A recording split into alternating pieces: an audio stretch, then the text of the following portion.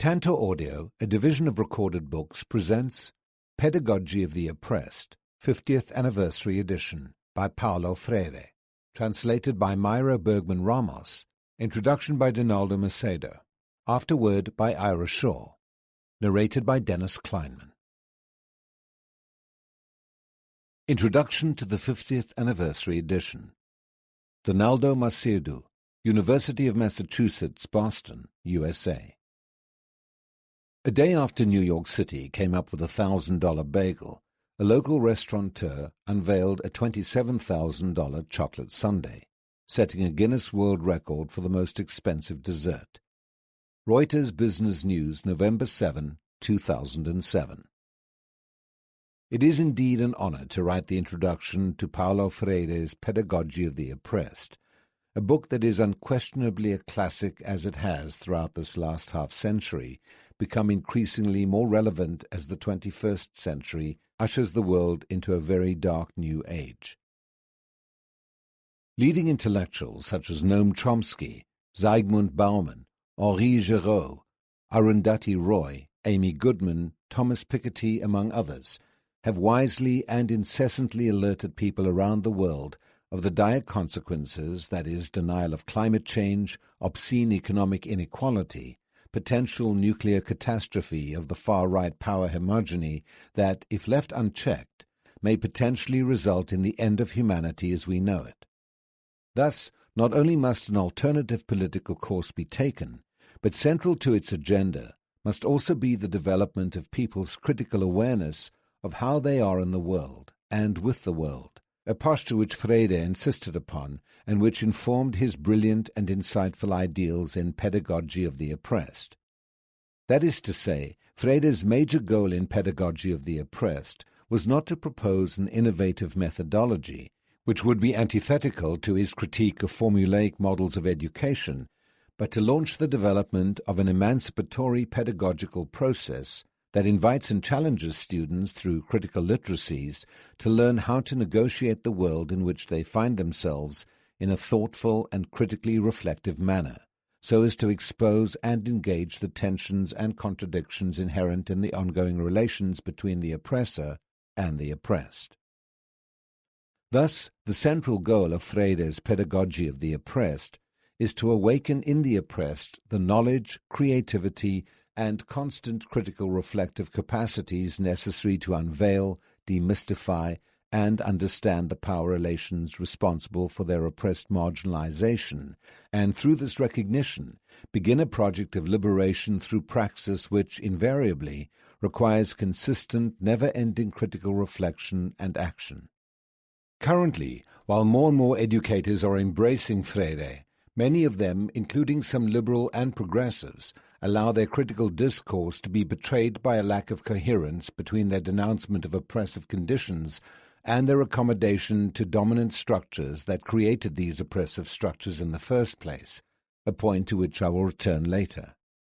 Approximately a month or so before Paulo Freire's untimely death on May 2, 1997, he and I were walking on New York's Fifth Avenue, discussing the obvious contradictions of New York City's opulence that makes it possible for people to flaunt their wealth, for instance paying $27,000 for a chocolate sundae in luxurious restaurants amid thousands and thousands of homeless people, including families with children who sleep in cars, under bridges, and in overcrowded shelters. The unpacking of these contradictions was to be the major goal of a course that Freire and I were contracted to co-teach at the Harvard Graduate School of Education in fall 1997.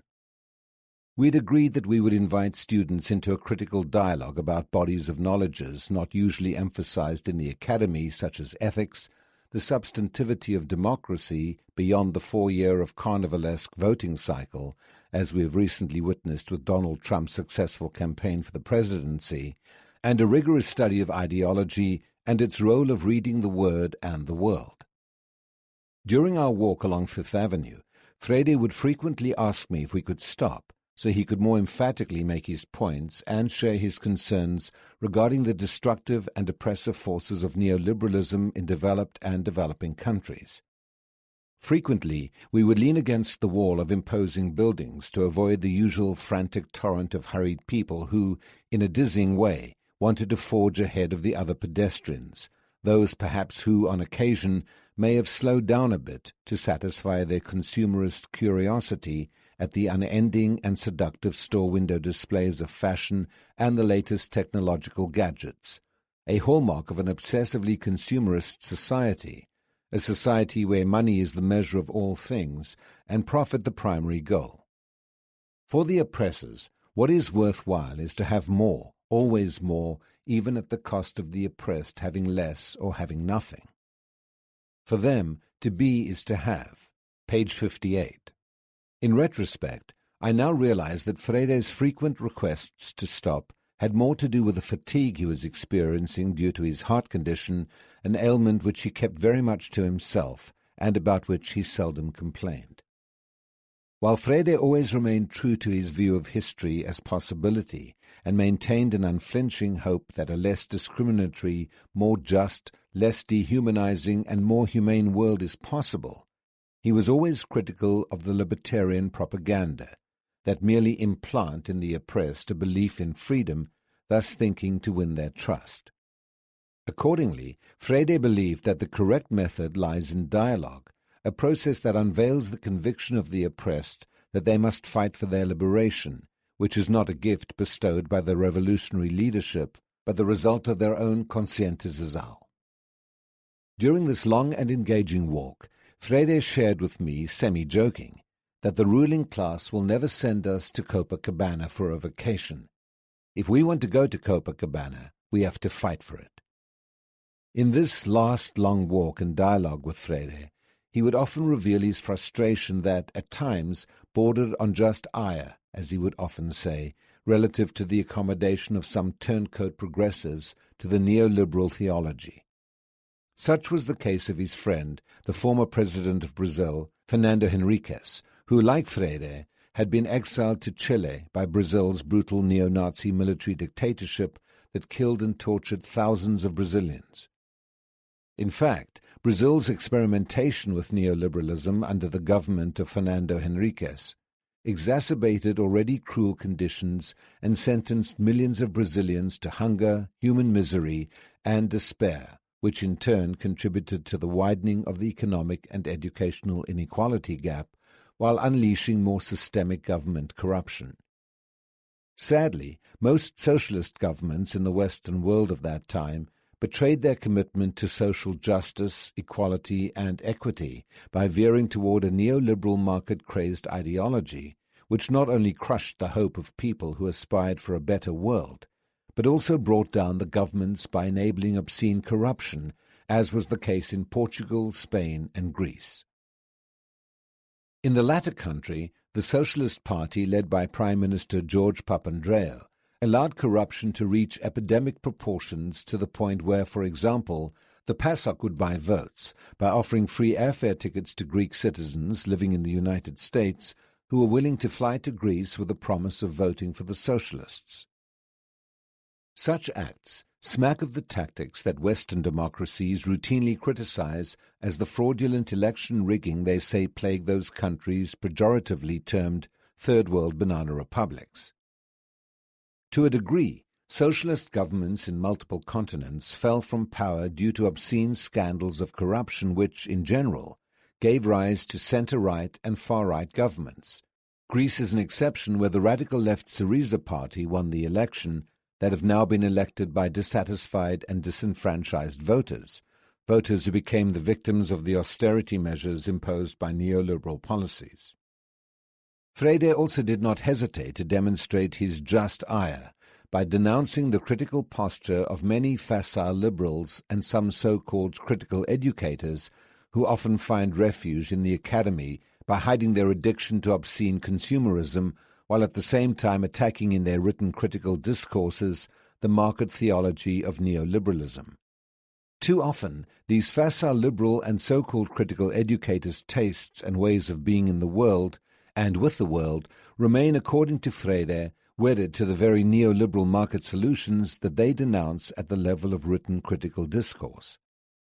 In their day-to-day practices, these facile liberals and so-called critical educators often betray the action required by praxis by fossilizing their purported political project into an obscure discursive criticality that begs to move beyond the always postponed arrival of action. That is, action designed to transform the current perniciousness of the neoliberal godification of the market into new democratic structures that lead to equity, equality, and authentic democratic practices. In other words, many facile liberals and so-called critical educators boast of their leftist credentials by wearing their proclaimed Marxism on their sleeve, usually only expressed in written discourse or in the safety of the academy, and sometimes feel the urge to further boast that, for example, their radicalism is beyond Marxist proposals to the degree that they are authentically more Maoist in their political orientation, a posture they believe to be even more radical. As a consequence, leftist labels in the academy become an appropriated, exoticized political and cultural currency, where to be a Marxist in residence in the ivory tower bestows status, but is little more than a chic brand. In reality, the epitome of consumerism sustained by transactions occurring in a merely symbolic register of names and labels that are otherwise vacuous in substance. In essence, the academic branding of Marxist by some critical educators turns ethical and political action into a spectacle and leftist viewpoints into de facto commodities. As commodities, these self-ascribed radical positions and labels are emptied out of their progressive content to the extent that they are decoupled from principled action, a decoupling that remains fundamental in the reproduction of the market theology of neoliberalism, where collective social engagement based on critical thinking is discouraged and zealous cutthroat competition is rewarded. The insidious process of decoupling critical discourse and action legitimizes not walking the talk. It affords the proclaimed Marxist in residence the opportunity, for instance, to claim to be anti-racist while turning anti-racism into a lifeless cliché that does not provide pedagogical spaces to critique white supremacist ideologies. In this process, their progressive stances are often co-opted, mobilized only to the degree that they denounce racism at the level of written critical discourse, all the while reaping privileges from the cemented institutional racism which they, willfully, refuse to acknowledge and engage in action to dismantle. Hence, these Marxists in residence also ignore the political and systemic impact of racism that was amply witnessed in the 2016 U.S. presidential campaign, and which became more frightening with each calculated pronouncement by Donald Trump used to ignite white rage against people rather than against the state for conditions caused, in large part, by the neoliberal policies that the enraged white working class ironically embrace. The election of Trump as president has, in essence, unveiled the lie behind the post-race slogan which proclaimed that racism is over, a slogan that took shape with the election of Barack Obama, the first black president. Furthermore, the very failure to acknowledge the ravages of racism while enlarging ghettos, normalizing the school-to-prison pipeline made up mostly of blacks and Latinos, and expanding human misery as a byproduct of racism constitutes in itself a racist act. It is racism when these proclaimed Marxists and Maoists in residence proselytize against racism as an abstract idea and resist the intellectual and societal pressure to translate this abstract idea at the level of written critical discourse into action that would racially democratize society and its institutions. How racially democratic are, for example, the universities, when most departments remain practically all white, lest for token professors of color and a minuscule number of non-white students? For instance, does race play a role in the almost non-existence of African Americans in classics departments, both at the faculty and student levels, or is it the case that African Americans are genetically wired to have no vocation toward the study of classics and are consequently averse to classical studies? More pernicious yet is when these self-proclaimed leftists in residence engage in the social construction of not seeing the ingrained racism in their statements and in their behavior. For example, Take the case of a proclamation made by a liberal white professor working in an urban university that prides itself for its diversity. We just want these black kids to learn how to learn.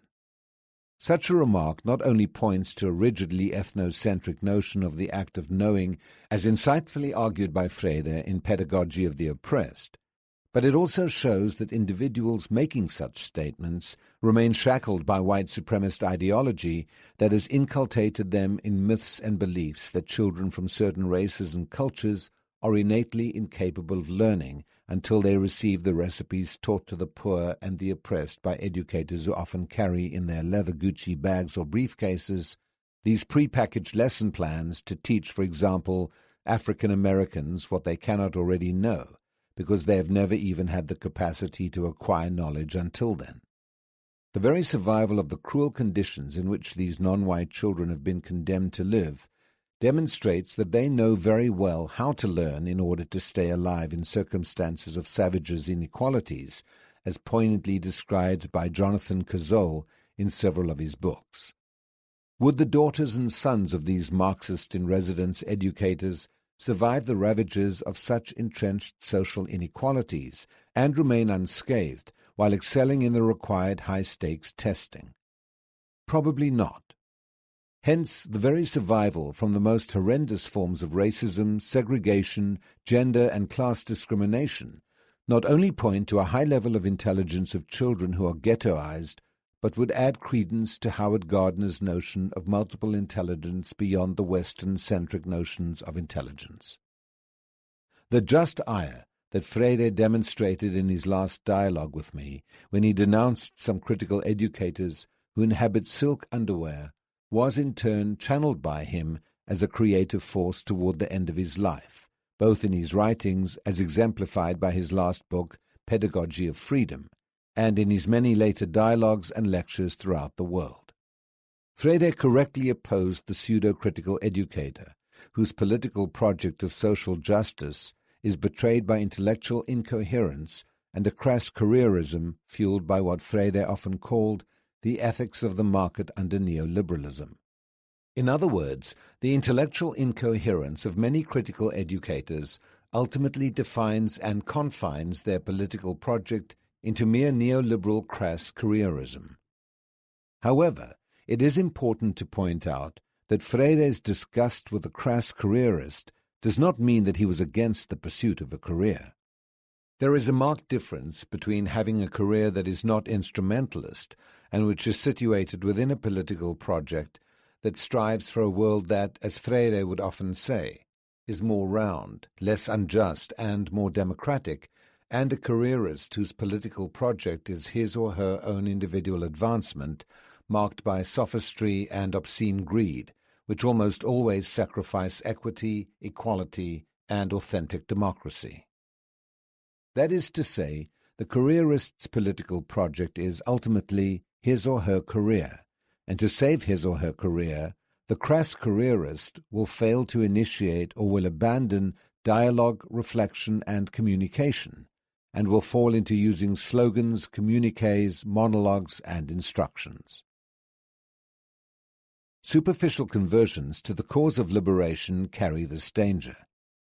The danger lies, for example, in the disarticulation of writing about hunger within the confines and safety of the academy and the actual experience of hunger, or in making the sloganized proclamation, "I'm a Maoist," while refusing to de-Gucify and allowing oneself to remain shackled to bourgeois values that undergird much of the neoliberal project, and which deem the appropriation and accumulation of things as more important than the expansion of humanity.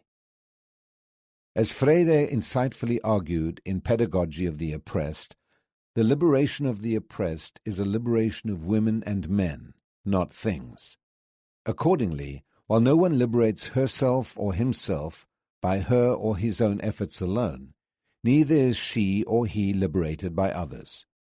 Liberation, a human phenomenon, cannot be achieved by semi-humans.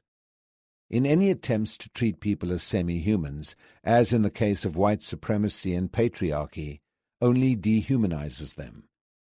A semi-human, whose only concern is things and not people, can never, nor is he or she willing to offer a form of literacy that leads to liberation and emancipation.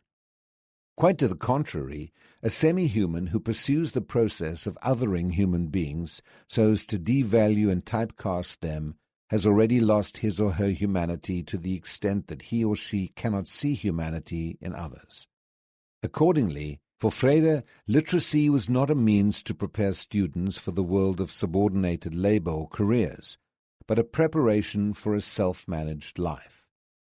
And self-management could only occur when people have fulfilled three goals of education: self-reflection, that is, realizing the famous poetic phrase, "Know thyself," which is an understanding of the world in which they live, in its economic, political, and, equally important, its psychological dimensions. Specifically, critical pedagogy helps the learner become aware of the forces that have hitherto ruled their lives and especially shaped their consciousness. The third goal is to help set the conditions for producing a new life, a new set of arrangements where power has been, at least in tendency, transferred to those who literally make the social world by transforming nature and themselves. Because Freire was often criticized for not critically addressing issues of race relations in Pedagogy of the Oppressed, one of his major goals in the course that we were going to co-teach at Harvard Graduate College of Education in 1997 was to expand our dialogue titled A Dialogue, Culture, Language, and Race, which has been published by Harvard Educational Review.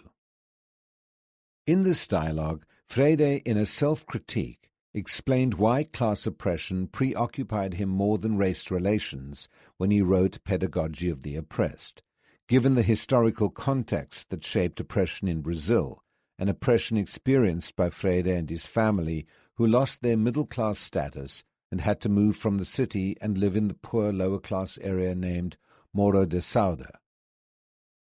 Freire's denunciation of oppression did not constitute a mere intellectual exercise that we often find among many facile liberals and pseudo-critical educators.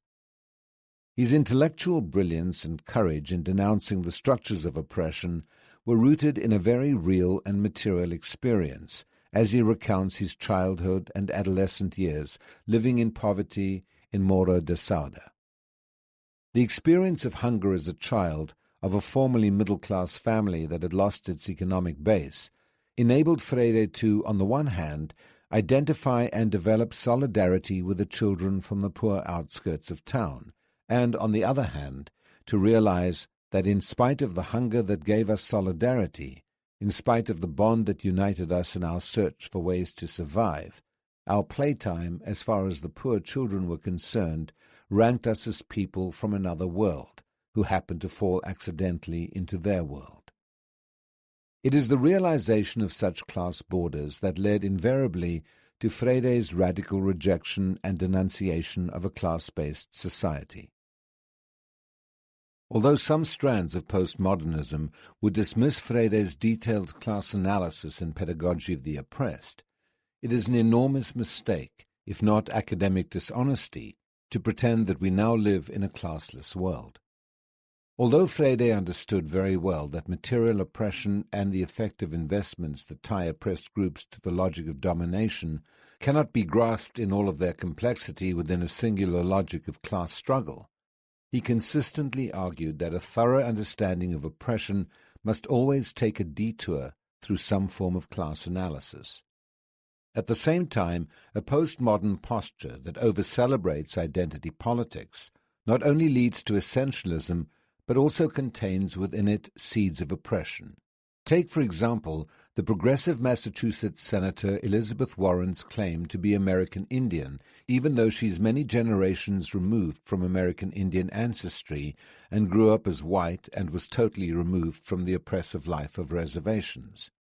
Senator Warren's opportunistic use of the race card to make herself more attractive as a candidate for a professorial position at Harvard Law School, and Harvard University's use of her employment as proof of its commitment to diversity, only demonstrates how dominant institutions rely on tokenism to reinforce their exclusionary policies that do not welcome the presence of non-white groups in their institutions other than as token representatives. In reality, the opportunistic use of racial or gender cards defang the very spirit of the Civil Rights Act. It also provides segregationists and those beholden by patriarchy and white supremacy with ammunition to dismiss and criticize the anti-discriminatory laws that discourage exclusion on the base of race or gender. Until his death, Freire courageously denounced the neoliberal position that promotes the false notion of the end of history and the end of class. In contrast to the idea that society has reached the endpoint of its evolution, thus emptying history of its meaning, Freire always viewed historical awareness as an ongoing condition for human betterment, opening up the possibility of a better future when recognizing that history is time filled with possibility and not inexorably determined, that the future is problematic and not already decided fatalistically. In like manner, Freire continued to reject any false claim to the end of class struggle. Whereas he continually revised his earlier class analysis, he never abandoned or devalued class as an important theoretical category in our search for a better comprehension of conditions of oppression. In the long dialogue we had during his last visit to New York, in fact, the last time we worked together, he restated this view, that although one cannot reduce everything to class, class remains an important factor in our understanding of multiple forms of oppression. While post-structuralists may want to proclaim the end of class analysis, they still have to account for the horrendous human conditions that led, as Freire recounted, a family in northeast Brazil to scavenge for food in a landfill and take pieces of an amputated human breast with which they prepared their Sunday lunch. Even though I experienced the great good fortune of working with Paulo for 16 uninterrupted years, first translating many of his books into English and later collaborating with him on other book projects, I have read and reread The Pedagogy of the Oppressed so many times, with each rereading of this book, I gain new insights in my understanding of our current world, a world that is plagued by manufactured wars, expanding human misery, and obscene greed. Without falling into false modesty, I have always felt I understood Freire's leading ideas, the subtleties and the nuances that characterize the pedagogy of the oppressed. But I did not fully capture the layered complexity of Freire's philosophy until I visited Morro da Sauda, an impoverished community on the outskirts of Recife in northeast Brazil. As mentioned earlier, Freire and his family had moved there after the great economic crash of the 1930s that unceremoniously yanked the middle-class rug from under Freire's family. No longer able to afford housing in Recife as the economic situation had worsened, Freire's family moved to a modest house in Morro da Sauda, where Paulo, his siblings, his parents, and other close family members took refuge. I immediately began to see new dimensions and the raison d'être of pedagogy of the oppressed. As I entered the modest house, its dark, small rooms without an indoor bathroom and with non-existing ceilings, I began to put into perspective the traumas that must have overwhelmed Freire as he came face to face with a new form of schooling called life. Life created and sustained by a cruel system that uncaringly relegated millions and millions of Brazilians to half-citizenry and subhumanity. I also took a short walk along a shrinking river where Freire and his friends used to take baths alongside the neighborhood woman who would religiously wash clothes on a daily basis. The sun was the only towel available to Freire to dry his skin. Freire learned quickly that a psychological class wall enveloped his new reality as he began to get acquainted with his new friends and neighbors.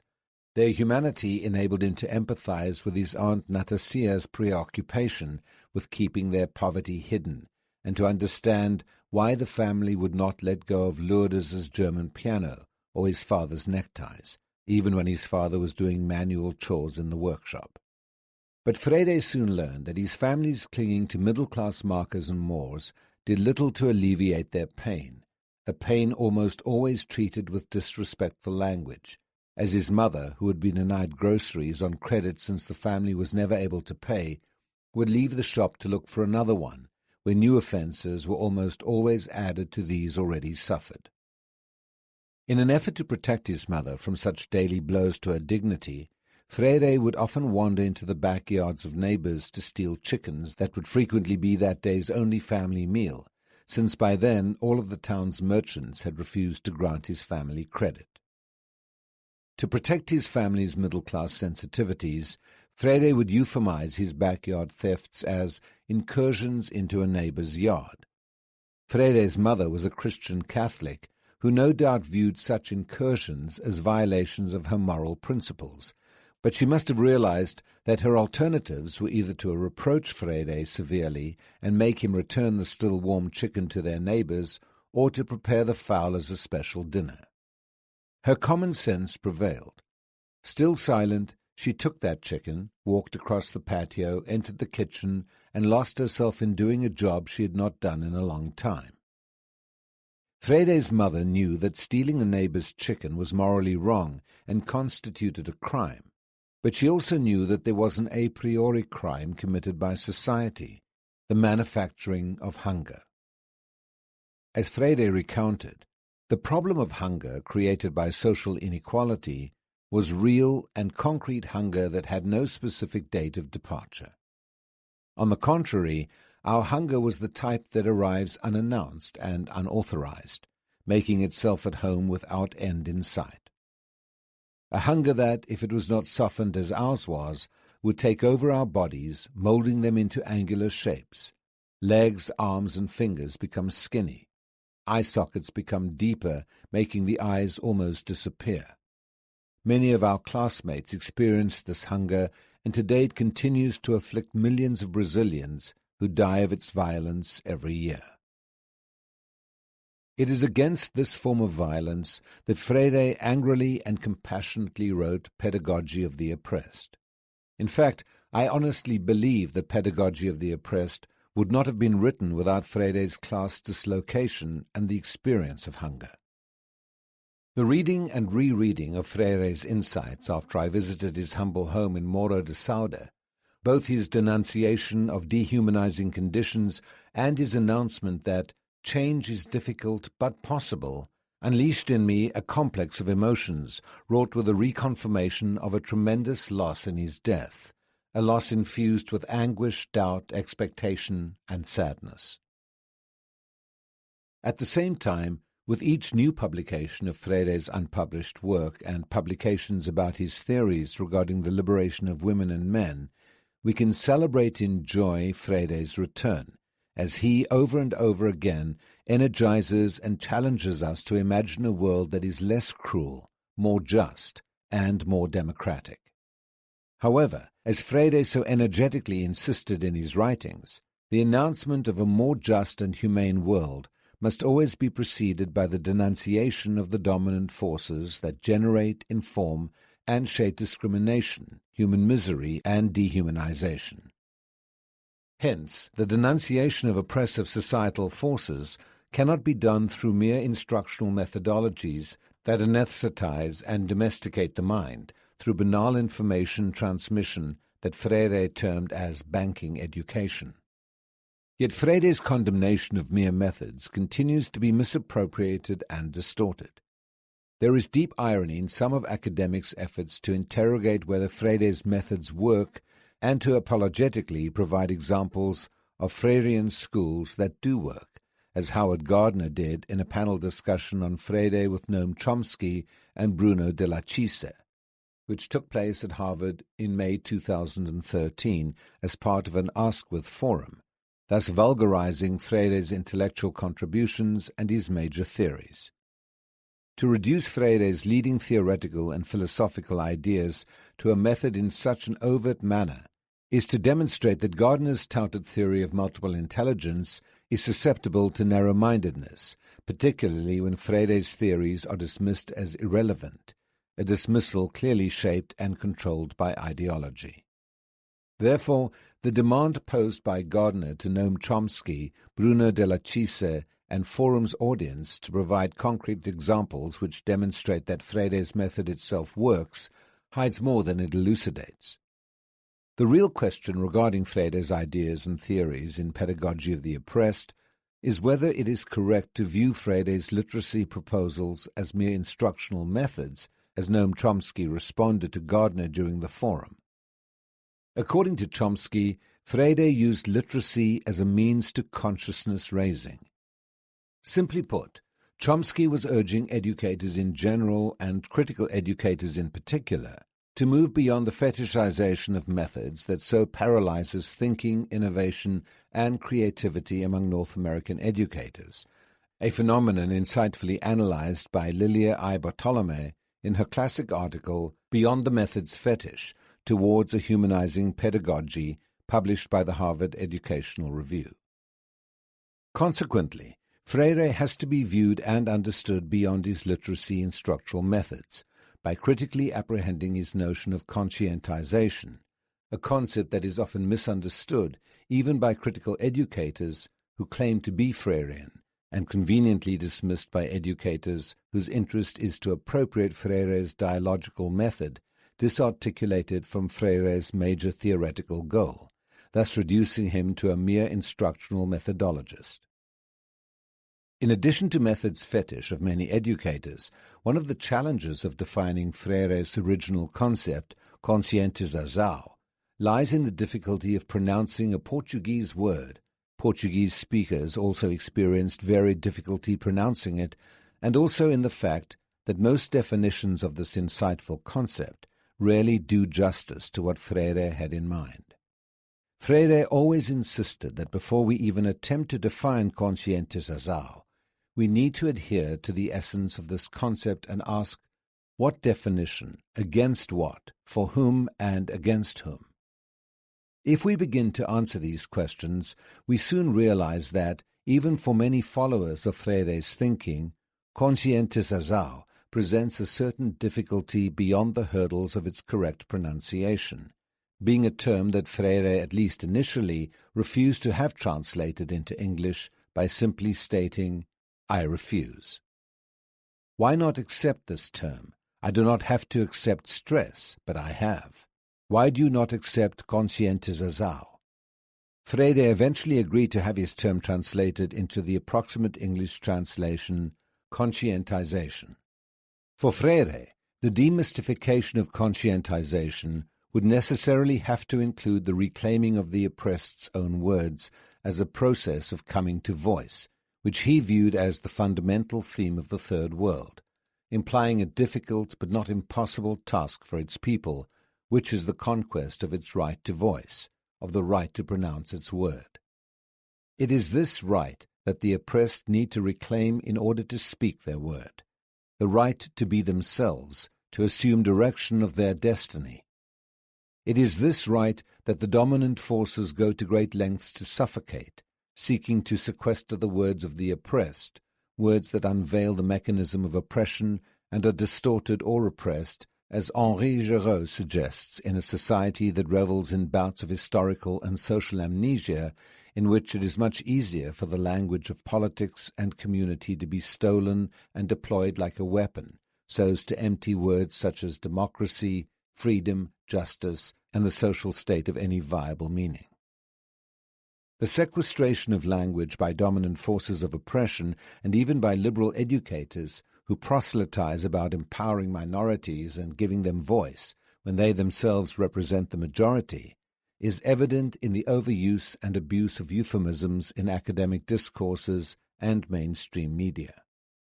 Euphemism is a form of language that not only mystifies and distorts reality, it is also a much-used technique by dominant forces, the media, political pundits, the educated class, to distract attention from the real issues that ail society, such as the obscene widening of the income gap between the rich and the poor, the pernicious shrinking of the middle class, and the generalized alienation of the dispossessed.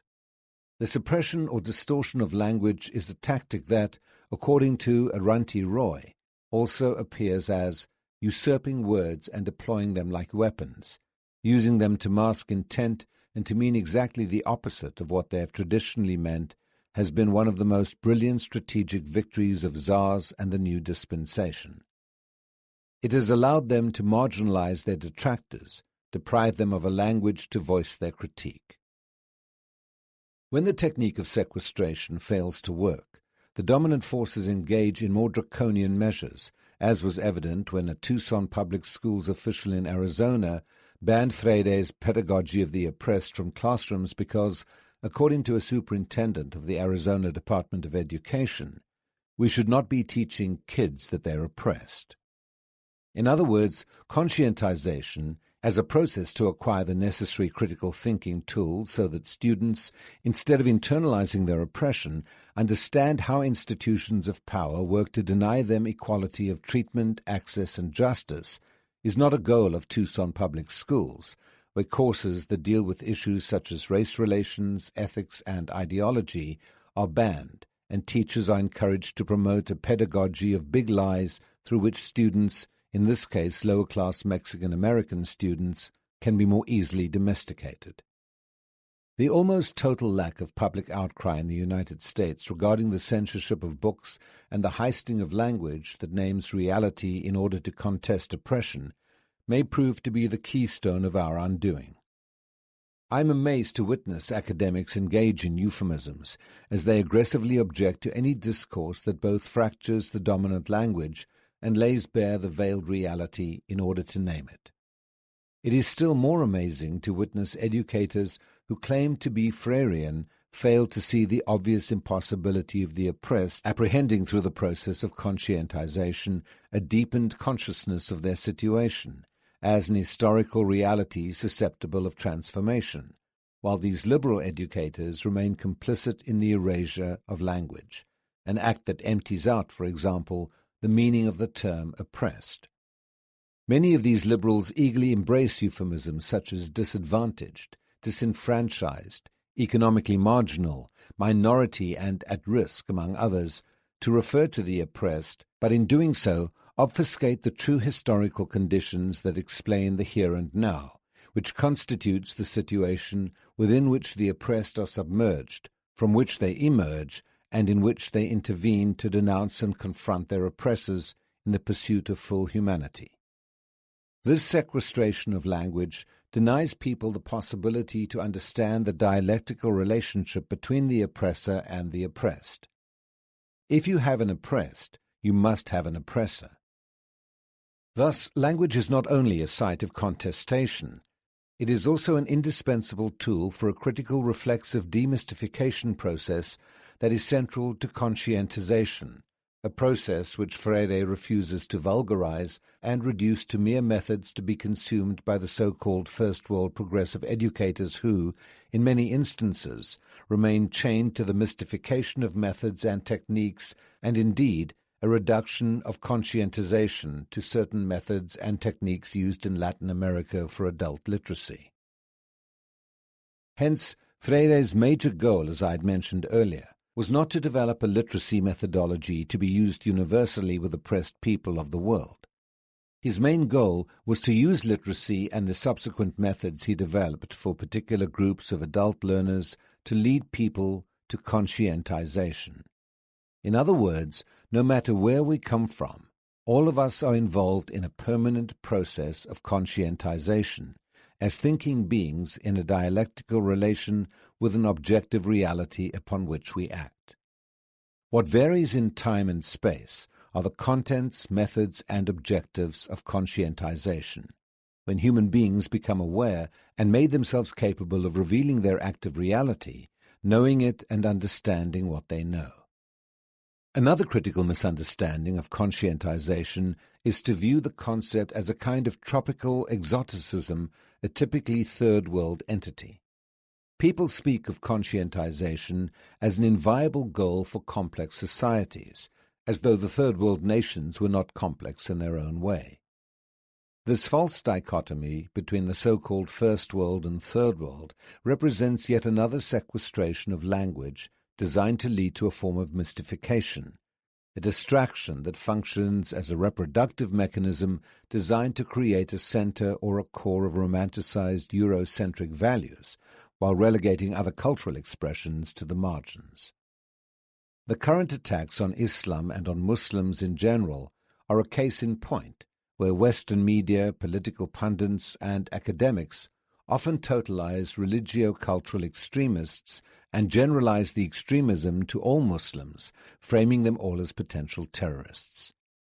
At the same time, we conveniently ignore extremists of the West, like evangelist Pat Robertson, who camouflages his bigotry and his constant attacks on women. Take, for example, Robertson's statement that the feminist agenda is not about equal rights for women. It's about a socialist, anti-family political movement that encourages women to leave their husbands, kill their children, practice witchcraft, destroy capitalism, and become lesbians. If one substituted Robertson with a Taliban cleric and switched the words socialist and capitalism, the Western political class, the media, and other non-Muslim religious leaders would have a field day attacking the primitive nature of Islam and its radicalism, while ignoring the diversity within the Muslim world that consists of billions of people from different cultures, classes, and ethnicities. Hence, institutional mechanisms in the West and in much of the world function by and large to contain and maintain these so-called primitive third world cultures that are often silenced by the incessant speech of the dominant culture, so as to make these silent sections of cultures invisible or at least outside the parameters of public discussion or debate. Engaging Freire's conscientization process could help reveal the West's penchant for engaging in the construction of invisibility to keep the submerged cultures invisible and also to hide the West's own extremism, which is no less terroristic than Muslim extremism. How else would we characterize the American savagery in Afghanistan, Iraq, and Vietnam that often extended to the utmost depravity, gratuitous torture, killing for target practice, slaughter of children and babies, slaughter that pro-life advocate Pat Robertson and his ilk conveniently refused to address in ethical and political terms? Our inability or unwillingness to engage a conscientization process is why we can easily accept Pat Robertson's blatant lies about feminism, even as we embrace the false dichotomy encoded in the distinction between first world and third world contexts, an ideological distinction that primarily functions to reproduce the Western narrative of third world savage and primitive cultures, which, in turn, call for the West to exercise its moral responsibility to slaughter children and babies in order to save them from themselves, a slaughter justified by an American military superior in the Marines as tough shit. They grow up to be VC, Viet Cong. Too many Americans also remain silent when drones and smart bombs kill women and children indiscriminately in Afghanistan and Pakistan, while the United States presents itself as an advocate for women's rights and freedoms. Western media, political pundits, and most academics also remain silent with respect to the West's extremism, as revealed in the classic former Secretary of State Madeleine Albright's response of 1996 to the reported 500,000 Iraqi children, casualties of the sanctions of mass destruction. It was worth it.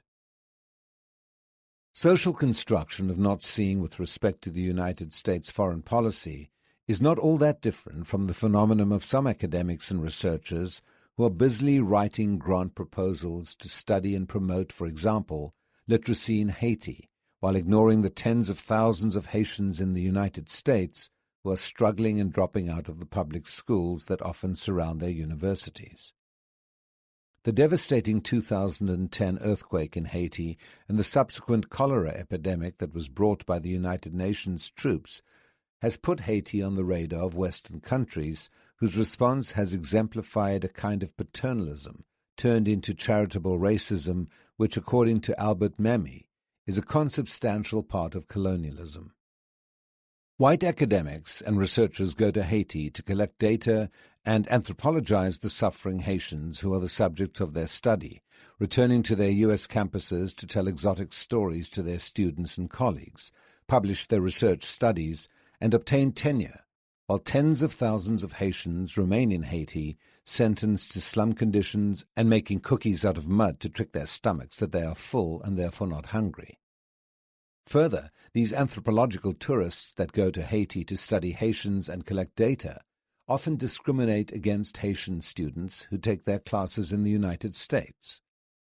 I remember asking a white American professor who often went to Haiti as part of research projects sponsored by federal grants in the 1980s why he did not devote some of his time working with the thousands of Haitians who surrounded his university. His response was honest, if not pathetic. The funding agencies do not find Haitians in the U.S. sexy enough. Had this liberal First World academic engaged in an honest and rigorous conscientization process, he would probably not have remained so comfortable making a career off the trials of millions of Haitians who remain chained to inhumanity, savage inequality, and human misery. Had he been able to make a linkage between his careerist goals and the reproduction of oppression in Haiti, largely supported by U.S. foreign policy, he would probably have detected the pathology of his honest answer. This researcher might have developed a deeper comprehension of Haitians and understood that their current life conditions had been shaped in large part by American interventionist policies through invasions of Haiti, its occupation, and the perpetual support for right-wing dictators, who work largely against the interests of the vast majority of Haitians. By engaging in a form of honest reflection and self-interrogation, the white American researcher would possibly have realized that his political project is, first and foremost, the advancement of his career. Had this First World academic made these linkages, he would likely have denounced the almost sainthood status bestowed upon former President Clinton and former President Bush Sr. for their humanitarian work in Haiti after the deadly earthquake. This white American educator might have come to see that both former presidents were partly responsible, through their foreign policies, for the sea of human misery that predated the earthquake.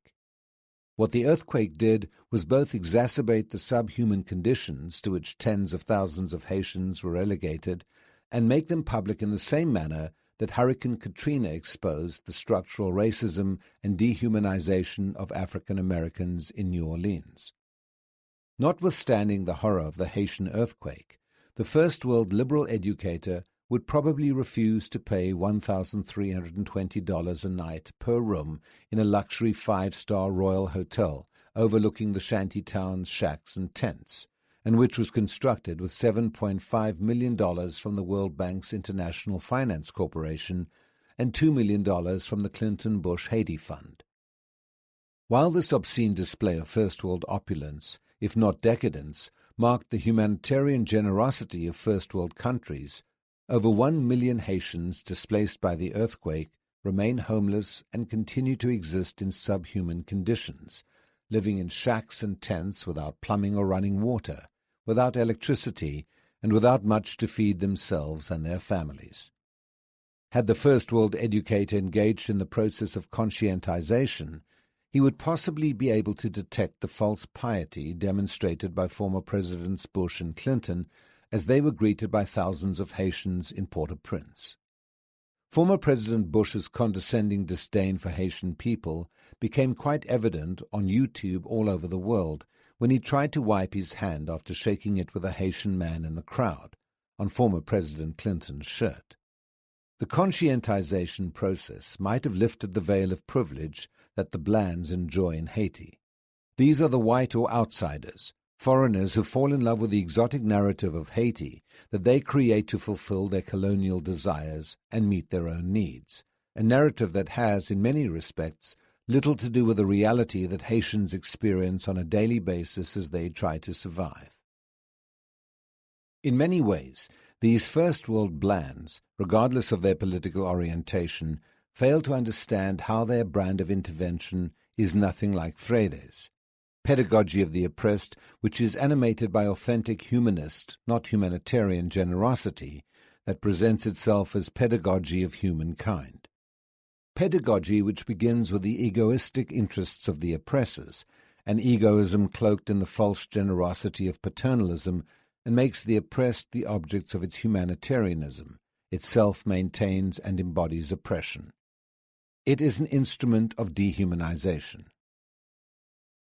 Humanitarianism, as the embodiment of dehumanization, is best exemplified by the Red Cross, a charitable organization which collected over $400 million to alleviate the suffering of tens of thousands of Haitians displaced and made homeless by the earthquake, and has as its signature the building of a luxury hotel costing millions of dollars while over 1 million Haitians remain homeless. While lavish hotels can provide stress relief for the army of NGOs and other humanitarian help as they celebrate happy hour with other Bland's friends and co-workers who command first-world salaries, tens of thousands of Haitians continue to struggle to put a roof over their heads and scavenge enough to eat so they can reclaim their ontological and historical vocation to be more fully human. While foreign workers maintain the material conditions to access five-star restaurants and healthcare services, including psychological therapy, most Haitians displaced by the 2010 earthquake yearn to know what it means to be fully human. Take, for example, Amy Willence's characterization of Mac McClelland, a human rights reporter for Mother Jones who acquired PTSD like it was a cold virus by watching a recently raped Haitian woman collapse at a chance of citing her attacker. Thus traumatized, McClelland published an account of the home therapy she elected, arranging for a friend to rape her with the maximum verisimilitude their relationship would allow. While McClelland's choice of therapy for the exposure to violence in her humanitarian work in the aftermath of the earthquake in Haiti smacks of narcissism on steroids, in varying degrees it also represents the embedded egoism cloaked in the false generosity of paternalism of the oppressor's humanitarian interventions, packaged as charitable gifts which, in turn, encapsulate the self-centered benevolence of the First World Order.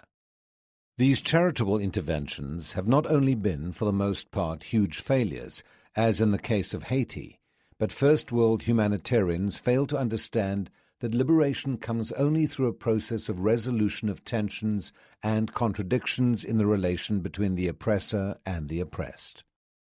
Hence, if the goal of the oppressed is to become fully human, they do not achieve their goal by merely reversing the terms of the contradiction by changing poles. By the same token, the oppressor cannot expect to liberate the oppressed by reversing the pole so as to experience directly the violence of oppression. This is the continuation of the oppressor's need to appropriate even the oppressed's suffering, as McClelland's case seems to indicate. McClelland's choice of therapy is tantamount to the phenomenon of many liberal educators who feel that they need to make a public statement regarding their divestment from the dominating bureaucracy from which they have always reaped benefits, by moving their families into the ghettos temporarily until their own kids have to go to school. According to Freire, liberation is never about the democratization of violence, human misery, and obscene poverty. Liberation that resolves the contradictions between the oppressor and the oppressed can only do so by the appearance of the new man and woman, neither oppressor nor oppressed, but man and woman in the process of liberation.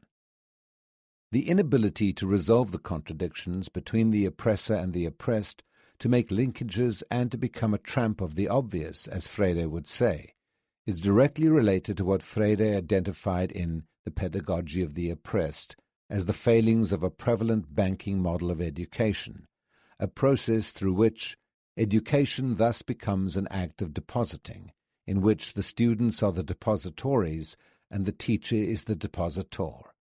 Instead of communicating, the teacher issues communiques and makes deposits while the students patiently receive, memorize, and repeat. This is the banking concept of education, in which the scope of action allowed to the students extends only as far as receiving, filling, and storing the deposits. The banking model of education is largely at work in instrumental literacy programs for the poor, in the form of a competency-based skills banking approach to schooling, and even through higher education, the highest form of instrumental literacy for the rich, acquired in the form of professional specialization. However, despite their apparent differences, the two approaches share one common feature. They both prevent the development of critical thinking that enables one to read the world critically and to understand the reasons and linkages and behind what may appear seemingly obvious but remains ill understood. Literacy for the poor through the banking concept of education is by large characterized by mindless, meaningless drills and exercises given in preparation for multiple-choice exams and writing gobbledygook in imitation of the psychobabble that surrounds them. This banking and instrumental approach to education sets the stage for the anesthetization of the mind, as poet John Ashbery eloquently captures in What is Poetry? In school, all the thoughts got combed out. What was left was like a field. The educational comb for those teachers who have uncritically accepted the banking model of education is embodied in practice sheets and workbooks, in mindless computer drills and practices that mark and control the pace of routinization. This drill and practice assembly line, numbing the student's capacity for thought, leaves the ground prepared for the teacher's instruction, where the narration with the teacher as narrator leads the students to memorize mechanically the narrated content. Worse yet, it turns them into containers, into receptacles to be filled by the teacher. The more meekly the receptacles permit themselves to be filled, the better students they are. The students are then measured by high-stakes tests that reflect an often militaristic, controlled transaction of the teacher's narration and the student's memorization of the mechanically narrated content. Hence, the dominant effects of this mechanistic banking education inevitably create educational structures that favor rote learning and necessarily reduce the priorities of education to the pragmatic requirements of capital, anesthetizing students' critical abilities in order to domesticate social order for its self-preservation. At the other end of the spectrum, the domestication of the social order is achieved by an equally mechanistic approach to education for the rich via the hyper-specialization that, on the one hand, deposits high-level skills and, on the other, discourages the linkages of different bodies of knowledge in the name of pure and specialized science that produces a specialist subject who, according to the Spanish philosopher José Ortega y Gasset, knows very well his own tiny corner of the universe but is radically ignorant of all the rest. In fact, this inability to make linkages between different bodies of knowledge often produces a level of arrogance exemplified by a math professor in a major university when she stated that she has the right of not knowing. This statement was made in reference to the news coverage of the Iraq War, when, perhaps because she was feeling uncomfortable with her colleagues' open opposition to the war, she abruptly proclaimed, "I have a right not to know the news." While she has the right to choose not to know, as an academic and citizen in a democratic society, she has the responsibility of knowing what her leaders are doing, and might better choose to know when human rights are being threatened, for example, by policies full of barbarism, policies that enable horrors like the drone-guided bombing of targets that invariably include the carnage of innocent civilians, women, and children, which policymakers consider an unfortunate part of war or simply collateral damage. The authoritarian insensitivity and total disrespect for human life was again on display when the Philippine President Rodrigo Duterte instructed the Navy and Coast Guard that, if they are kidnappers and they are trying to escape, bomb them all. They say hostage, sorry, collateral damage. The social organization of knowledge, via rigidly defined disciplinary boundaries, further contributes to the formation of the specialist class, that is, engineers, doctors, professors, and so on, with each profession subdivided into more constricted areas of focus. This sort of specialist is only acquainted with one science, and even of that one knows only the small corner in which he is an active investigator. He even proclaims it as a virtue that he takes no cognizance of what lies outside the narrow territory, specially cultivated by himself, and gives the name dilettantism to any curiosity for the general scheme of knowledge.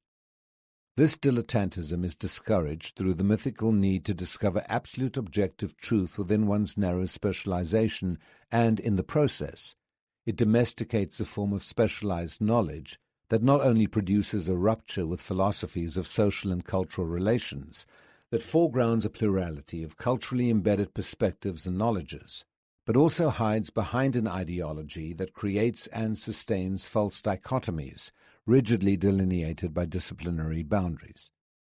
This ideology also informs the view that hard science, objectivity, and scientific rigor must be disarticulated from the messy data of soft science and from the social and political practices that generate these categories in the first place.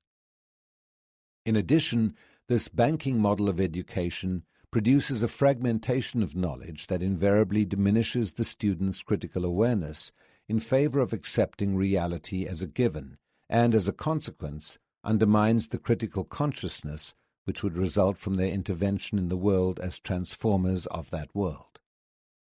The more completely they accept the passive role imposed on them, the more they tend simply to adapt to the world as it is, and to the fragmented view of reality deposited in them.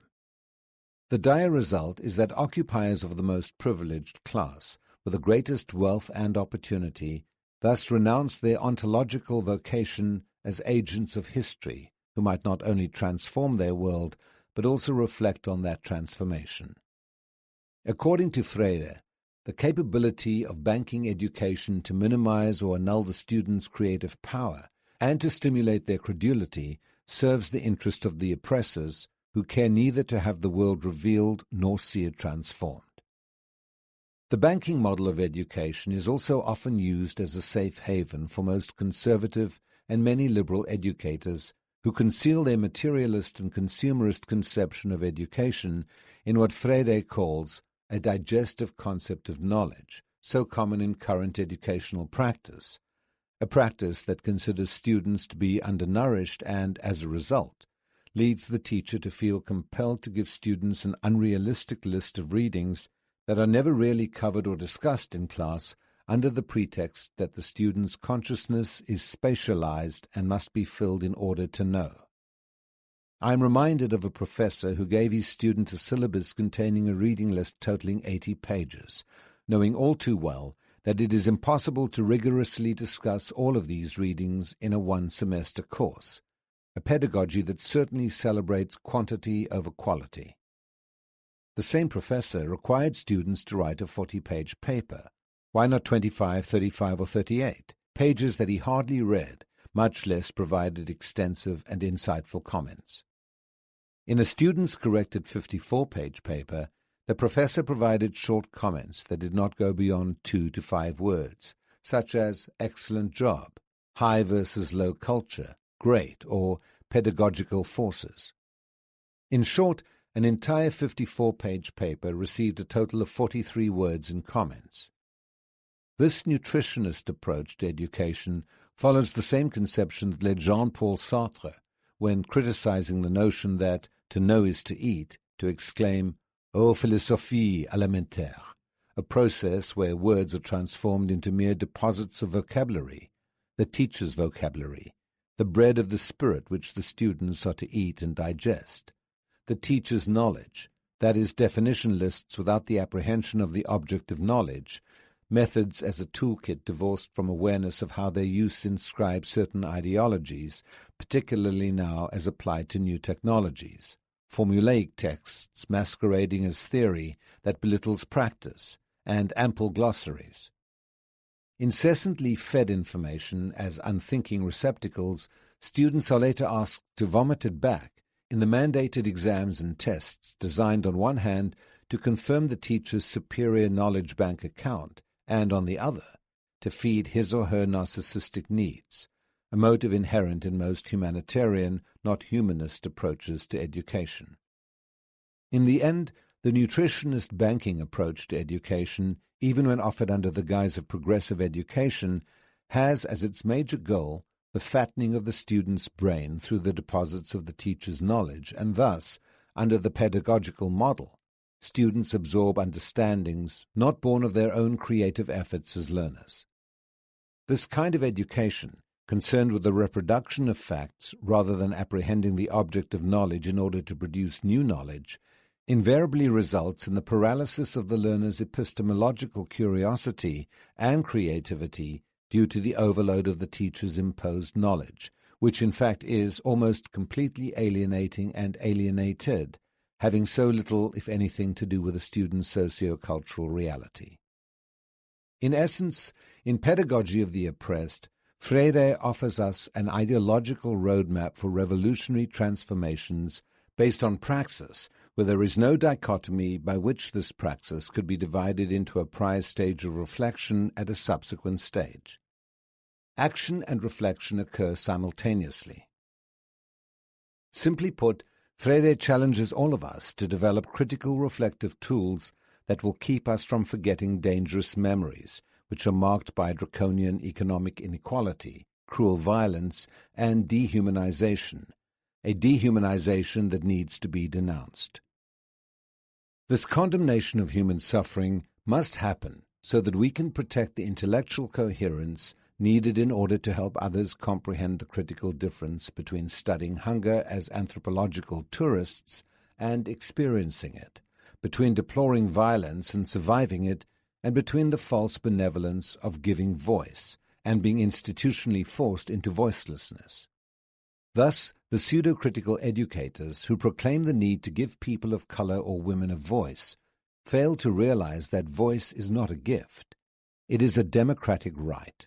It is a human right.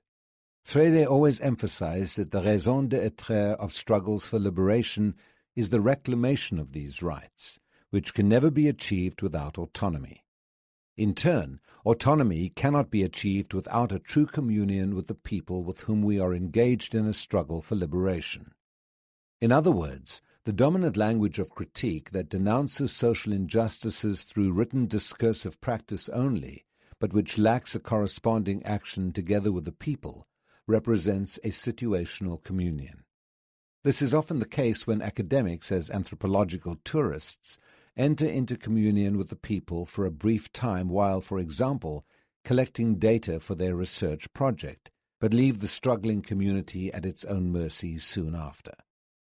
Communion with the oppressed means one's willingness to commit class and race suicide, which represents much more than the mere crossing border from one space to another, geographical crossing from oppressor to oppressed.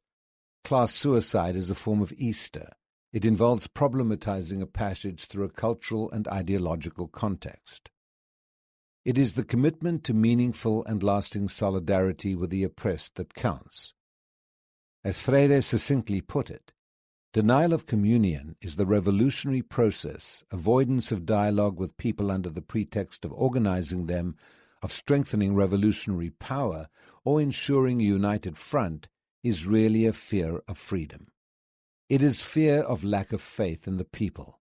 The revolution is made neither by the leaders for the people, nor by the people for the leaders, but by both acting together in unshakable solidarity. This solidarity is born only when the leaders witness to it by their humble, loving, and courageous encounter with the people. Not all men and women have sufficient courage for this encounter, but when they avoid encounter, they become inflexible and treat others as mere objects. Instead of nurturing life, they kill life. Instead of searching for life, they flee from it. And these are oppressor characteristics. Preface. These pages, which introduce Pedagogy of the Oppressed, result from my observations during 6 years of political exile, observations which have enriched those previously afforded by my educational activities in Brazil.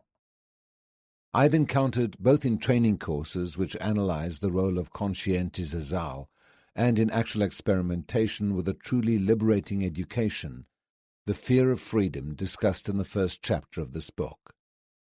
Not infrequently, training course participants call attention to the danger of conscientização in a way that reveals their own fear of freedom. Critical consciousness, they say, is anarchic. Others add that critical consciousness may lead to disorder. Some, however, confess, "Why deny it? I was afraid of freedom. I am no longer afraid."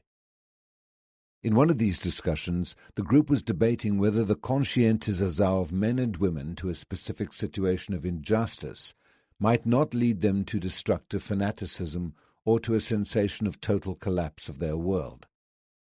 In the midst of the argument, a person who previously had been a factory worker for many years spoke out.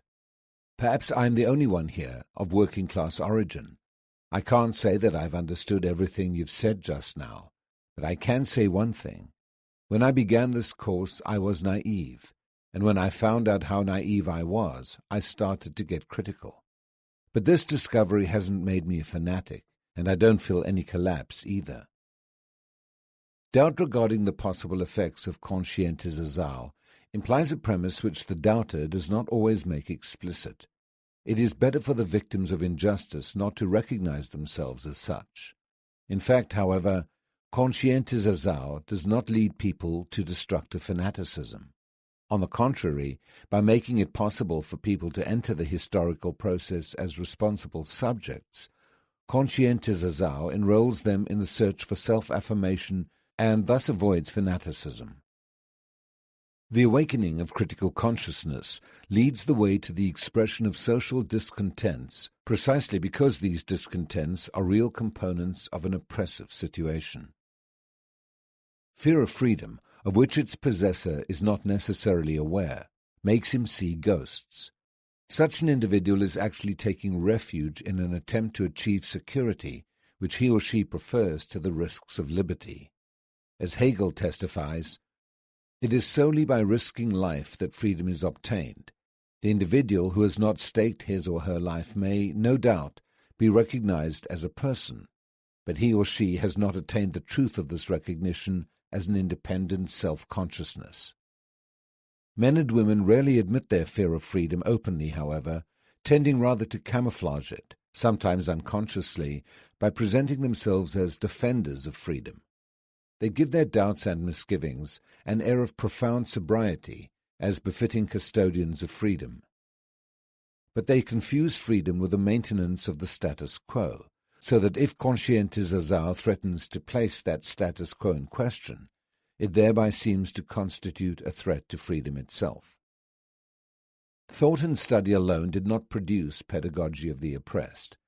It is rooted in concrete situations and describes the reactions of laborers, peasant or urban, and of middle-class persons whom I have observed directly or indirectly during the course of my educative work. Continued observation will afford me an opportunity to modify or to corroborate in later studies the points proposed in this introductory work. This volume will probably arouse negative reactions in a number of readers. Some will regard my position vis-à-vis the problem of human liberation as purely idealistic, or may even consider discussion of ontological vocation, love, dialogue, hope, humility, and sympathy as so much reactionary blah. Others will not, or will not wish to accept my denunciation of a state of oppression that gratifies the oppressors. Accordingly, this admittedly tentative work is for radicals. I am certain that Christians and Marxists, though they may disagree with me in part or in whole, will continue reading to the end. But the reader who dogmatically assumes closed, irrational positions will reject the dialogue I hope this book will open. Sectarianism fed by fanaticism is always castrating. Radicalization nourished by a critical spirit is always creative. Sectarianism mythicizes and thereby alienates. Radicalization criticizes and thereby liberates. Radicalization involves increased commitment to the position one has chosen and thus ever greater engagement in the effort to transform concrete objective reality. Conversely, sectarianism, because it is mythicizing and irrational, turns reality into a false and therefore unchangeable reality. Sectarianism in any quarter is an obstacle to the emancipation of mankind. The rightist version thereof does not always, unfortunately, call forth its natural counterpart, radicalization of the revolutionary. Not infrequently, revolutionaries themselves become reactionary by falling into sectarianism in the process of responding to the sectarianism of the right. This possibility, however, should not lead the radical to become a docile pawn of the elites. Engaged in the process of liberation, he or she cannot remain passive in the face of the oppressor's violence. On the other hand, the radical is never a subjectivist. For this individual, the subjective aspect exists only in relation to the objective aspect, the concrete reality which is the object of analysis. Subjectivity and objectivity thus join in a dialectical unity, producing knowledge in solidarity with action and vice versa. For his or her part, the sectarian of whatever persuasion, blinded by irrationality, does not or cannot perceive the dynamic of reality, or else misinterprets it. Should this person think dialectically, it is with a domesticated dialectic. The rightist sectarian, whom I have previously termed a born sectarian, wants to slow down the historical process, to domesticate time, and thus to domesticate men and women. The leftist turned sectarian goes totally astray when he or she attempts to interpret reality and history dialectically and falls into essentially fatalistic positions. The rightist sectarian differs from his or her leftist counterpart in that the former attempts to domesticate the present so that he or she hopes the future will reproduce this domesticated present, while the latter considers the future pre-established, a kind of inevitable fate, fortune, or destiny. For the rightist sectarian, today linked to the past is something given and immutable. For the leftist sectarian, tomorrow is decreed beforehand, is inexorably preordained. This rightist and this leftist are both reactionary because, starting from their respectively false views of history, both develop forms of action that negate freedom. The fact that one person imagines a well-behaved present and the other a predetermined future does not mean that they therefore fold their arms and become spectators, the former expecting that the present will continue, the latter waiting for the already known future to come to pass. On the contrary, closing themselves into circles of certainty from which they cannot escape, these individuals make their own truth. It is not the truth of men and women who struggle to build the future, running the risks involved in this very construction.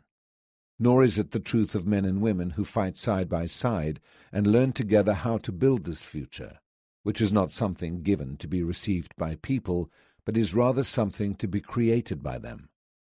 Both types of sectarian, treating history in an equally proprietary fashion, end up without the people, which is another way of being against them. Whereas the rightist sectarian, closing himself in his truth, does no more than fulfill a natural role. The leftist, to become sectarian and rigid, negates his or her very nature. Each, however, as he revolves about his truth, feels threatened if that truth is questioned. Thus each considers anything that is not his truth a lie.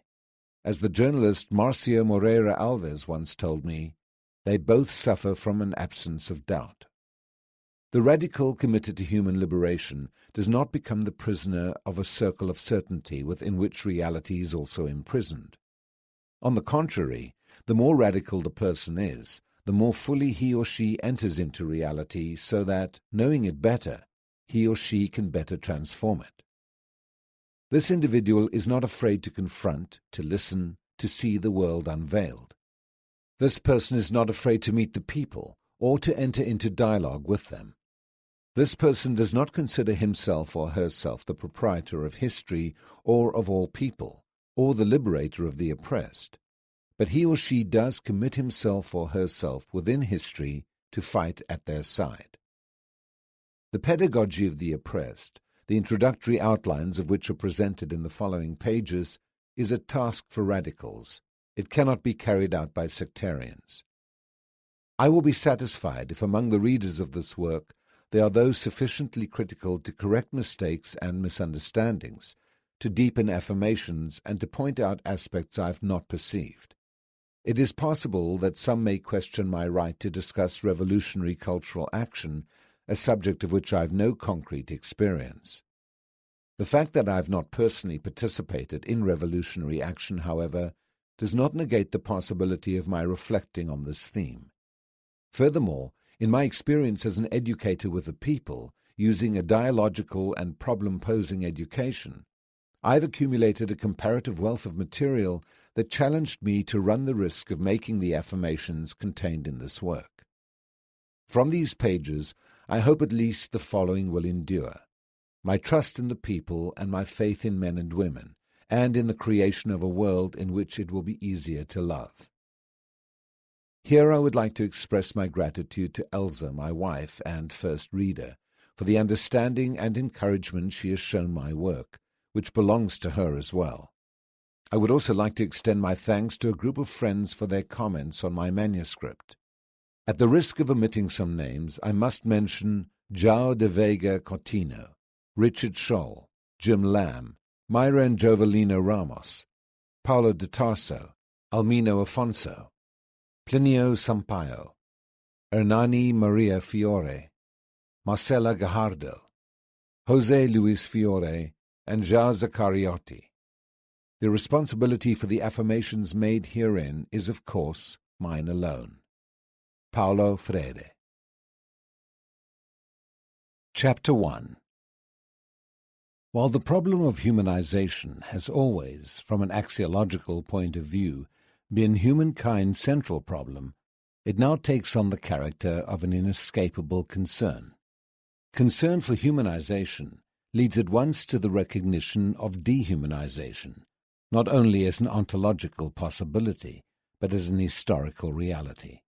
And as an individual perceives the extent of dehumanization, he or she may ask if humanization is a viable possibility.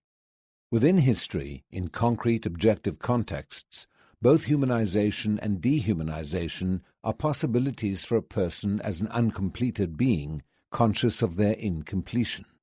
But while both humanization and dehumanization are real alternatives, only the first is the people's vocation. This vocation is constantly negated, yet it is affirmed by that very negation. It is thwarted by injustice, exploitation, oppression, and the violence of the oppressors. It is affirmed by the yearning of the oppressed for freedom and justice, and by their struggle to recover their lost humanity. Dehumanization, which marks not only those whose humanity has been stolen, but also, though in a different way, those who have stolen it, is a distortion of the vocation of becoming more fully human. This distortion occurs within history, but it is not an historical vocation. Indeed, to admit of dehumanization as an historical vocation would lead either to cynicism or total despair.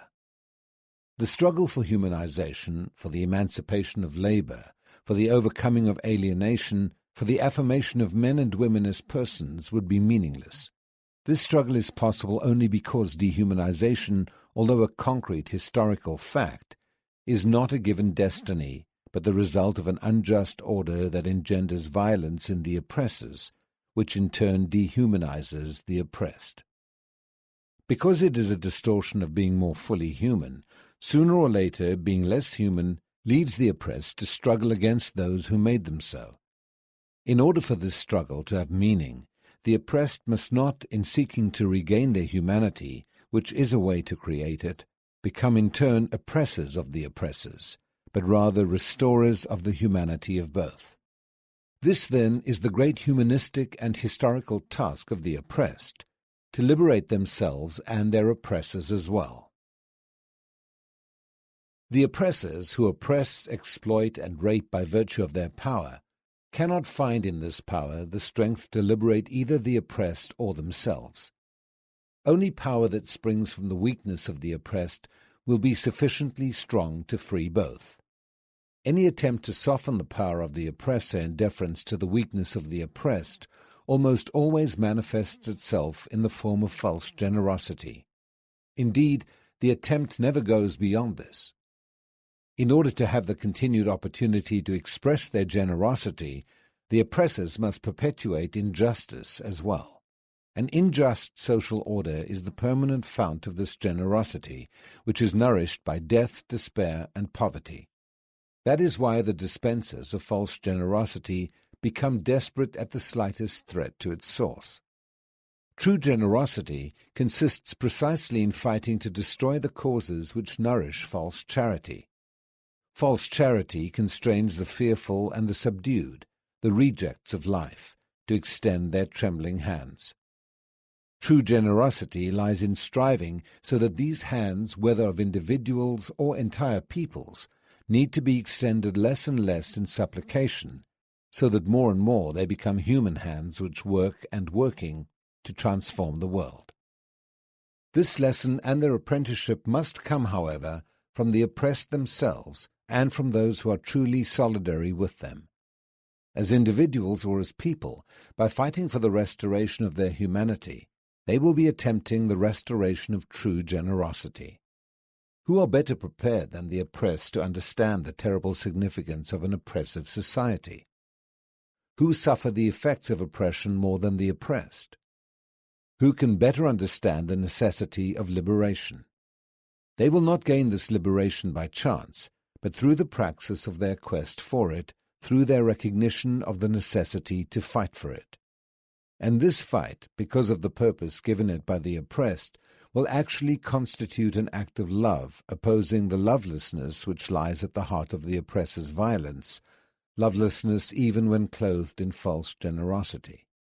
But almost always, during the initial stage of the struggle, the oppressed, instead of striving for liberation, tend themselves to become oppressors or sub-oppressors. The very structure of their thought has been conditioned by the contradictions of the concrete existential situation by which they were shaped.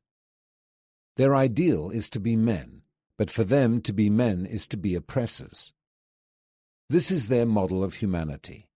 This phenomenon derives from the fact that the oppressed, at a certain moment of their existential experience, adopt an attitude of adhesion to the oppressor.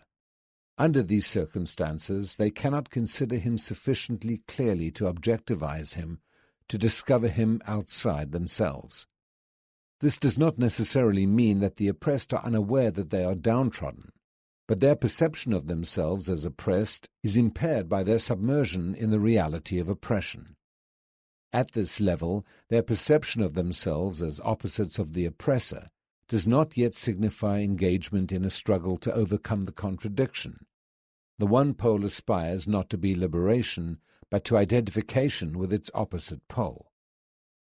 In this situation, the oppressed do not see the new man as the person to be born from the resolution of this contradiction, as oppression gives way to liberation.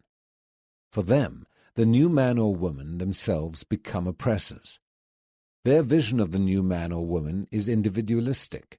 Because of their identification with the oppressor, they have no consciousness of themselves as persons or as members of an oppressed class.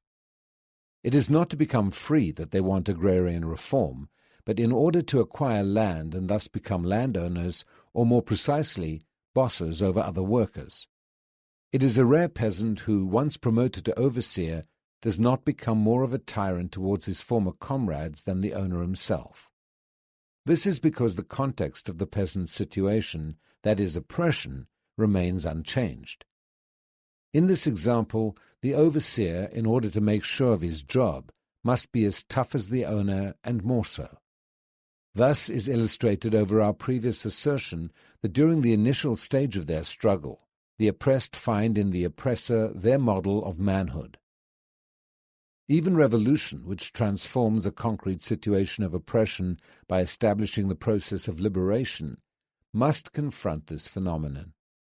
Many of the oppressed, who directly or indirectly participate in revolution, intend, conditioned by the myths of the old order, to make it their private revolution. The shadow of their former oppressor is still cast over them. The fear of freedom which afflicts the oppressed, a fear which may equally lead them to desire the role of oppressor or bind them to the role of oppressed, should be examined. One of the basic elements of the relationship between oppressor and oppressed is prescription.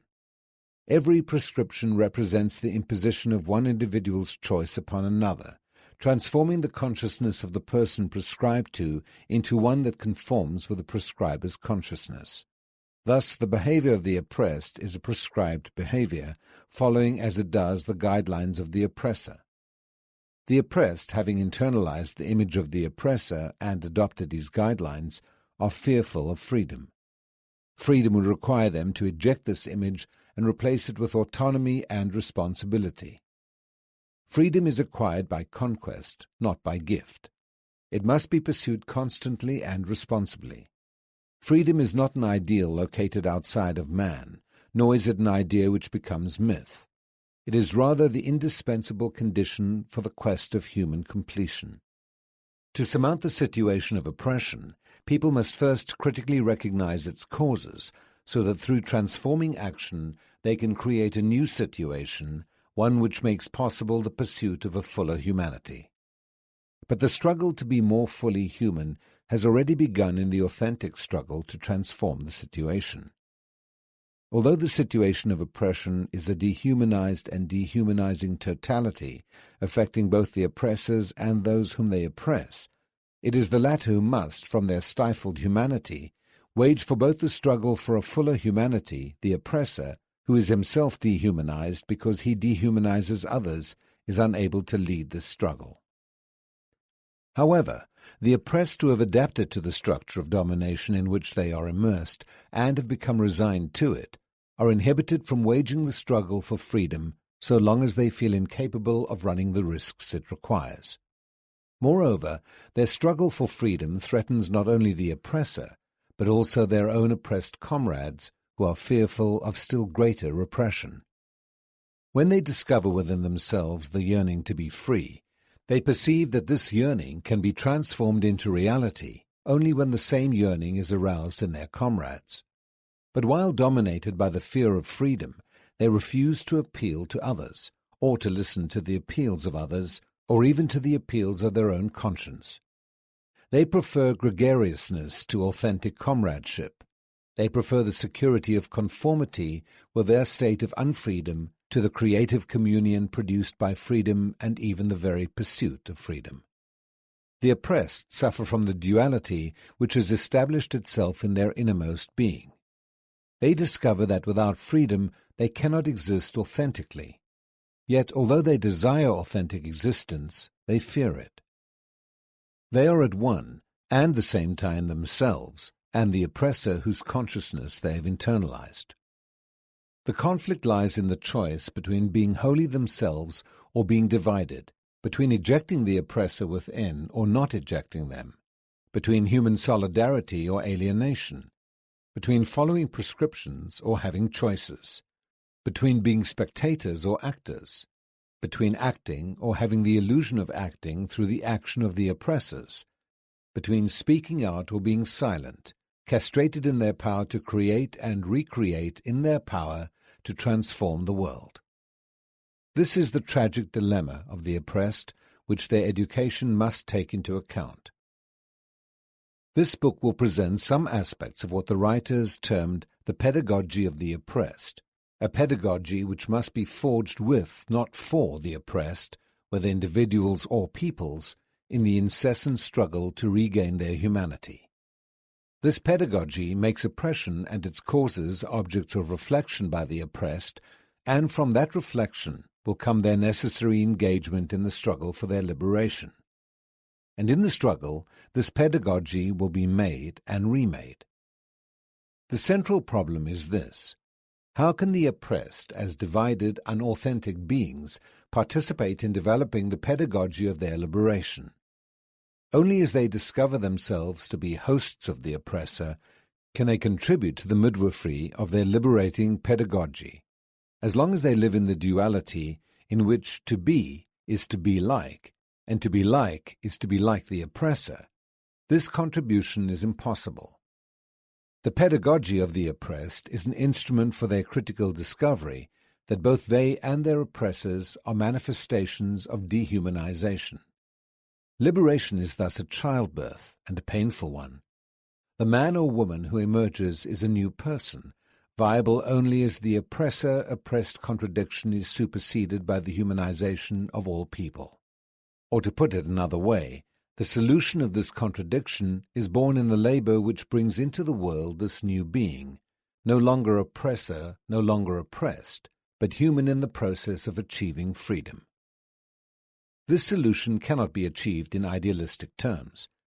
In order for the oppressed to be able to wage the struggle for their liberation, they must perceive the reality of oppression not as a closed world from which there is no exit, but as a limiting situation which they can transform. This perception is a necessary but not sufficient condition for liberation. It must become the motivating force for liberating action. Nor does the discovery by the oppressed that they exist in a dialectical relationship to the oppressor as his antithesis, that without them the oppressor could not exist, in itself constitute liberation. The oppressed can overcome the contradiction in which they are caught only when this perception enlists them in the struggle to free themselves. The same is true with respect to the individual oppressor as a person. Discovering himself to be an oppressor may cause considerable anguish, but it does not necessarily lead to solidarity with the oppressed. Rationalizing his guilt through paternalistic treatment of the oppressed, all the while holding them fast in a position of dependence, will not do. Solidarity requires that one enter into the situation of those with whom one is solidary. It is a radical posture.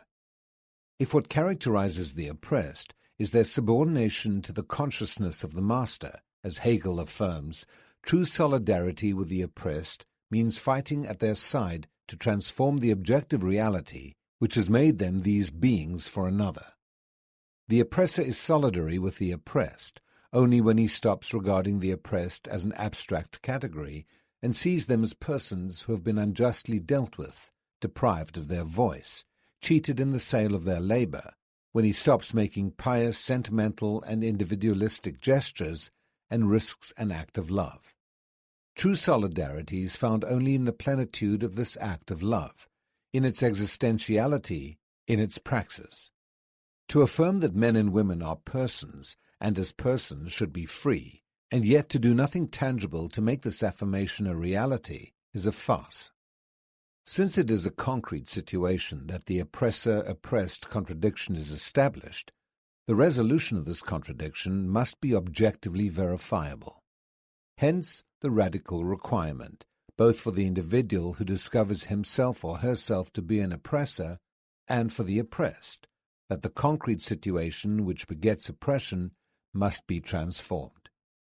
To present this radical demand for the objective transformation of reality, to combat subjectivist immobility which would divert the recognition of oppression into patient waiting for oppression to disappear by itself, is not to dismiss the role of subjectivity in the struggle to change structures.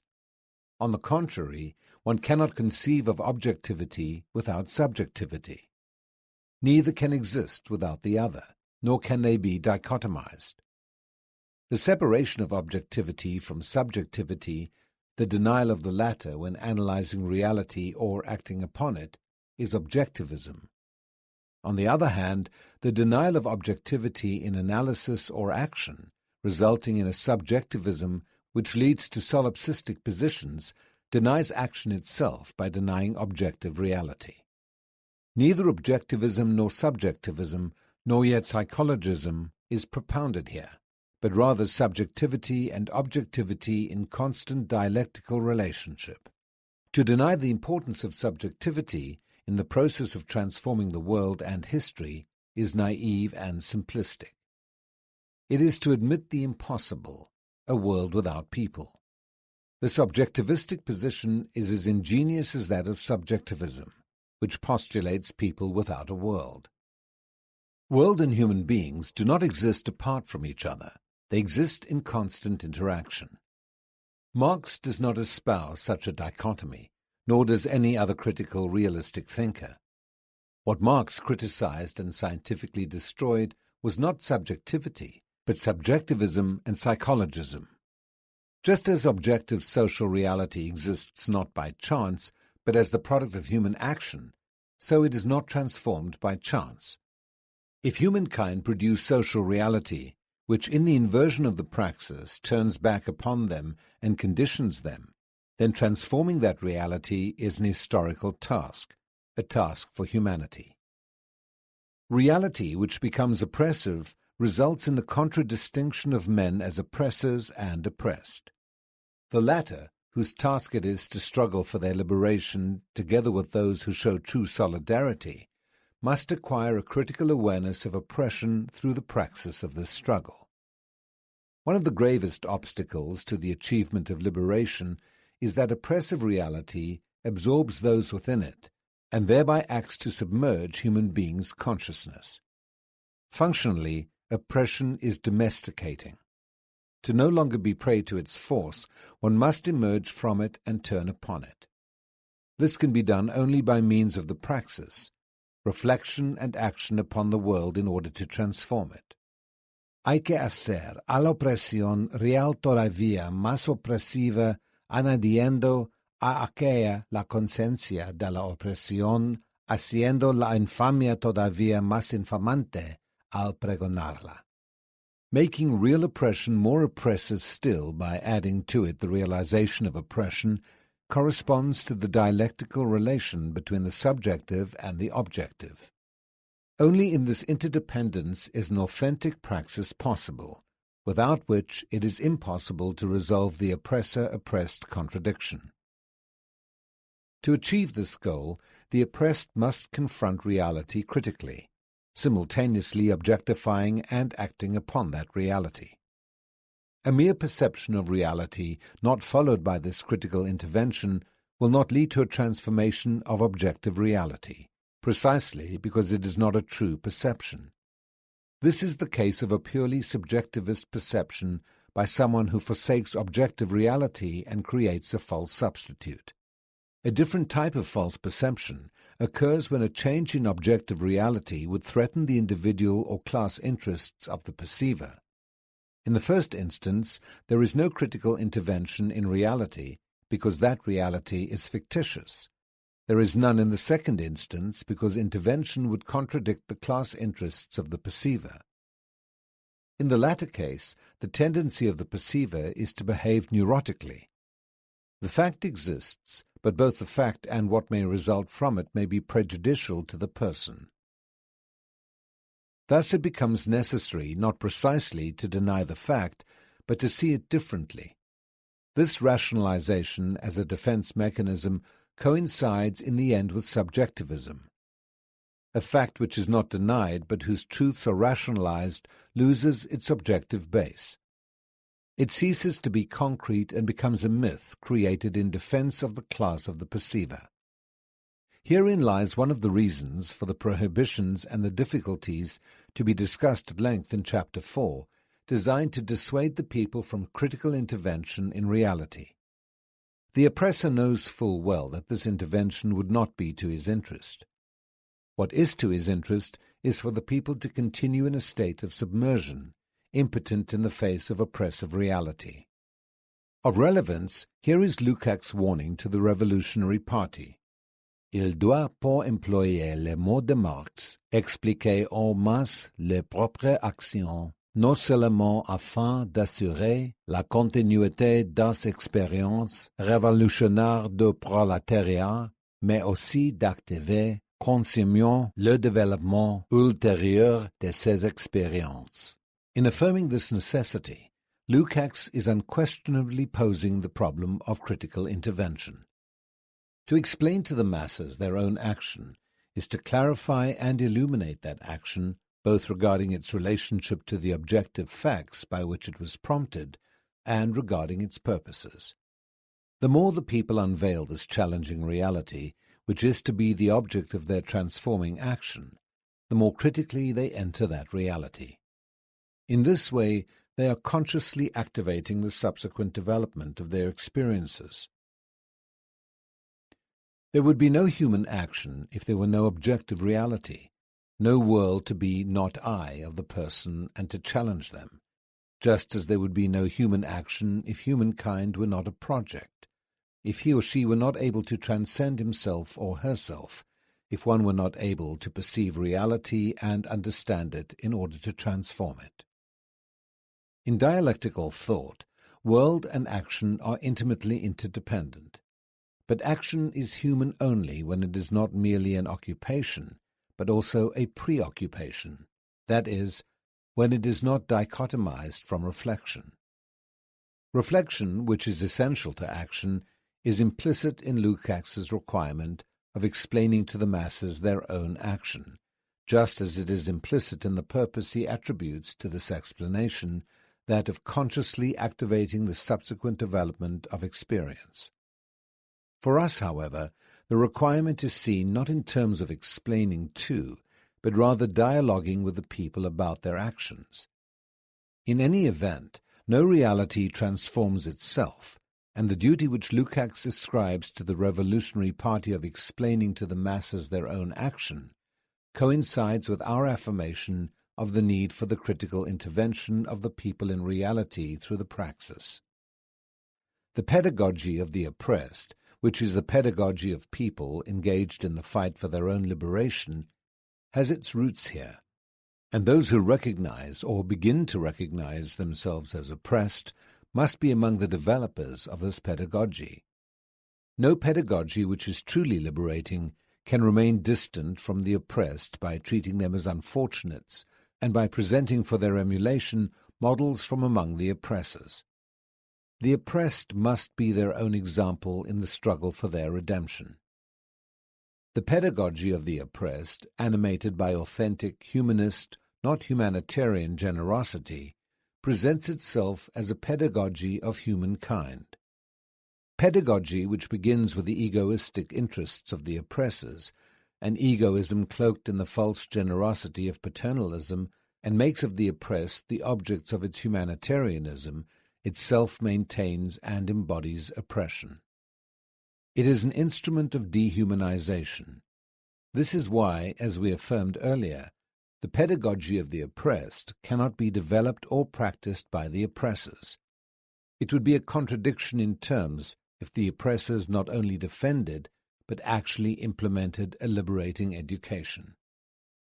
But if the implementation of a liberating education requires political power, and the oppressed have none, how then is it possible to carry out the pedagogy of the oppressed prior to the revolution? This is a question of the greatest importance, the reply to which is at least tentatively outlined in Chapter 4. One aspect of the reply is to be found in the distinction between systematic education, which can only be changed by political power, and educational projects which should be carried out with the oppressed in the process of organizing them. The pedagogy of the oppressed, as a humanist and libertarian pedagogy, has two distinct stages. In the first, the oppressed unveil the world of oppression, and through the praxis, commit themselves to its transformation. In the second stage, in which the reality of oppression has already been transformed, this pedagogy ceases to belong to the oppressed and becomes a pedagogy of all people in the process of permanent liberation. In both stages, it is always through action in depth that the culture of domination is culturally confronted. In the first stage, this confrontation occurs through the change in the way the oppressed perceive the world of oppression. In the second stage, through the expulsion of the myths created and developed in the old order, which, like spectres, haunt the new structure emerging from the revolutionary transformation. The pedagogy of the first stage must deal with the problem of the oppressed consciousness and the oppressor consciousness, the problem of men and women who oppress and men and women who suffer oppression. It must take into account their behavior, their view of the world, and their ethics. A particular problem is the duality of the oppressed. They are contradictory, divided beings, shaped by and existing in a concrete situation of oppression and violence. Any situation in which A objectively exploits B, or hinders his or her pursuit of self-affirmation, is a responsible person in one of oppression. Such a situation in itself constitutes violence, even when sweetened by false generosity, because it interferes with the individual's ontological and historical vocation to be more fully human. With the establishment of a relationship of oppression, violence has already begun. Never in history has violence been initiated by the oppressed. How could they be the initiators if they themselves are the result of violence? How could they be the sponsors of something whose objective inauguration called forth their existence as oppressed? There would be no oppressed had there been no prior situation of violence to establish their subjugation. Violence is initiated by those who oppress, who exploit, who fail to recognize others as persons, not by those who are oppressed, exploited, and unrecognized. It is not the unloved who initiate disaffection, but those who cannot love because they love only themselves. It is not the helpless, subject to terror, who initiate terror, but the violent, who with their power create the concrete situation which begets the rejects of life. It is not the tyrannized who initiate despotism, but the tyrants. It is not the despised who initiate hatred, but those who despise. It is not those whose humanity is denied them who negate humankind, but those who denied that humanity, thus negating their own as well. Force is not used by those who have become weak under the preponderance of the strong, but by the strong who have emasculated them. For the oppressors, however, it is always the oppressed, whom they obviously never call the oppressed, but depending on whether they are fellow countrymen or not, those people or the blind and envious masses, or savages or natives or subversives, who are disaffected, who are violent, barbaric, wicked, or ferocious when they react to the violence of the oppressors. Yet it is, paradoxical though it may seem, precisely in the response of the oppressed to the violence of their oppressors that a gesture of love may be found.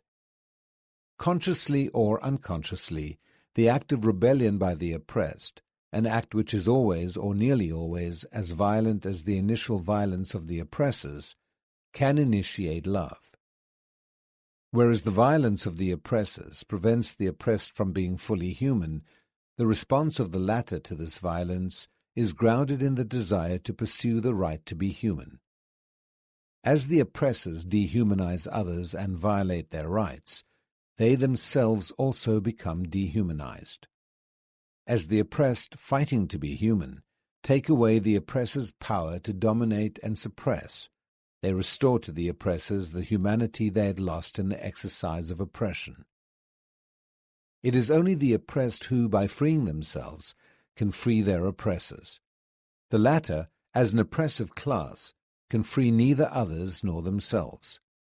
It is therefore essential that the oppressed wage the struggle to resolve the contradiction in which they are caught, and the contradiction will be resolved by the appearance of the new man, neither oppressor nor oppressed, but man in the process of liberation.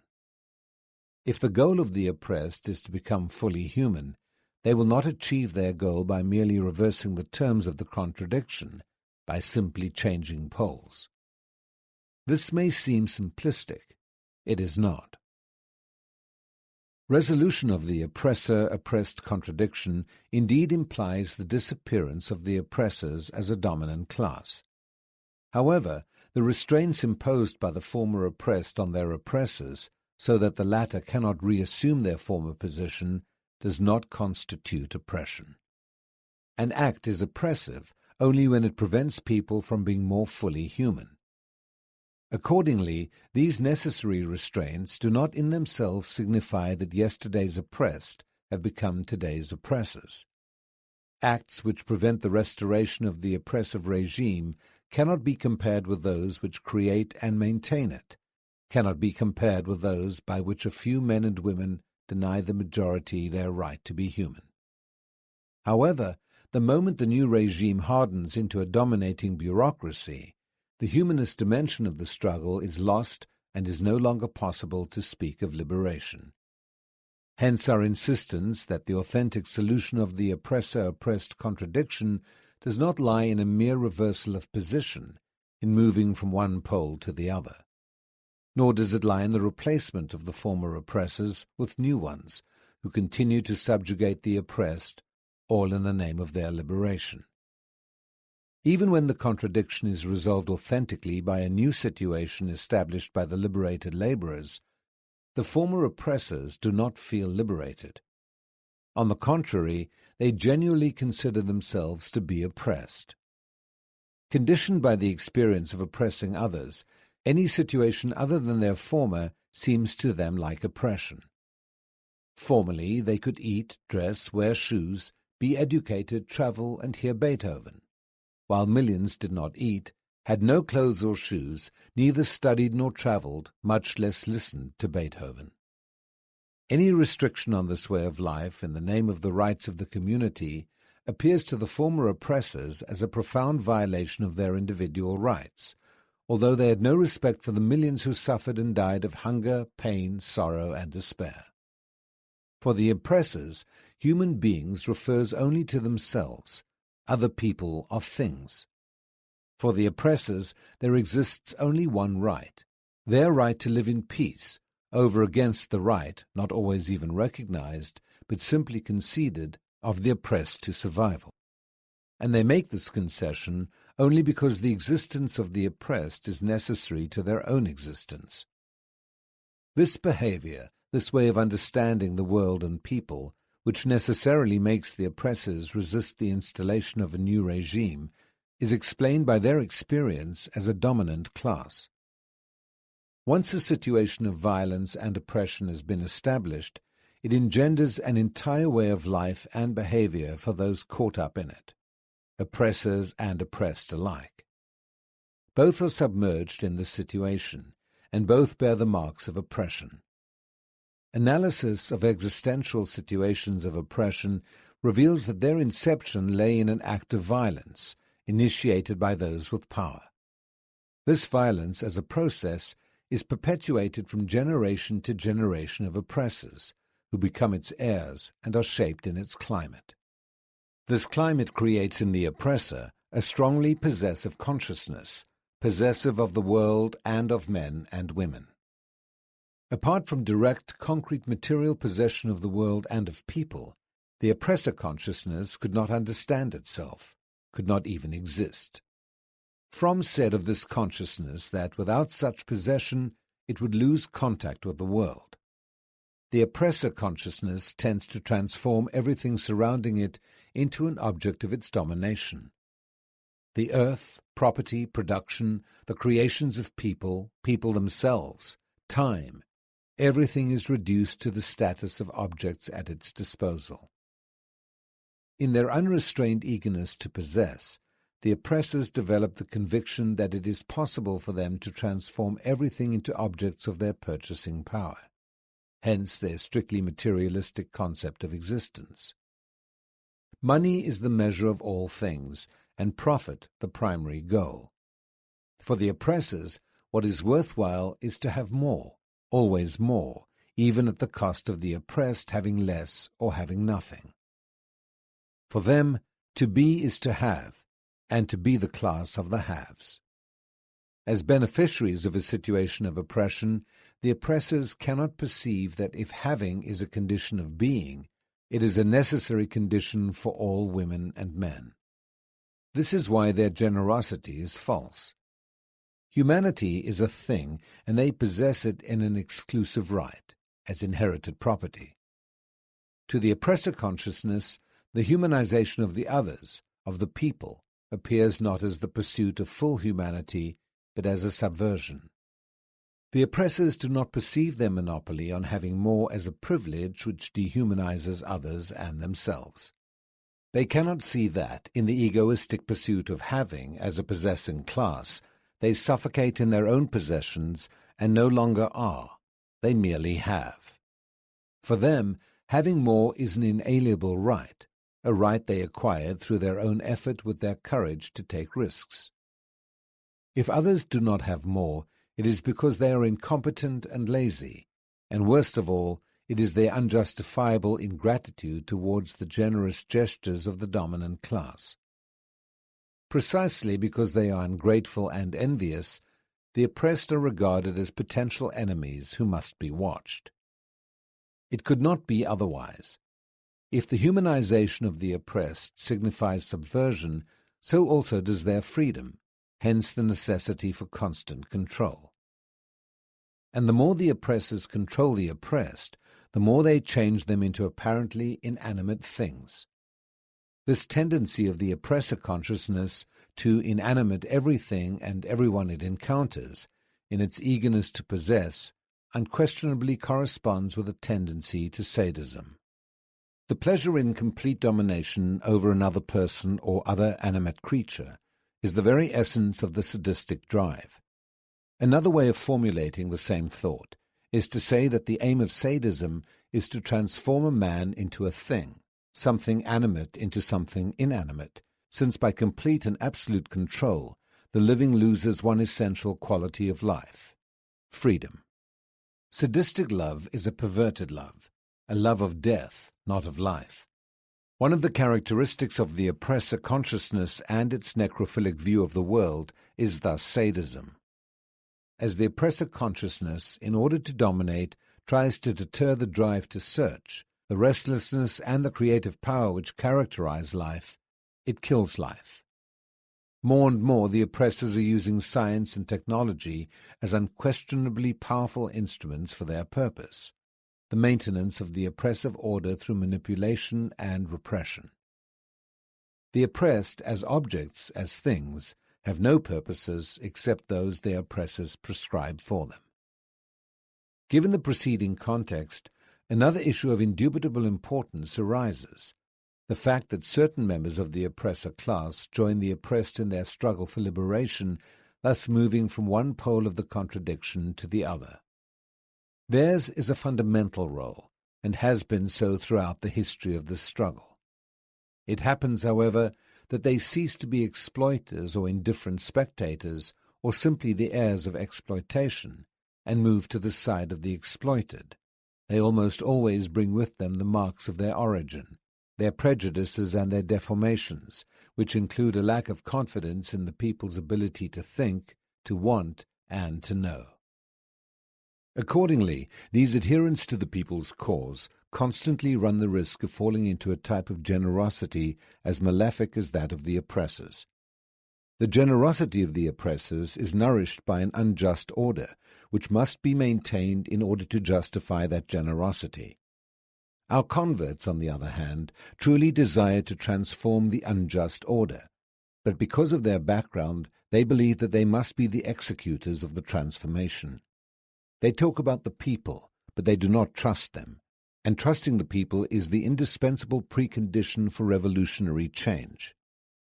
A real humanist can be identified more by his trust in the people, which engages him in their struggle, than by 1,000 actions in their favor without that trust. Those who authentically commit themselves to the people must re-examine themselves constantly. This conversion is so radical as not to allow of ambiguous behavior. To affirm this commitment, but to consider oneself the proprietor of revolutionary wisdom, which must then be given to or imposed on the people, is to retain the old ways. The man or woman who proclaims devotion to the cause of liberation, yet is unable to enter into communion with the people, whom he or she continues to regard as totally ignorant, is grievously self-deceived. The convert who approaches the people but feels alarm at each step they take, each doubt they express, and each suggestion they offer, and attempts to impose his status, remains nostalgic towards his origins. Conversion to the people requires a profound rebirth. Those who undergo it must take on a new form of existence. They can no longer remain as they were. Only through comradeship with the oppressed can the converts understand their characteristic ways of living and behaving, which in diverse moments reflect the structure of domination.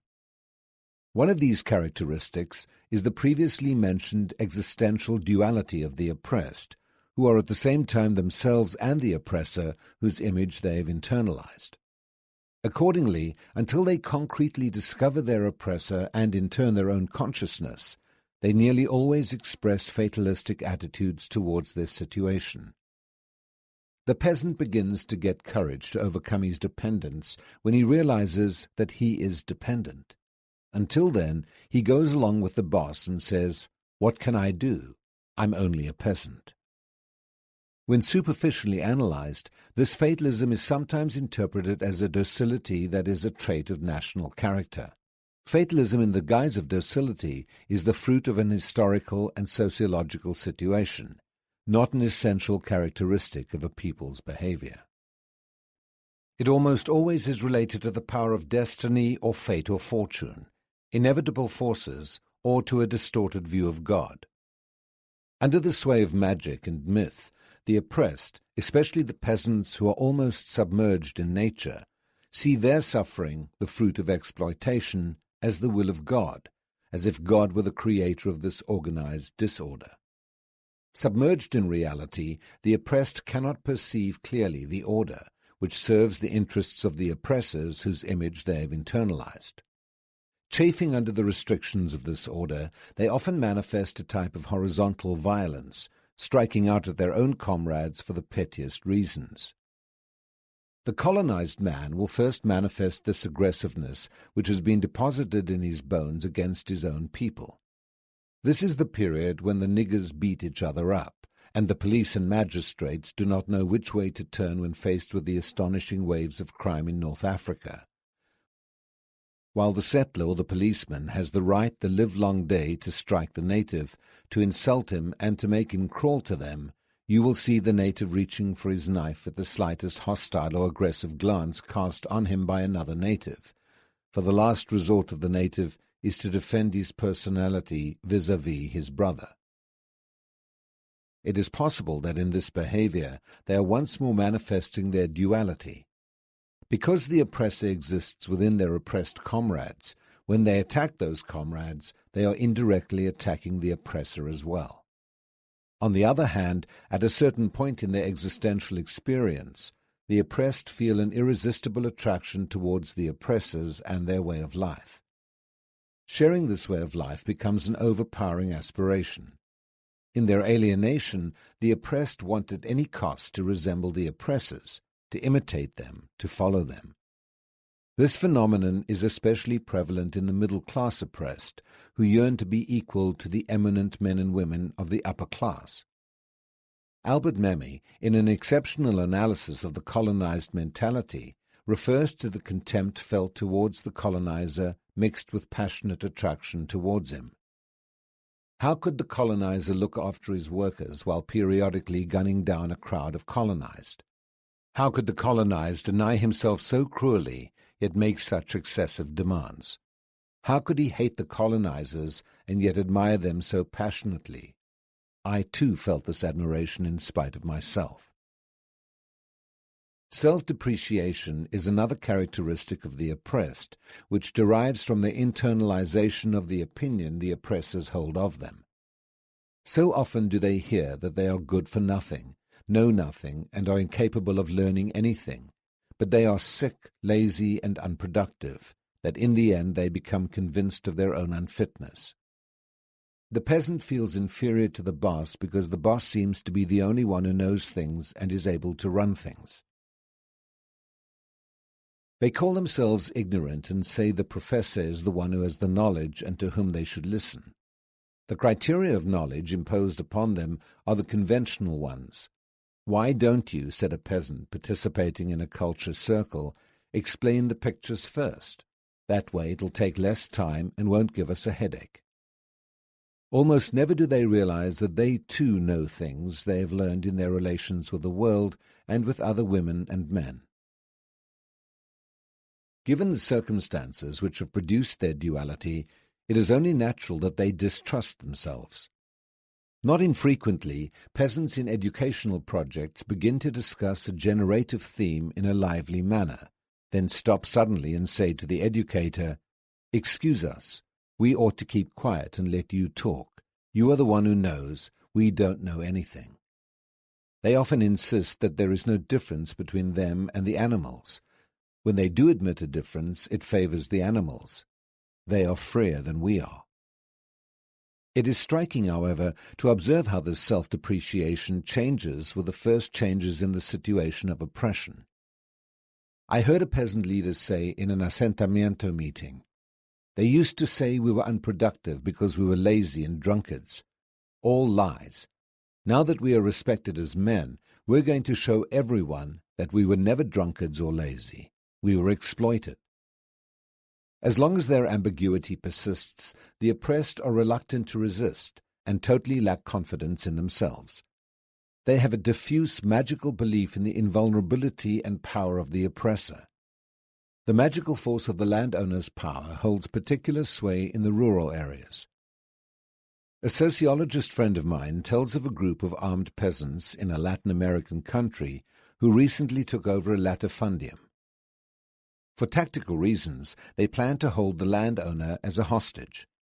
But not one peasant had the courage to guard him. His very presence was terrifying. It is also possible that the act of opposing the boss provoked guilt feelings. In truth, the boss was inside them. The oppressed must see examples of the vulnerability of the oppressor so that a contrary conviction can begin to grow within them. Until this occurs, they will continue disheartened, fearful, and beaten. As long as the oppressed remain unaware of the causes of their condition, they fatalistically accept their exploitation.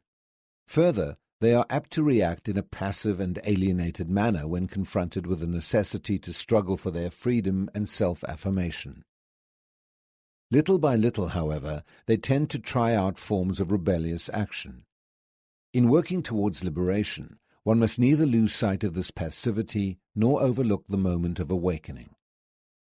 Within their unauthentic view of the world and of themselves, the oppressed feel like things owned by the oppressor. For the latter, to be is to have, almost always at the expense of those who have nothing. For the oppressed, at a certain point in their existential experience, to be is not to resemble the oppressor, but to be under him, to depend on him. Accordingly, the oppressed are emotionally dependent. The peasant is dependent. He can't say what he wants. Before he discovers his dependence, he suffers.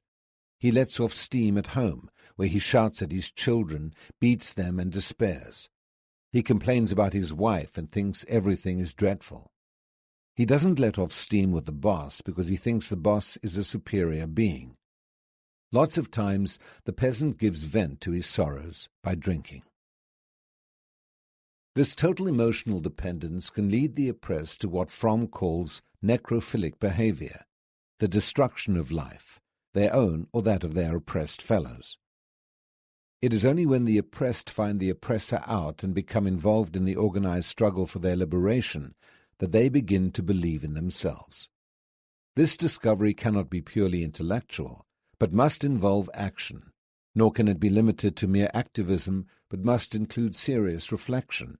Only then will it be a praxis. Critical and liberating dialogue, which presupposes action, must be carried on with the oppressed at whatever stage of their struggle for liberation.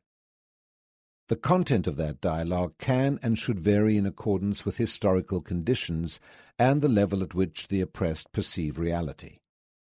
But to substitute monologue, slogans, and communiques for dialogue is to attempt to liberate the oppressed with the instruments of domestication. Attempting to liberate the oppressed without their reflective participation in the act of liberation is to treat them as objects which must be saved from a burning building. It is to lead them into the populist pitfall and transform them into masses which can be manipulated. At all stages of their liberation, the oppressed must see themselves as women and men engaged in the ontological and historical vocation of becoming more fully human. Reflection and action become imperative when one does not erroneously attempt to dichotomize the content of humanity from its historical forms. The insistence that the oppressed engage in reflection on their concrete situation is not a call to armchair revolution. On the contrary, reflection, true reflection, leads to action. On the other hand, when the situation calls for action, that action will constitute an authentic praxis only if its consequences become the object of critical reflection. In this sense, the praxis is the new raison d'être of the oppressed, and the revolution, which inaugurates the historical moment of this raison d'être, is not viable apart from their concomitant conscious involvement. Otherwise, action is pure activism. To achieve this praxis, however, it is necessary to trust in the oppressed and in their ability to reason. Whoever lacks this trust will fail to initiate or will abandon dialogue, reflection, and communication, and will fall into using slogans, communiques, monologues, and instructions. Superficial conversions to the cause of liberation carry this danger. Political action on the side of the oppressed must be pedagogical action in the authentic sense of the word, and therefore action with the oppressed. Those who work for liberation must not take advantage of the emotional dependence of the oppressed, dependence that is the fruit of the concrete situation of domination which surrounds them and which engendered their unauthentic view of the world. Using their dependence to create still greater dependence is an oppressor tactic. Libertarian action must recognize this dependence as a weak point and must attempt through reflection and action to transform it into independence. However, not even the best-intentioned leadership can bestow independence as a gift. The liberation of the oppressed is a liberation of women and men, not things. Accordingly, while no one liberates himself by his own efforts alone, neither is he liberated by others. Liberation, a human phenomenon, cannot be achieved by semi-humans. Any attempt to treat people as semi-humans only dehumanizes them. When people are already dehumanized due to the oppression they suffer, the process of their liberation must not employ the methods of dehumanization. The correct method for a revolutionary leadership to employ in the task of liberation is therefore not libertarian propaganda. Nor can the leadership merely implant in the oppressed a belief in freedom, thus thinking to win their trust. The correct method lies in dialogue. The conviction of the oppressed that they must fight for their liberation is not a gift bestowed by the revolutionary leadership, but the result of their own conscientisation. The revolutionary leaders must realize that their own conviction of the necessity for struggle, an indispensable dimension of revolutionary wisdom, was not given to them by anyone else, if it is authentic. This conviction cannot be packaged and sold. It is reached, rather by means of a totality of reflection and action. Only the leader's own involvement in reality within an historical situation led them to criticize the situation and to wish to change it. Likewise, the oppressed, who do not commit themselves to the struggle unless they are convinced and who, if they do not make such a commitment, withhold the indispensable conditions for this struggle, must reach this conviction as subjects, not as objects. They must also intervene critically in the situation which surrounds them and whose mark they bear. Propaganda cannot achieve this. While the conviction of the necessity for struggle, without which the struggle is unfeasible, is indispensable to the revolutionary leadership, indeed it was this conviction which constituted that leadership, it is also necessary for the oppressed. It is necessary, that is, unless one intends to carry out the transformation for the oppressed rather than with them. It is my belief that only the latter form of transformation is valid. The object in presenting these considerations is to defend the eminently pedagogical character of the revolution. The revolutionary leaders of every epoch who have affirmed that the oppressed must accept the struggle for their liberation, an obvious point, have also thereby implicitly recognized the pedagogical aspect of this struggle. Many of these leaders, however, perhaps due to natural and understandable biases against pedagogy, have ended up using the educational methods employed by the oppressor. They deny pedagogical action in the liberation process, but they use propaganda to convince. It is essential for the oppressed to realize that when they accept the struggle for humanization, they also accept, from that moment, their total responsibility for the struggle. They must realize that they are fighting not merely for freedom from hunger, but for freedom to create and to construct, to wonder and to venture. Such freedom requires that the individual be active and responsible, not a slave or a well-fed cog in the machine. It is not enough that men are not slaves. If social conditions further the existence of automatons, the result will not be love of life, but love of death. The oppressed who have been shaped by the death-affirming climate of oppression must find through their struggle the way of life-affirming humanization, which does not lie simply in having more to eat, although it does involve having more to eat and cannot fail to include this aspect. The oppressed have been destroyed precisely because their situation has reduced them to things. In order to regain their humanity, they must cease to be things and fight as men and women. This is a radical requirement. They cannot enter the struggle as objects in order later to become human beings. The struggle begins with men's recognition that they have been destroyed.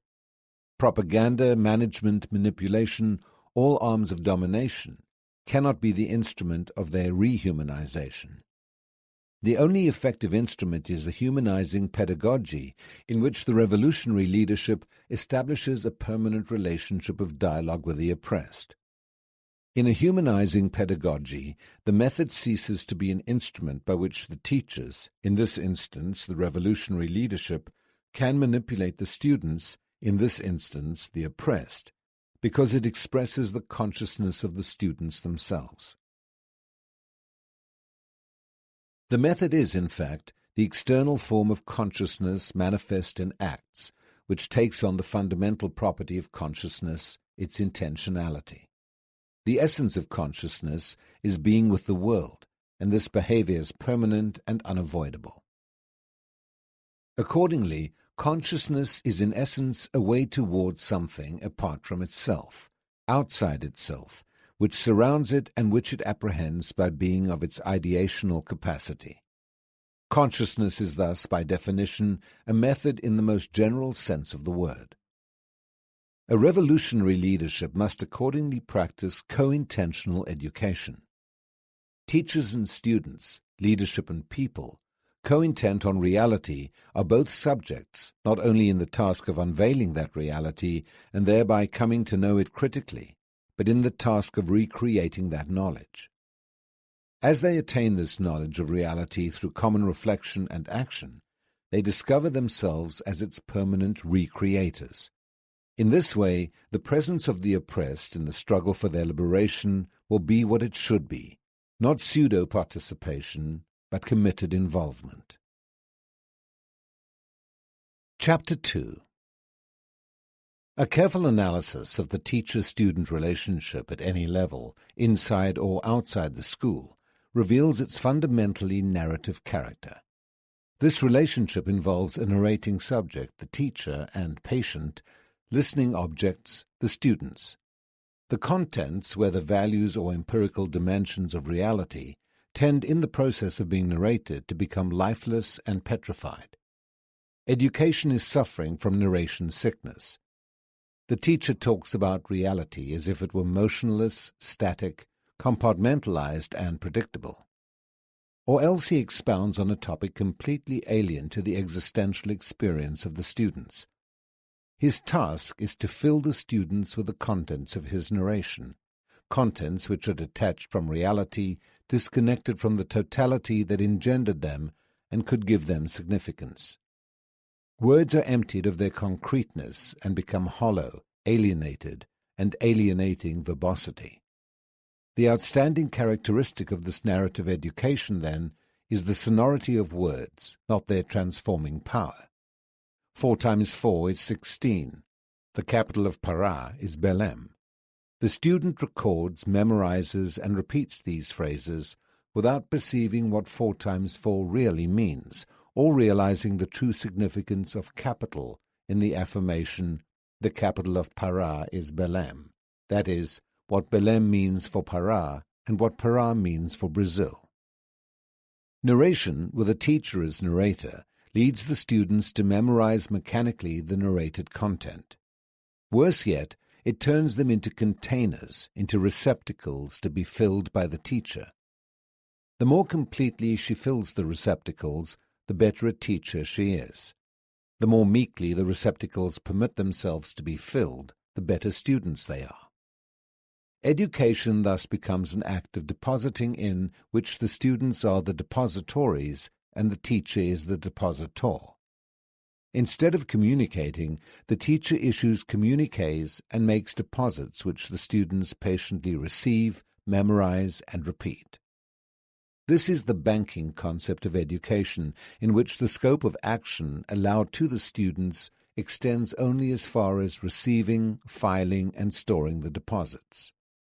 They do, it is true, have the opportunity to become collectors or cataloguers of the things they store.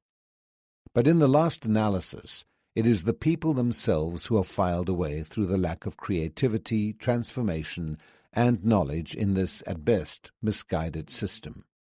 For apart from inquiry, apart from the praxis, individuals cannot be truly human.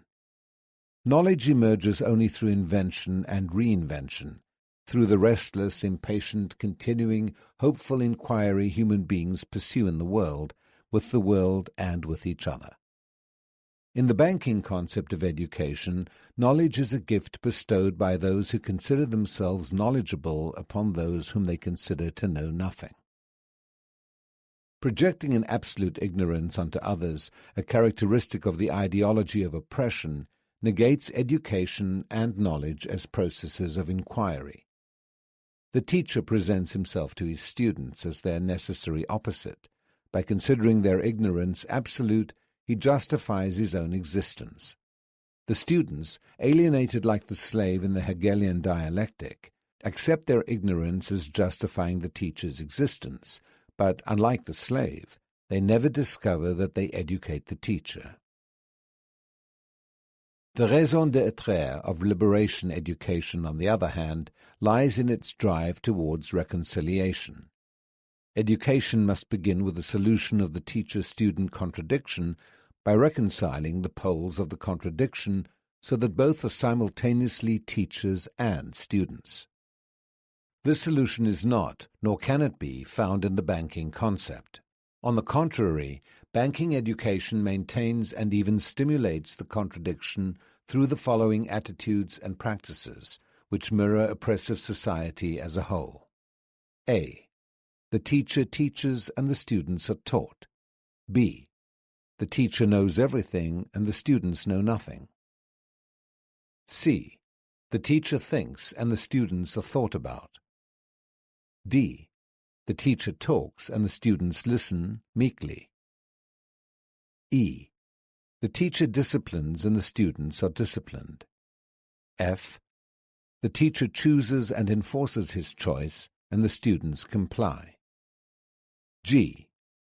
The teacher acts and the students have the illusion of acting through the action of the teacher. H. The teacher chooses the program content and the students, who are not consulted, adapt to it. I. The teacher confuses the authority of knowledge with his or her own professional authority, which she and he sets in opposition to the freedom of the students. J. The teacher is the subject of the learning process, while the pupils are mere objects. It is not surprising that the banking concept of education regards men as adaptable, manageable beings. The more students work at storing the deposits entrusted to them, the less they develop the critical consciousness which would result from their intervention in the world as transformers of that world. The more completely they accept the passive role imposed on them, the more they tend simply to adapt to the world as it is and to the fragmented view of reality deposited in them. The capability of banking education to minimize or annul the students' creative power and to stimulate their credulity serves the interests of the oppressors, who care neither to have the world revealed nor to see it transformed. The oppressors use their humanitarianism to preserve a profitable situation. Thus they react almost instinctively against any experiment in education which stimulates the critical faculties and is not content with a partial view of reality, but always seeks out the ties which link one point to another and one problem to another. Indeed, the interests of the oppressors lie in changing the consciousness of the oppressed, not the situation which oppresses them. For the more the oppressed can be led to adapt to that situation, the more easily they can be dominated. To achieve this end, the oppressors use the banking concept of education in conjunction with a paternalistic social action apparatus within which the oppressed receive the euphemistic title of welfare recipients. They are treated as individual cases, as marginal persons who deviate from the general configuration of a good, organized, and just society. The oppressed are regarded as the pathology of the healthy society, which must therefore adjust these incompetent and lazy folk to its own patterns by changing their mentality. These marginals need to be integrated, incorporated into the healthy society that they have forsaken. The truth is, however, that the oppressed are not marginals, are not people living outside society. They have always been inside the structure which made them beings for others. The solution is not to integrate them into the structure of oppression, but to transform that structure so that they can become beings for themselves.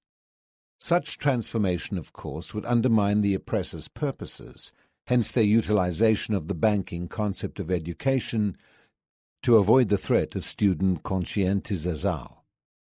The banking approach to adult education, for example, will never propose to students that they critically consider reality.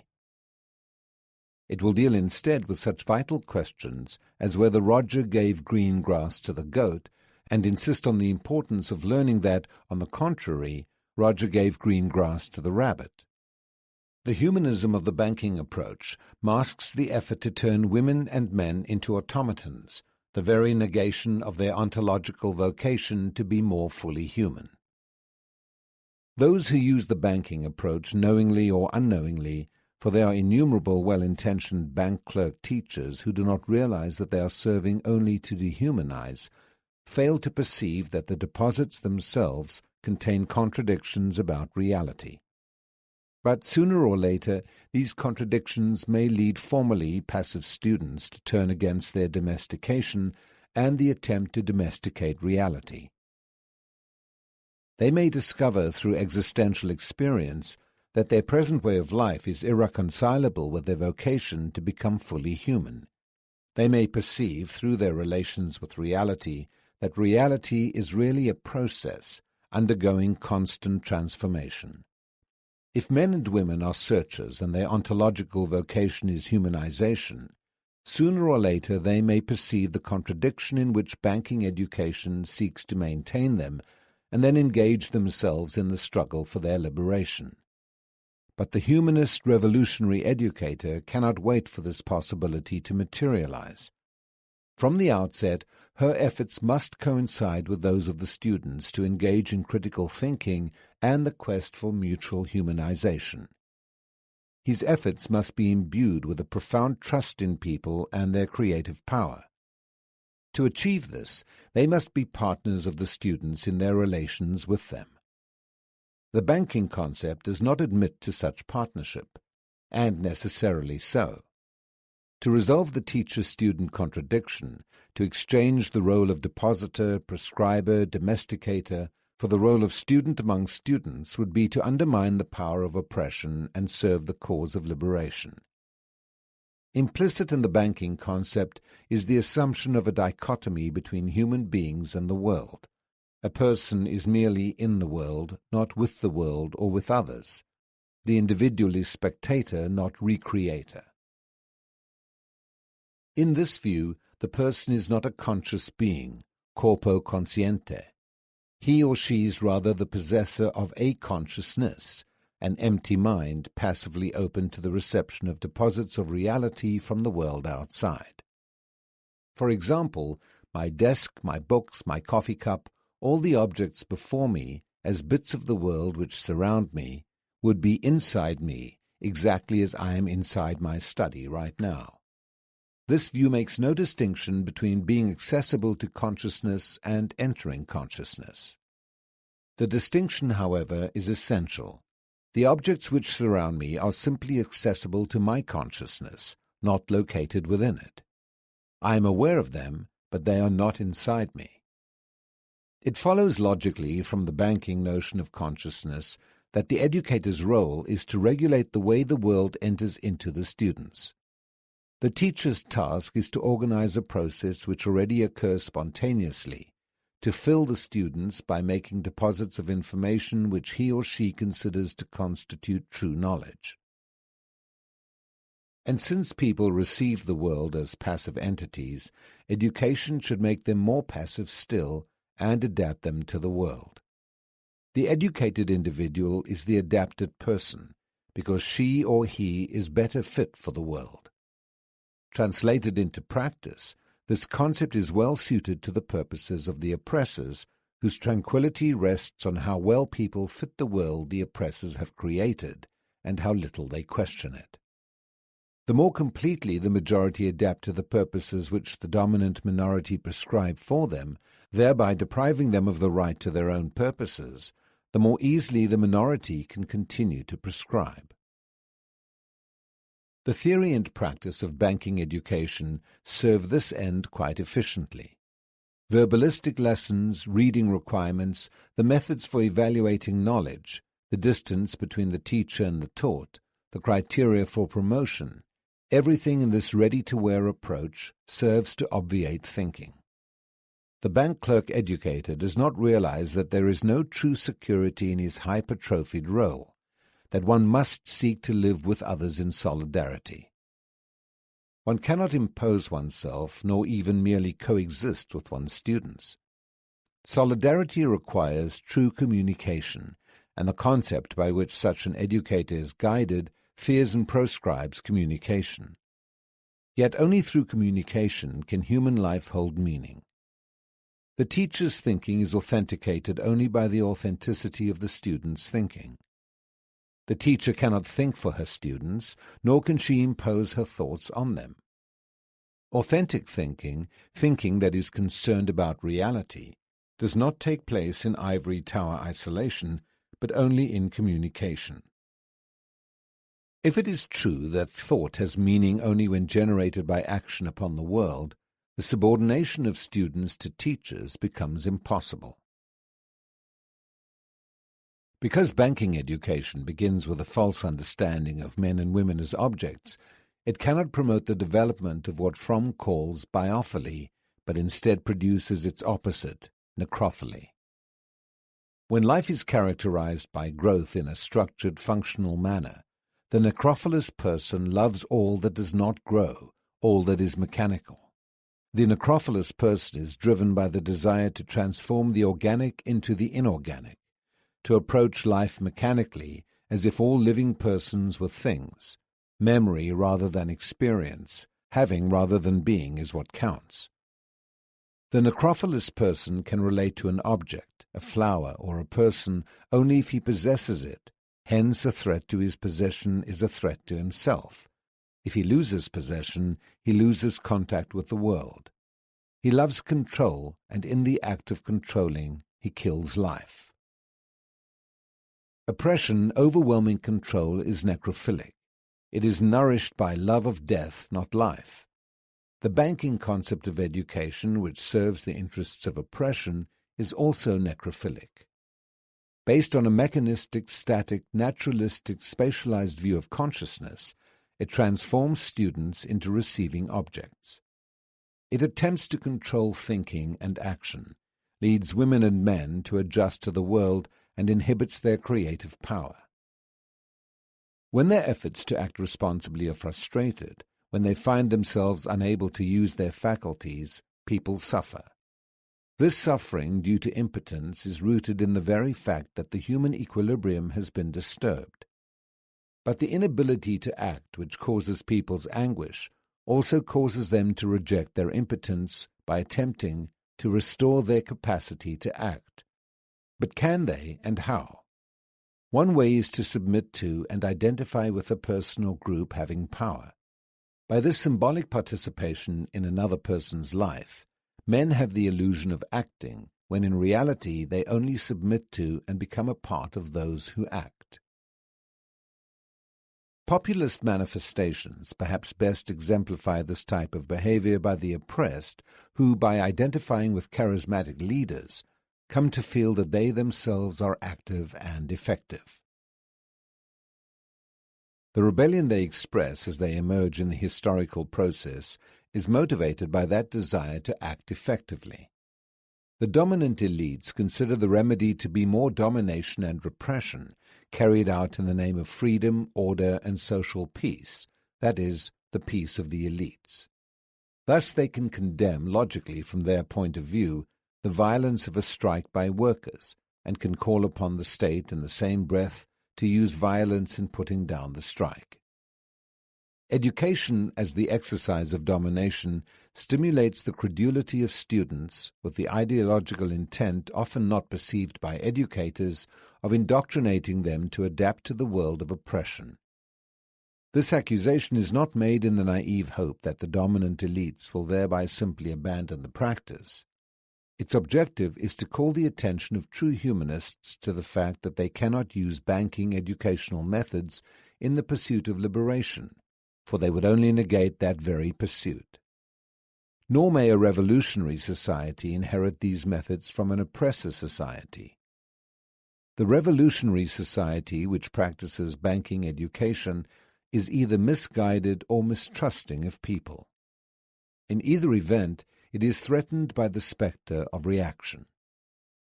Unfortunately, those who espouse the cause of liberation are themselves surrounded and influenced by the climate which generates the banking concept, and often do not perceive its true significance or its dehumanizing power.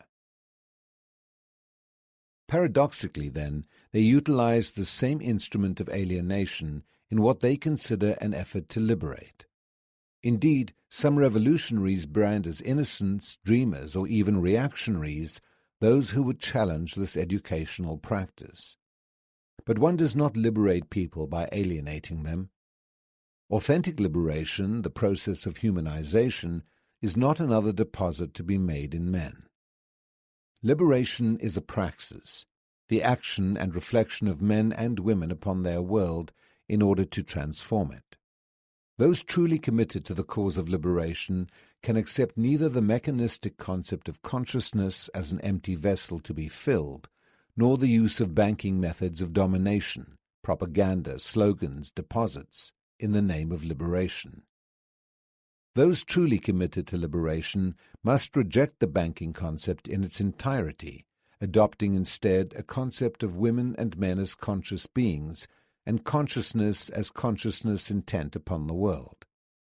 They must abandon the educational goal of deposit-making and replace it with the posing of the problems of human beings in their relations with the world.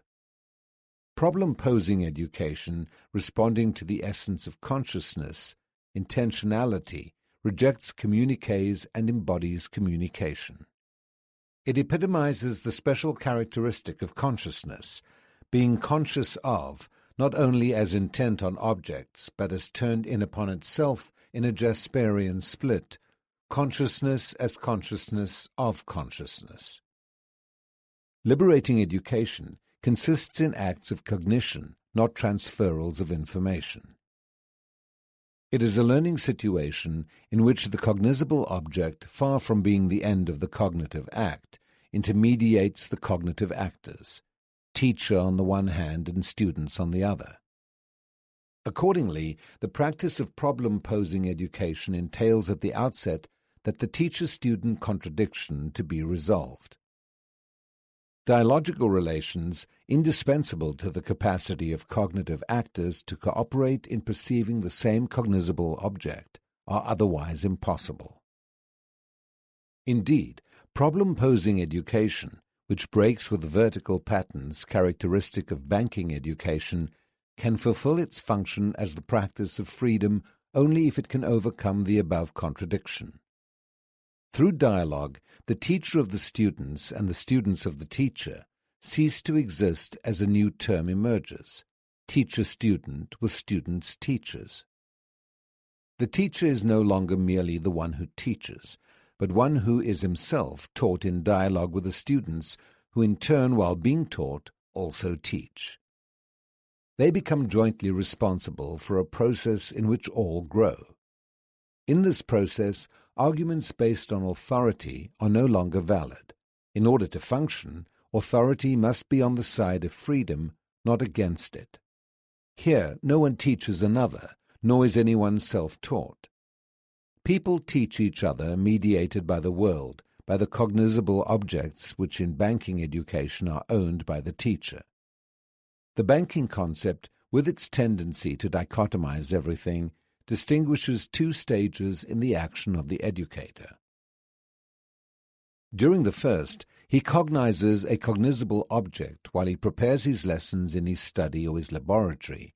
During the second, he expounds to his students about that object. The students are not called upon to know, but to memorize the contents narrated by the teacher. Nor do the students practice any act of cognition, since the object towards which that act should be directed is the property of the teacher, rather than a medium evoking the critical reflection of both teacher and students. Hence, in the name of the preservation of culture and knowledge, we have a system which achieves neither true knowledge nor true culture. The problem-posing method does not dichotomize the activity of the teacher-student. She is not cognitive at one point and narrative at another. She is always cognitive, whether preparing a project or engaging in dialogue with the students. He does not regard cognizable objects as his private property, but as the object of reflection by himself and the students.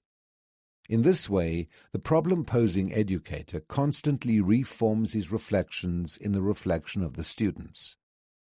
The students, no longer docile listeners, are now critical co-investigators in dialogue with the teacher.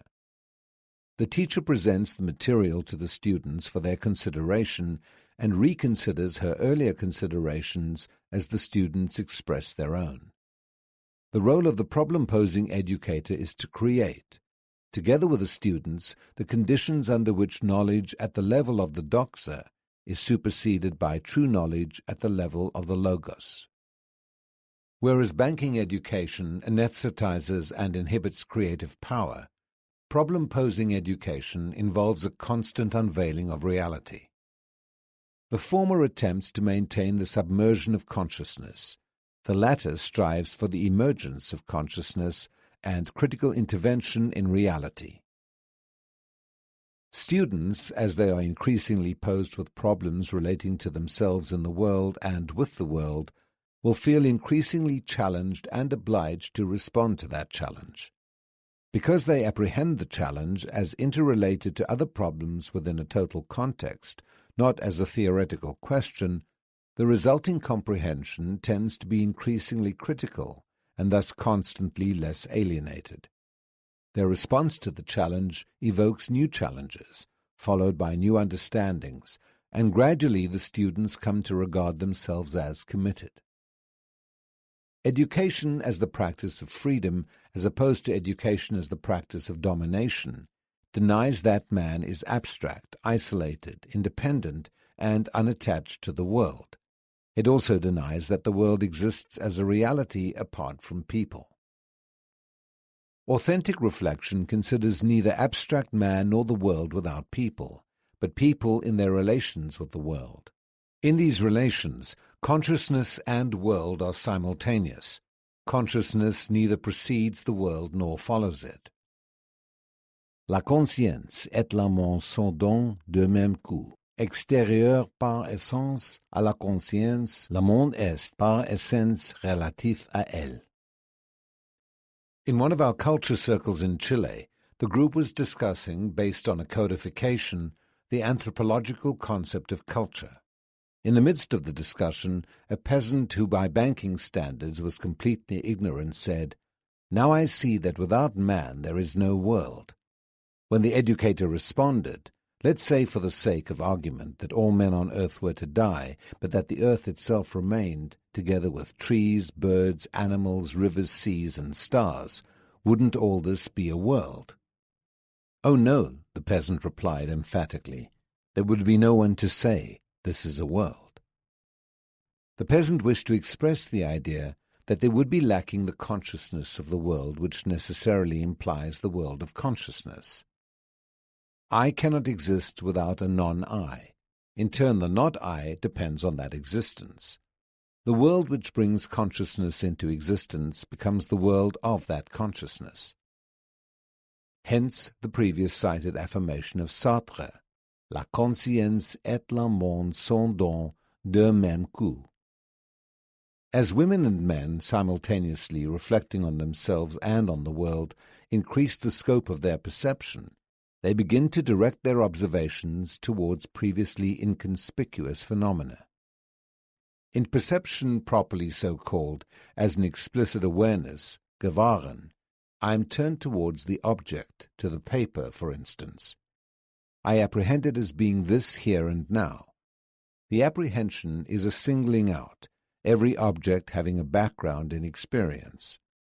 Around and about the paper lie books, pencils, inkwell, and so forth, and these, in a certain sense, are also perceived perceptually there, in the field of intuition, but whilst I was turned towards the paper, there was no turning in their direction, nor any apprehending of them, not even in a secondary sense.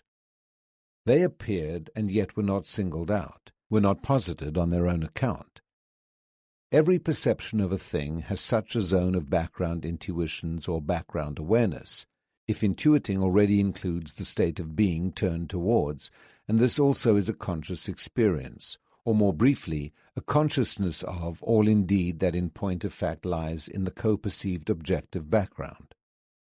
That which has existed objectively, but had not been perceived in its deeper implications, if indeed it was perceived at all, begins to stand out, assuming the character of a problem and therefore of challenge. Thus men and women begin to single out elements from their background awareness and to reflect upon them. These elements are now objects of their consideration, and as such, objects of their action and cognition. In problem-posing education, people develop their power to perceive critically the way they exist in the world with which and in which they find themselves. They come to see the world not as a static reality, but as a reality in process, in transformation. Although the dialectical relations of women and men in the world exist independently of how these relations are perceived, or whether or not they are perceived at all, it is also true that the form of action they adopt is to a large extent a function of how they perceive themselves in the world. Hence the teacher-student and the student's teachers reflect simultaneously on themselves and the world without dichotomizing this reflection from action, and thus establish an authentic form of thought and action. Once again, the two educational concepts and practices under analysis come into conflict. Banking education, for obvious reasons, attempts by mythicizing reality to conceal certain facts which explain the way human beings exist in the world. Problem-posing education sets itself the task of demythologizing. Banking education resists dialogue. Problem-posing education regards dialogue as indispensable to the act of cognition which unveils reality. Banking education treats students as objects of assistance. Problem-posing education makes them critical thinkers. Banking education inhibits creativity and domesticates, although it cannot completely destroy, the intentionality of consciousness by isolating consciousness from the world, thereby denying people their ontological and historical vocation of becoming more fully human. Problem-posing education bases itself on creativity and stimulates true reflection and action upon reality, thereby responding to the vocation of persons as beings who are authentic only when engaged in inquiry and creative transformation. In sum, banking theory and practice, as immobilizing and fixating forces, fail to acknowledge men and women as historical beings. Problem-posing theory and practice take the people's historicity as their starting point. Problem-posing education affirms men and women as beings in the process of becoming, as unfinished, uncompleted beings in and with a likewise unfinished reality. Indeed, in contrast to other animals who are unfinished, but not historical, people know themselves to be unfinished. They are aware of their incompletion. In this incompletion and this awareness lie the very roots of education in an exclusively human manifestation. The unfinished character of human beings and the transformational character of reality necessitate that education be an ongoing activity. Education is thus constantly remade in the praxis. In order to be, it must become. Its duration, in the Bergsonian meaning of the word, is found in the interplay of the opposites permanence and change. The banking method emphasizes permanence and becomes reactionary. Problem-posing education, which accepts neither a well-behaved present nor a predetermined future, roots itself in the dynamic present and becomes revolutionary. Problem-posing education is revolutionary futurity. Hence it is prophetic and, as such, hopeful. Hence it corresponds to the historical nature of humankind. Hence it affirms women and men as beings who transcend themselves, who move forward and look ahead, for whom immobility presents a fatal threat, for whom looking at the past must only be a means of understanding more clearly what and who they are, so that they can more wisely build the future. Hence it identifies with a movement which engages people as beings aware of their incompletion, an historical movement which has at its point of departure its subjects and its objective. The point of departure of the movement lies in the people themselves. But since people do not exist apart from the world, apart from reality, the movement must begin with a human-world relationship. Accordingly, the point of departure must always be with men and women in the here and now, which constitutes the situation within which they are submerged, from which they emerge, and in which they intervene. Only by starting from the situation which determines their perception of it can they begin to move. To do this authentically, they must perceive their state not as fated and unalterable, but merely as limiting and therefore challenging. Whereas the banking method directly or indirectly reinforces men's fatalistic perception of their situation, the problem-posing method presents this very situation to them as a problem. As the situation becomes the object of their cognition, the naive or magical perception which produced their fatalism gives way to perception which is able to perceive itself even as it perceives reality, and can thus be critically objective about that reality. A deepened consciousness of their situation leads people to apprehend that situation as an historical reality, susceptible of transformation. Resignation gives way to the drive for transformation and inquiry, over which men feel themselves to be in control. If people as historical beings necessarily engage with other people in a movement of inquiry did not control that movement, it would be, and is, a violation of their humanity. Any situation in which some individuals prevent others from engaging in the process of inquiry is one of violence. The means used are not important. To alienate human beings from their own decision-making is to change them into objects. This movement of inquiry must be directed towards humanization, the people's historical vocation. The pursuit of full humanity, however, cannot be carried out in isolation or individualism, but only in fellowship and solidarity. Therefore it cannot unfold in the antagonistic relations between oppressors and oppressed. No one can be authentically human while he prevents others from being so. Attempting to be more human individualistically leads to having more egotistically a form of dehumanization. Not that it is not fundamental to have in order to be human. Precisely because it is necessary, some men's having must not be allowed to constitute an obstacle to others' having, must not consolidate the power of the former to crush the latter. Problem-posing education as a humanist and liberating praxis posits as fundamental that the people subjected to domination must fight for their emancipation. To that end, it enables teachers and students to become subjects of the educational process by overcoming authoritarianism and an alienating intellectualism. It also enables people to overcome their false perception of reality. The world, no longer something to be described with deceptive words, becomes the object of that transforming action by men and women which results in their humanization. Problem-posing education does not and cannot serve the interests of the oppressor. No oppressive order could permit the oppressed to begin to question why. While only a revolutionary society can carry out this education in systematic terms, the revolutionary leaders need not take full power before they can employ the method. In the revolutionary process, the leaders cannot utilize the banking method as an interim measure, justified on grounds of expediency, with the intention of later behaving in a genuinely revolutionary fashion. They must be revolutionary, that is to say, dialogical, from the outset. Chapter 3. As we attempt to analyze dialogue as a human phenomenon, we discover something which is the essence of dialogue itself, the word. But the word is more than just an instrument which makes dialogue possible. Accordingly, we must seek its constitutive elements.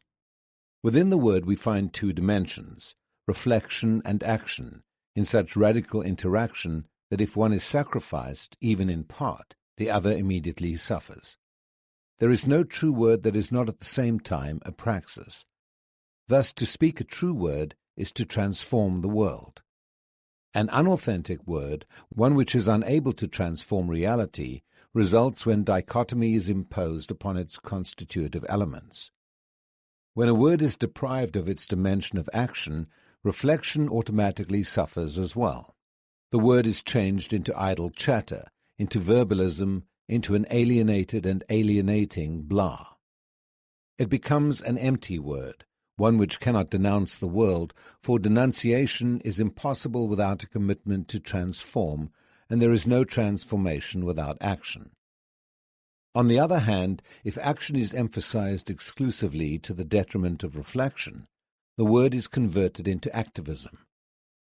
The latter, action for action's sake, negates the true praxis and makes dialogue impossible.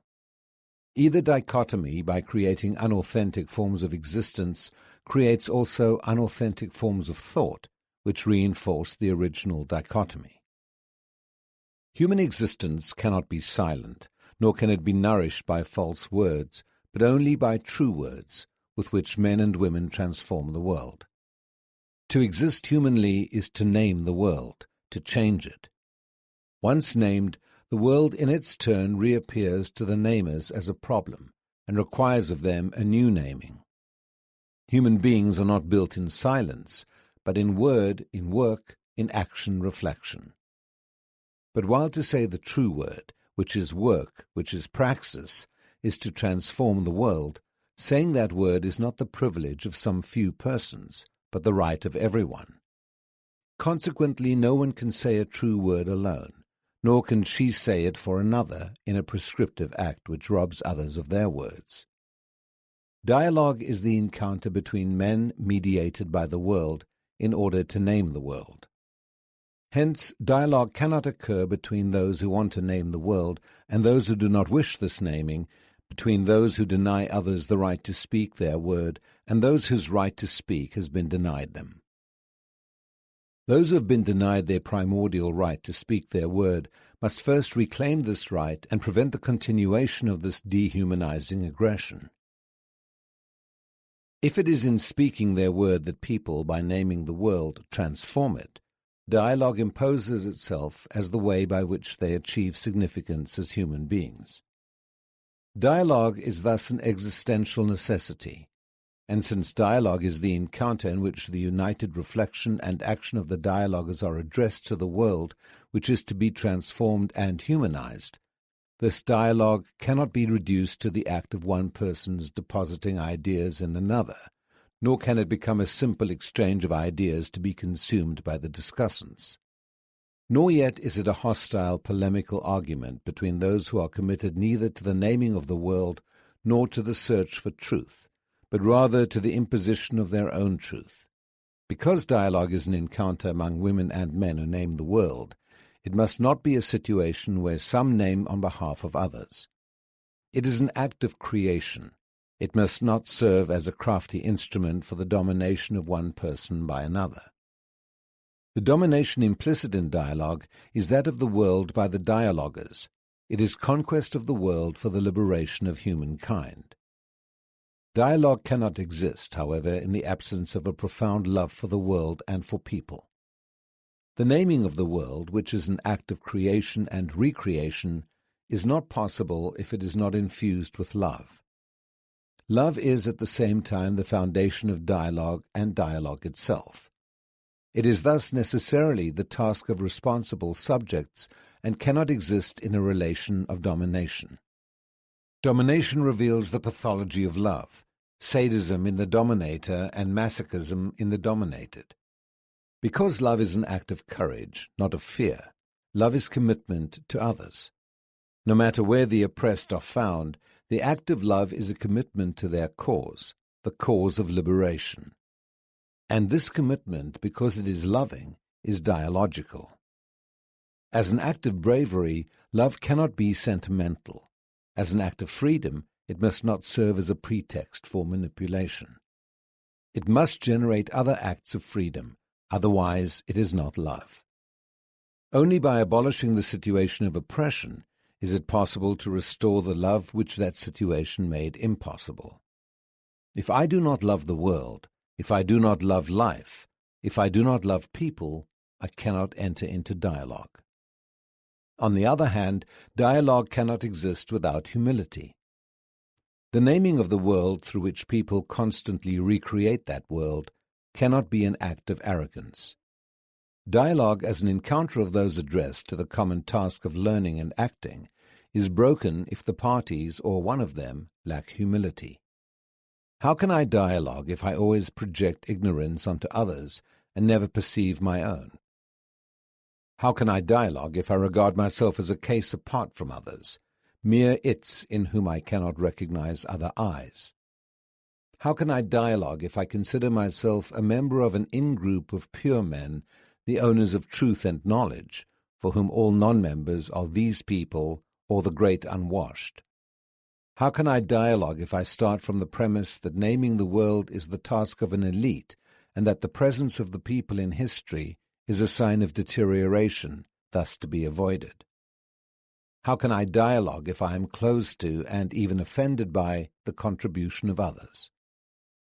How can I dialogue if I am afraid of being displaced, the mere possibility causing me torment and weakness? Self-sufficiency is incompatible with dialogue. Men and women who lack humility or have lost it cannot come to the people, cannot be their partners in naming the world. Someone who cannot acknowledge himself to be as mortal as everyone else still has a long way to go before he can reach the point of encounter. At the point of encounter, they are neither utter ignoramuses nor perfect sages. They are only people who are attempting together to learn more than they now know. Dialogue further requires an intense faith in humankind, faith in their power to make and remake, to create and recreate, faith in their vocation to be more fully human, which is not the privilege of an elite, but the birthright of all. Faith in people is an a priori requirement for dialogue.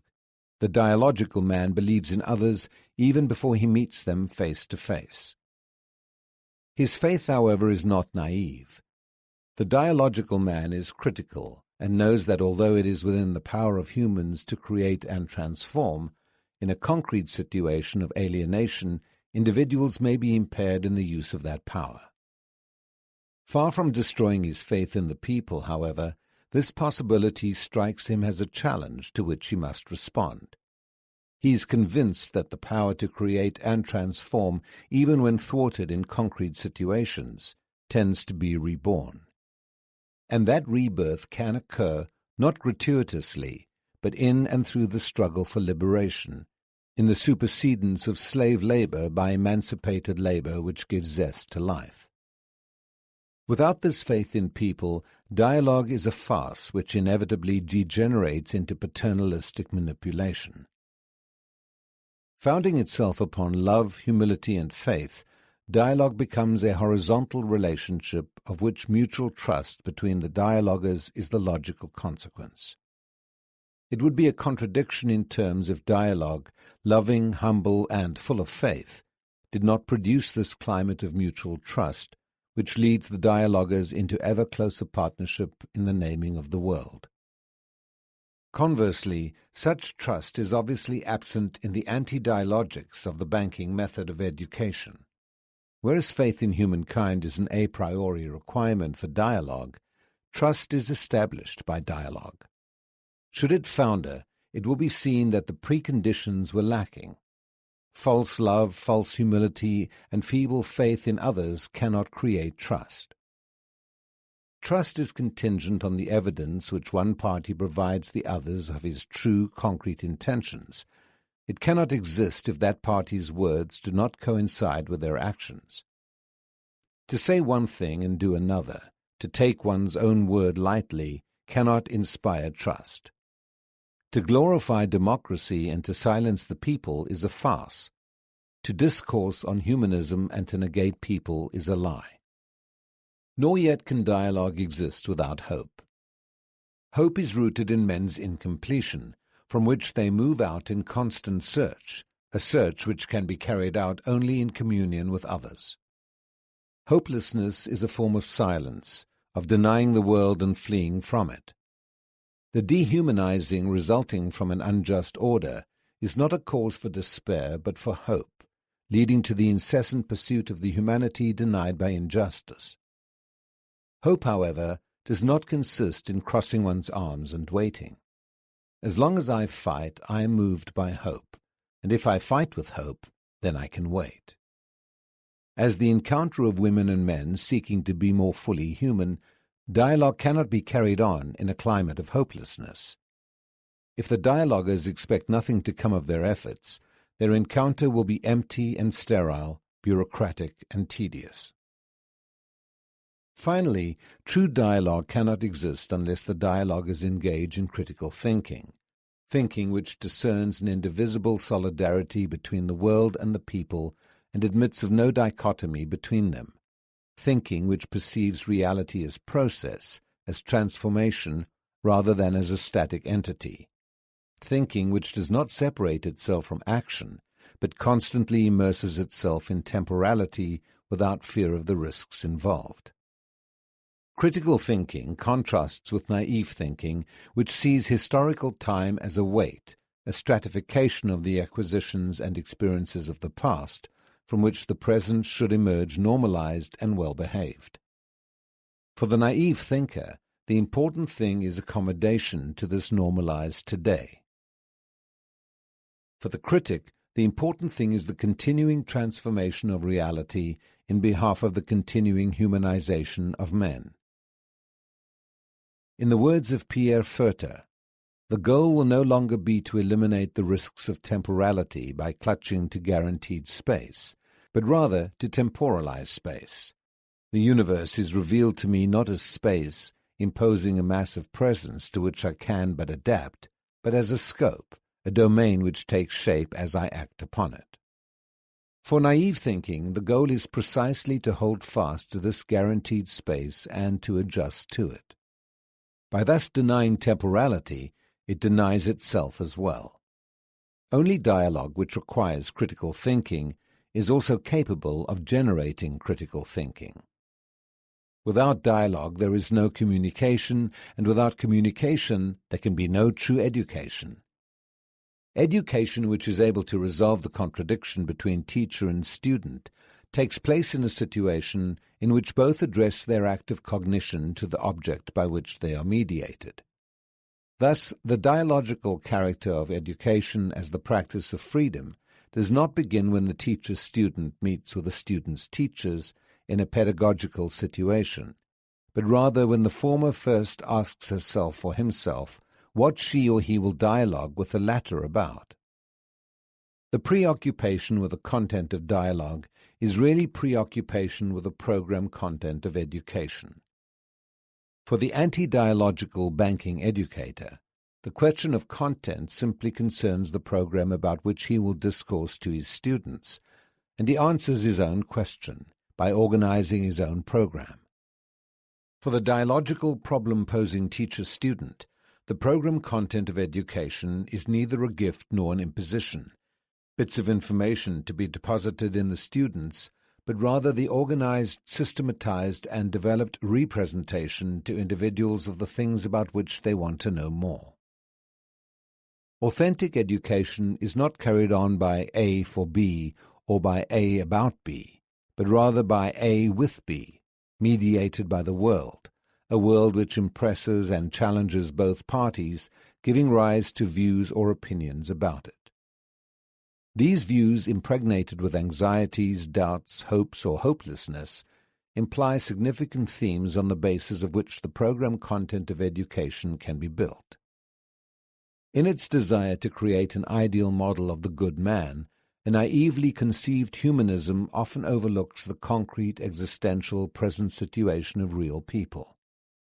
Authentic humanism, in Pierre Furter's words, consists in permitting the emergence of the awareness of our full humanity as a condition and as an obligation, as a situation and as a project. We simply cannot go to the laborers, urban or peasant, in the banking style, to give them knowledge or to impose upon them the model of the good man contained in a program whose content we have ourselves organized. Many political and educational plans have failed because their authors designed them according to their own personal views of reality, never once taking into account, except as mere objects of their actions, the men in a situation to whom their program was ostensibly directed.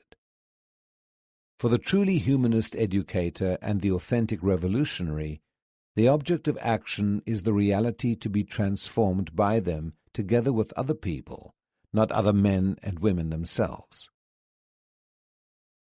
The oppressors are the ones who act upon the people to indoctrinate them and adjust them to a reality which must remain untouched. Unfortunately, however, in their desire to obtain the support of the people for revolutionary action, revolutionary leaders often fall for the banking line of planning program content from the top down. They approach the peasant or urban masses with projects which may correspond to their own view of the world, but not to that of the people. They forget that their fundamental objective is to fight alongside the people for the recovery of the people's stolen humanity, not to win the people over to their side. Such a phrase does not belong in the vocabulary of revolutionary leaders, but in that of the oppressor. The revolutionary's role is to liberate and be liberated with the people, not to win them over.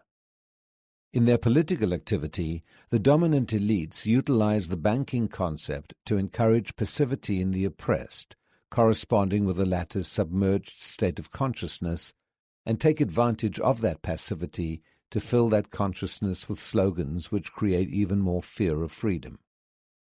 This practice is incompatible with a truly liberating cause of action, which, by presenting the oppressor's slogans as a problem, helps the oppressed to eject those slogans from within themselves. After all, the task of the humanists is surely not that of pitting their slogans against the slogans of the oppressors, with the oppressed as the testing ground, housing the slogans of first one group and then the other. On the contrary, the task of the humanists is to see that the oppressed become aware of the fact that as dual beings, housing the oppressors within themselves, they cannot be truly human. This task implies that revolutionary leaders do not go to the people in order to bring them a message of salvation, but in order to come to know through dialogue with them both their objective situation and their awareness of that situation, the various levels of perception of themselves and of the world in which and with which they exist. One cannot expect positive results from an educational or political action program which fails to respect the particular view of the world held by the people. Such a program constitutes cultural invasion, good intentions notwithstanding. The starting point for organizing the program content of education or political action must be the present existential concrete situation reflecting the aspirations of the people. Utilizing certain basic contradictions, we must pose this existential concrete present situation to the people as a problem which challenges them and requires a response, not just at the intellectual level, but at the level of action. We must never merely discourse on the present situation, must never provide the people with programs which have little or nothing to do with their own preoccupations, doubts, hopes, and fears, programs which at times, in fact, increase the fears of the oppressed consciousness. It is not our role to speak to the people about our own view of the world, nor to attempt to impose that view on them, but rather to dialogue with the people about their view and ours. We must realize that their view of the world, manifested variously in their actions, reflects their situation in the world. Educational and political action, which is not critically aware of this situation, runs the risk either of banking or of preaching in the desert. Often educators and politicians speak and are not understood because their language is not attuned to the concrete situation of the people they address. Accordingly, their talk is just alienated and alienating rhetoric. The language of the educator or the politician, it seems more and more clear that the latter must also become an educator in the broadest sense of the word, like the language of the people, cannot exist without thought, and neither language nor thought can exist without a structure to which they refer. In order to communicate effectively, educator and politician must understand the structural conditions in which the thought and language of the people are dialectically framed. It is to the reality which mediates men and to the perception of that reality held by educators and people that we must go to find the program content of education.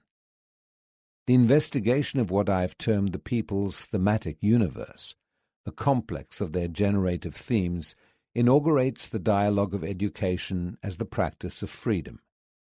The methodology of that investigation must likewise be dialogical, affording the opportunity both to discover generative themes and to stimulate people's awareness in regard to these themes. Consistent with the liberating purpose of dialogical education, the object of the investigation is not persons, as if they were anatomical fragments, but rather the thought language with which men and women refer to reality, the levels at which they perceive that reality, and their view of the world, in which their generative themes are found. Before describing a generative theme more precisely, which will also clarify what is meant by a minimum thematic universe, it seems to me indispensable to present a few preliminary reflections. The concept of a generative theme is neither an arbitrary invention nor a working hypothesis to be proved. If it were a hypothesis to be proved, the initial investigation would seek not to ascertain the nature of the theme, but rather the very existence or non-existence of themes themselves. In that event, before attempting to understand the theme in its richness, its significance, its plurality, its transformations, and its historical composition, we would first have to verify whether or not it is an objective fact. Only then could we proceed to apprehend it. Although an attitude of critical doubt is legitimate, it does appear possible to verify the reality of the generative theme not only through one's own existential experience, but also through critical reflection on the human-world relationship and on the relationships between people implicit in the former. This point deserves more attention.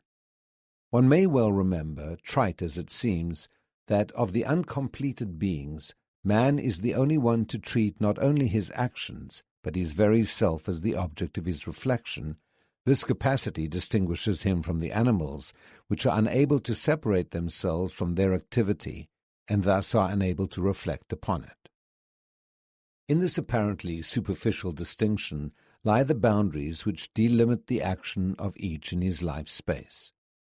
Because the animal's activity is an extension of themselves, the results of that activity are also inseparable from themselves. Animals can neither set objectives nor infuse their transformation of nature with any significance beyond itself. Moreover, the decision to perform this activity belongs not to them, but to their species. The animals are, accordingly, fundamentally beings in themselves. Unable to decide for themselves, unable to objectify either themselves or their activity, lacking objectives which they themselves have set, living submerged in a world to which they can give no meaning, lacking a tomorrow and a today because they exist in an overwhelming present, animals are ahistorical. Their ahistorical life does not occur in the world taken in its strict meaning. For the animal, the world does not constitute a not-I, which could set him apart as an I. The human world, which is historical, serves as a mere prop for the being in itself. Animals are not challenged by the configuration which confronts them. They are merely stimulated. Their life is not one of risk-taking, for they are not aware of taking risks. Risks are not challenges perceived upon reflection, but merely noted by the signs which indicate them. They accordingly do not require decision-making responses. Consequently, animals cannot commit themselves. Their ahistorical condition does not permit them to take on life. Because they do not take it on, they cannot construct it, and if they do not construct it, they cannot transform its configuration.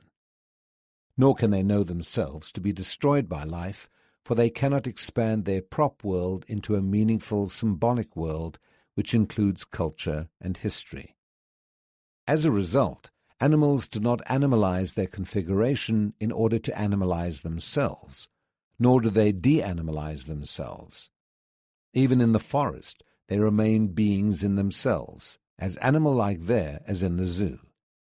In contrast, the people, aware of their activity and the world in which they are situated, acting in function of the objectives which they propose, having the seat of their decisions located in themselves and in their relations with the world and with others, infusing the world with their creative presence by means of the transformation they effect upon it, unlike animals, not only live but exist, and their existence is historical. Animals live out their lives on an atemporal, flat, uniform prop. Humans exist in a world which they are constantly recreating and transforming. For animals, here is only a habitat with which they enter into contact. For people, here signifies not merely a physical space, but also an historical space.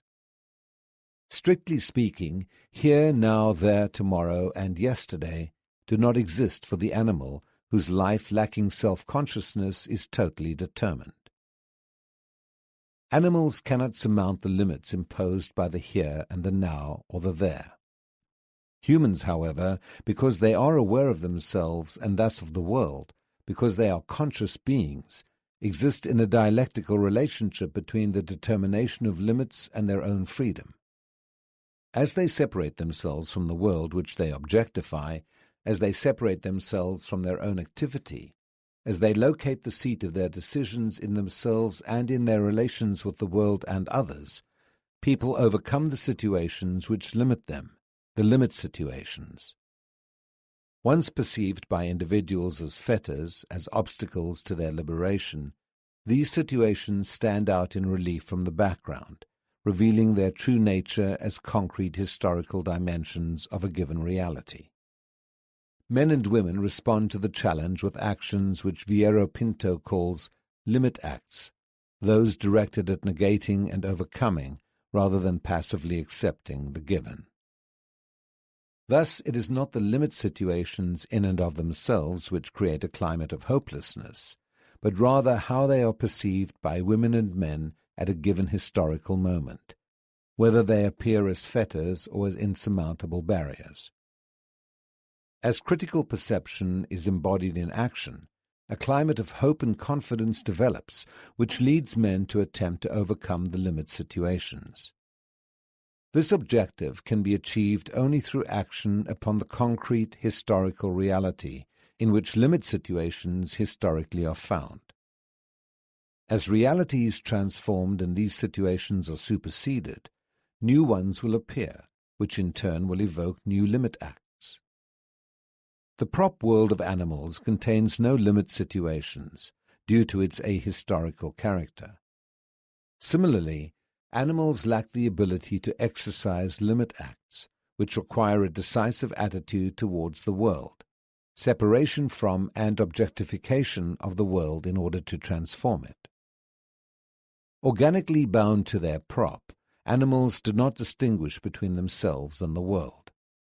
Accordingly, animals are not limited by limit situations, which are historical, but rather by the entire prop. and the appropriate role for animals is not to relate to their prop. In that event, the prop would be a world, but to adapt to it. Thus, when animals produce a nest, a hive, or a burrow, they are not creating products which result from limit acts, that is, transforming responses. Their productive activity is subordinated to the satisfaction of a physical necessity which is simply stimulating rather than challenging. An animal's product belongs immediately to its physical body, whilst man freely confronts his product. Only products which result from the activity of a being but do not belong to its physical body, though these products may bear its seal, can give a dimension of meaning to the context, which thus becomes a world. A being capable of such production, who thereby is necessarily aware of himself, is a being for himself, could no longer be if she or he were not in the process of being in the world with which he or she relates, just as the world would no longer exist if this being did not exist. The difference between animals who, because their activity does not constitute limit acts, cannot create products detached from themselves, and humankind, who through their action upon the world create the realm of culture and history, is that only the latter are beings of the praxis. Only human beings are praxis, the praxis which, as the reflection and action which truly transform reality, is the source of knowledge and creation. Animal activity which occurs without a praxis is not creative. People's transforming activity is. It is as transforming and creative beings that humans, in their permanent relations with reality, produce not only material goods, tangible objects, but also social institutions, ideas, and concepts. Through their continuing praxis, men and women simultaneously create history and become historical social beings. Because, in contrast to animals, people can tri-dimensionalize time into the past, the present, and the future, their history, in function of their own creations, develops as a constant process of transformation within which epochal units materialize.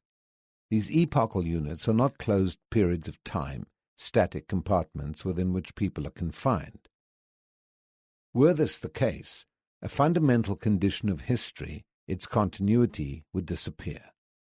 On the contrary, epochal units interrelate in the dynamics of historical continuity.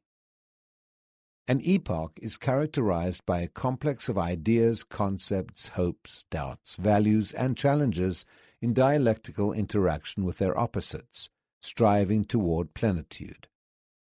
The concrete representation of many of these ideas, values, concepts, and hopes, as well as the obstacles which impede the people's full humanization, constitute the themes of that epoch. These themes imply others which are opposing or even antithetical. They also indicate tasks to be carried out and fulfilled. Thus, historical themes are never isolated, independent, disconnected, or static. They are always interacting dialectically with their opposites. Nor can these themes be found anywhere except in the human-world relationship. The complex of interacting themes of an epoch constitutes its thematic universe. Confronted by this universe of themes in dialectical contradiction, persons take equally contradictory positions. Some work to maintain the structures, others to change them. As antagonism deepens between themes which are the expression of reality, there is a tendency for the themes and for reality itself to be mythicized, establishing a climate of irrationality and sectarianism. This climate threatens to drain the themes of their deeper significance and to deprive them of their characteristically dynamic aspect. In such a situation, myth-creating irrationality itself becomes a fundamental theme. Its opposing theme, the critical dynamic view of the world, strives to unveil reality, unmask its mythicization, and achieve a full realization of the human task, the permanent transformation of reality in favor of the liberation of people. In the last analysis, the themes both contain and are contained in limit situations. The tasks they imply require limit acts. When the themes are concealed by the limit situations and thus are not clearly perceived, the corresponding tasks, people's responses in the form of historical action, can be neither authentically nor critically fulfilled. In this situation, humans are unable to transcend the limit situations to discover that beyond these situations, and in contradiction to them, lies an untested feasibility. In sum, limit situations imply the existence of persons who are directly or indirectly served by these situations, and of those who are negated and curbed by them. Once the latter come to perceive these situations as the frontier between being and being more human, rather than the frontier between being and nothingness, they begin to direct their increasingly critical actions towards achieving the untested feasibility implicit in that perception. On the other hand, those who are served by the present limit situation regard the untested feasibility as a threatening limit situation which must not be allowed to materialize and act to maintain the status quo. Consequently, liberating actions upon an historical milieu must correspond not only to the generative themes, but to the way in which these themes are perceived. This requirement, in turn, implies another, the investigation of meaningful thematics. Generative themes can be located in concentric circles, moving from the general to the particular. The broadest epochal unit, which includes a diversified range of units and subunits, continental, regional, national, and so forth, contains themes of a universal character. I consider the fundamental theme of our epoch to be that of domination, which implies its opposite, the theme of liberation, as the objective to be achieved. It is this tormenting theme which gives our epoch the anthropological character mentioned earlier. In order to achieve humanization, which presupposes the elimination of dehumanizing oppression, it is absolutely necessary to surmount the limit situations in which people are reduced to things. Within the smaller circles, we find themes and limit situations characteristic of societies on the same continent or on different continents, which through these themes and limit situations share historical similarities. For example, underdevelopment, which cannot be understood apart from the relationship of dependency, represents a limit situation characteristic of societies of the Third World. The task implied by this limit situation is to overcome the contradictory relation of these object societies to the metropolitan societies. This task constitutes the untested feasibility for the Third World.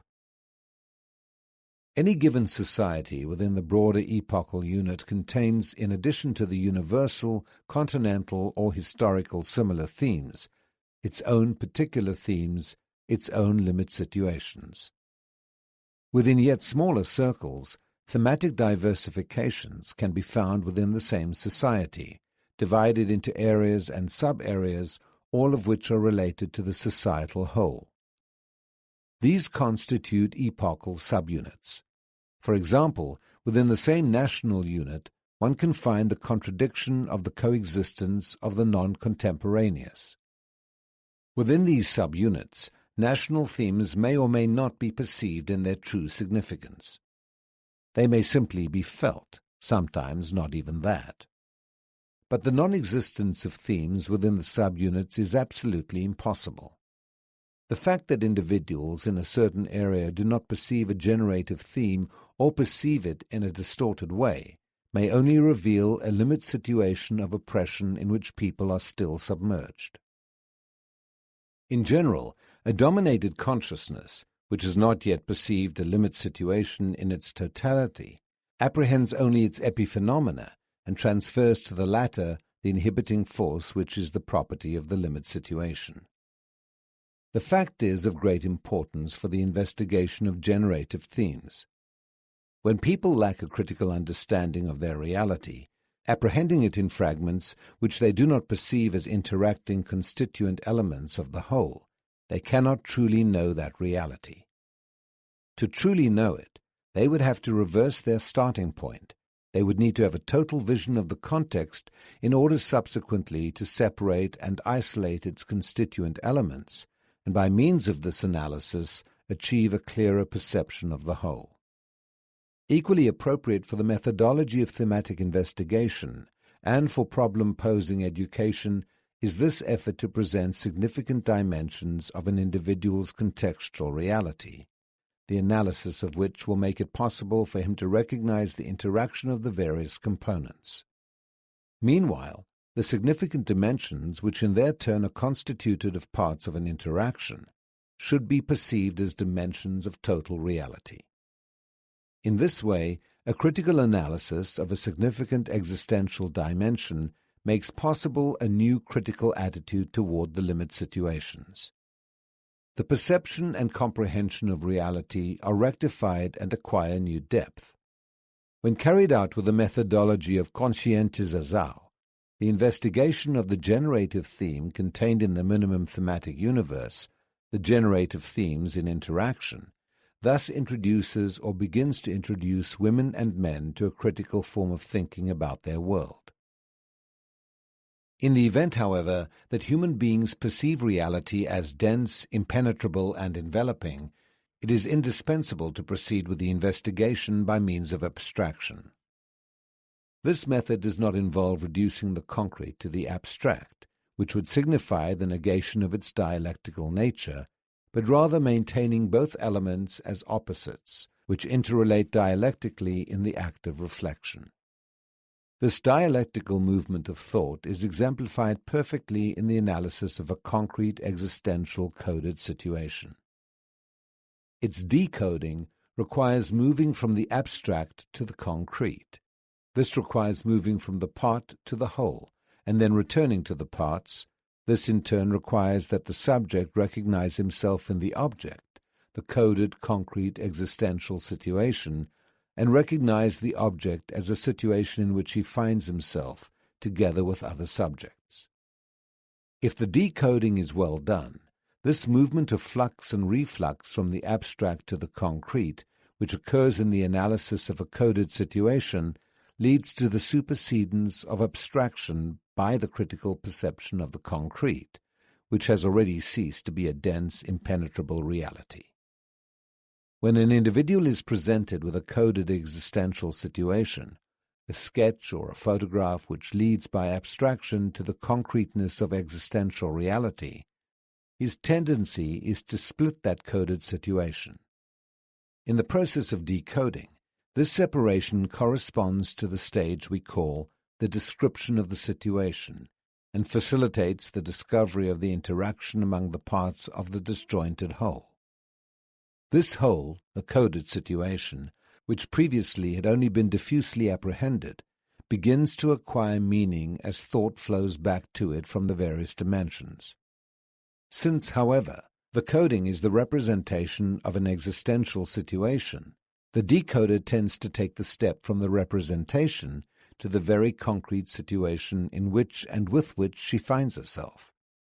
It is thus possible to explain conceptually why individuals begin to behave differently with regard to objective reality, once that reality has ceased to look like a blind alley and has taken on its true aspect, a challenge which human beings must meet. In all stages of decoding, people exteriorize their view of the world, and in the way they think about and face the world, fatalistically, dynamically, or statically, their generative themes may be found. A group which does not concretely express a generative thematics, a fact which might appear to imply the non-existence of themes, is, on the contrary, suggesting a very dramatic theme, the theme of silence. The theme of silence suggests a structure of mutism in face of the overwhelming force of the limit situations. I must re-emphasize that the generative theme cannot be found in people divorced from reality, nor yet in reality divorced from people, much less in no man's land. It can only be apprehended in the human-world relationship. To investigate the generative theme is to investigate people's thinking about reality and people's action upon reality, which is their praxis. For precisely this reason, the methodology proposed requires that the investigators and the people who would normally be considered objects of that investigation should act as co-investigators. The more active an attitude men and women take in regard to the exploration of their thematics, the more they deepen their critical awareness of reality and, in spelling out those thematics, take possession of that reality. Some may think it inadvisable to include the people as investigators in the search for their own meaningful thematics, that their intrusive influence, NB, the intrusion of those who are most interested or ought to be in their own education, will adulterate the findings and thereby sacrifice the objectivity of the investigation. This view mistakenly presupposes that themes exist in their original objective purity outside people, as if themes were things. Actually, themes exist in people in their relations with the world, with reference to concrete facts. The same objective fact could evoke different complexes of generative themes in different epochal subunits. There is, therefore, a relation between the given objective fact, the perception women and men have of this fact, and the generative themes. A meaningful thematics is expressed by people, and a given moment of expression will differ from an earlier moment if they have changed their perception of the objective facts to which the themes refer. From the investigator's point of view, the important thing is to detect the starting point at which the people visualize the given and to verify whether or not during the process of investigation any transformation has occurred in their way of perceiving reality. Objective reality, of course, remains unchanged. If the perception of that reality changes in the course of the investigation, that fact does not impair the validity of the investigation. We must realize that the aspirations, the motives, and the objectives implicit in the meaningful thematics are human aspirations, motives, and objectives. They do not exist out there somewhere as static entities. They are occurring. They are as historical as human beings themselves. Consequently, they cannot be apprehended apart from them. To apprehend these themes and to understand them is to understand both the people who embody them and the reality to which they refer. But precisely because it is not possible to understand these themes apart from people, it is necessary that those concerned understand them as well. Thematic investigation thus becomes a common striving towards awareness of reality and towards self-awareness, which makes this investigation a starting point for the educational process or for cultural action of a liberating character. The real danger of the investigation is not that the supposed objects of the investigation, discovering themselves to be co-investigators, might adulterate the analytical results. On the contrary, the danger lies in the risk of shifting the focus of the investigation from the meaningful themes to the people themselves, thereby treating the people as objects of the investigation. Since this investigation is to serve as a basis for developing an educational program in which teacher-student and students-teachers combine their cognitions of the same object, the investigation itself must likewise be based on reciprocity of action. Thematic investigation, which occurs in the realm of human, cannot be reduced to a mechanical act. As a process of search, of knowledge, and thus of creation, it requires the investigators to discover the interpenetration of problems in the linking of meaningful themes.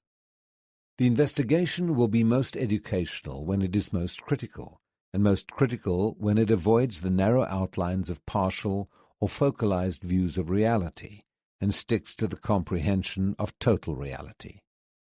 Thus, the process of searching for the meaningful thematics should include a concern for the links between themes, a concern to pose these themes as problems, and a concern for their historical cultural context. Just as the educator may not elaborate a program to present to the people, neither may the investigator elaborate itineraries for researching the thematic universe, starting from points which he has predetermined. Both education and the investigation designed to support it must be sympathetic activities, in the etymological sense of the word. That is, they must consist of communication and of the common experience of a reality perceived in the complexity of its constant becoming. The investigator who, in the name of scientific objectivity, transforms the organic into something inorganic, what is becoming into what is, life into death, is a person who fears change. He or she sees in change, which is not denied but neither is it desired, not a sign of life, but a sign of death and decay. He or she does want to study change, but in order to stop it, not in order to stimulate or deepen it. However, in seeing change as a sign of death and in making people the passive objects of investigation in order to arrive at rigid models, one betrays their own character as a killer of life. I repeat, the investigation of thematics involves the investigation of people's thinking which occurs only in and among people together seeking out reality. I cannot think for others or without others, nor can others think for me. Even if the people's thinking is superstitious or naive, it is only as they rethink their assumptions in actions that they can change. Producing and acting upon their own ideas, not consuming those of others, must constitute that process. People as beings in a situation find themselves rooted in temporal spatial conditions which mark them and which they also mark. They will tend to reflect on their own situationality to the extent that they are challenged by it to act upon it. Human beings are because they are in a situation, and they will be more, the more they not only critically reflect upon their existence, but critically act upon it. Reflection upon situationality is reflection about the very condition of existence, critical thinking by means of which people discover each other to be in a situation. Only as this situation ceases to present itself as a dense, enveloping reality or a tormenting blind alley, they can come to perceive it as an objective, problematic situation. Only then can commitment exist. Humankind emerge from their submersion and acquire the ability to intervene in reality as it is unveiled. Intervention in reality, historical awareness itself, thus represents a step forward from emergence and results from the conscientizazao of the situation. Conscientizazao is a deepening of the attitude of awareness characteristic of all emergence. Every thematic investigation which deepens historical awareness is thus really educational, while all authentic education investigates thinking. The more educators and the people investigate the people's thinking, and are thus jointly educated, the more they continue to investigate. Education and thematic investigation in the problem-posing concept of education are simply different moments of the same process. In contrast with the anti-dialogical and non-communicative deposits of the banking method of education, the program content of the problem-posing method, dialogical par excellence, is constituted and organized by the student's view of the world, where their own generative themes are found. The content thus constantly expands and renews itself. The task of the dialogical teacher in an interdisciplinary team working on the thematic universe revealed by their investigation is to represent that universe to the people from whom she or he first received it, and represent it not as a lecture, but as a problem. Let us say, for example, that a group has the responsibility of coordinating a plan for adult education in a peasant area with a high percentage of illiteracy. The plan includes a literacy campaign and a post-literacy phase. During the former stage, problem-posing education seeks out and investigates the generative word. In the post-literacy stage, it seeks out and investigates the generative theme. Let us here, however, consider only the investigation of the generative themes or the meaningful thematics. Once the investigators have determined the area in which they will work and have acquired a preliminary acquaintance with the area through the secondary sources, they initiate the first stage of the investigation. This beginning, like any beginning in any human activity, involves difficulties and risks, which are to a certain point normal, although they are not always evident in the first contact with the individuals of the area. In this first contact, the investigators need to get a significant number of persons to agree to an informal meeting, during which they can talk about the objectives of their presence in the area. In this meeting, they explain the reason for the investigation, how it is to be carried out, and to what use it will be put. They further explain that the investigation will be impossible without a relation of mutual understanding and trust. If the participants agree both to the investigation and to the subsequent process, the investigator should call for volunteers among the participants to serve as assistants. These volunteers will gather a series of necessary data about the life of the area. Of even greater importance, however, is the active presence of these volunteers in the investigation. Meanwhile, the investigators begin their own visits to the area, never forcing themselves but acting as sympathetic observers with an attitude of understanding towards what they see. While it is normal for investigators to come to the area with values which influence their perceptions, this does not mean that they may transform the thematic investigation into a means of imposing these values. The only dimension of these values, which it is hoped the people whose thematics are being investigated will come to share if it is presumed that the investigators possess this quality, is a critical perception of the world, which applies a correct method of approaching reality in order to unveil it. And critical perception cannot be imposed. Thus, from the very beginning, thematic investigation is expressed as an educational pursuit, as cultural action. During their visits, the investigators set their critical aim on the area under study, as if it were for them an enormous, unique living code to be deciphered. They regard the area as a totality, and visit upon visit attempt to split it by analyzing the partial dimensions which impress them. Through this process, they expand their understanding of how the various parts interact, which will later help them penetrate the totality itself. During this decoding stage, the investigators observe certain moments of the life of the area, sometimes directly, sometimes by means of informal conversations with the inhabitants. They register everything in their notebooks, including apparently unimportant items, the way the people talk, their style of life, their behavior at church and at work. They record the idiom of the people, their expressions, their vocabulary, and their syntax, not their incorrect pronunciation, but rather the way they construct their thought. It is essential that the investigators observe the area under varying circumstances. Labor in the fields, meetings of a local association, noting the behavior of the participants, the language used, and the relations between the officers and the members, the role played by women and by young people, leisure hours, games and sports, conversations with people in their homes, noting examples of husband-wife and parent-child relationships. No activity must escape the attention of the investigators during the initial survey of the area.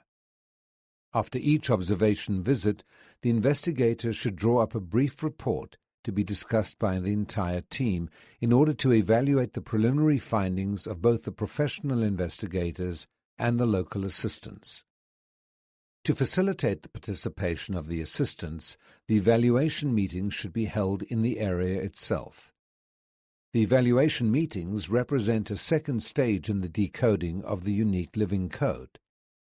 As each person, in his decoding essay, relates how he perceived or felt a certain occurrence or situation, his exposition challenges all the other decoders by representing to them the same reality upon which they have themselves been intent. At this moment, they reconsider, through the considerations of others, their own previous consideration. Thus, the analysis of reality made by each individual decoder sends them all back, dialogically, to the disjoined whole, which once more becomes a totality, evoking a new analysis by the investigators, following which a new evaluative and critical meeting will be held. Representatives of the inhabitants participate in all activities as members of the investigating team.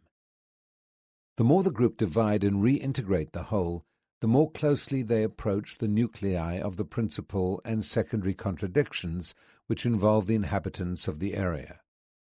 By locating these nuclei of contradictions, the investigators might even at this stage be able to organize the program content of their educational action. Indeed, if the content reflected these contradictions, it would undoubtedly contain the meaningful thematics of the area. And one can safely affirm that action based on these observations would be much more likely to succeed than that based on decisions from the top. The investigators should not, however, be tempted by this possibility. The basic thing, starting from the initial perception of these nuclei of contradictions, which include the principal contradiction of society as a larger epochal unit, is to study the inhabitants' level of awareness of these contradictions. Intrinsically, these contradictions constitute limit situations, involve themes, and indicate tasks. If individuals are caught up in and are unable to separate themselves from these limit situations, their theme in reference to these situations is fatalism, and the task implied by the theme is the lack of a task.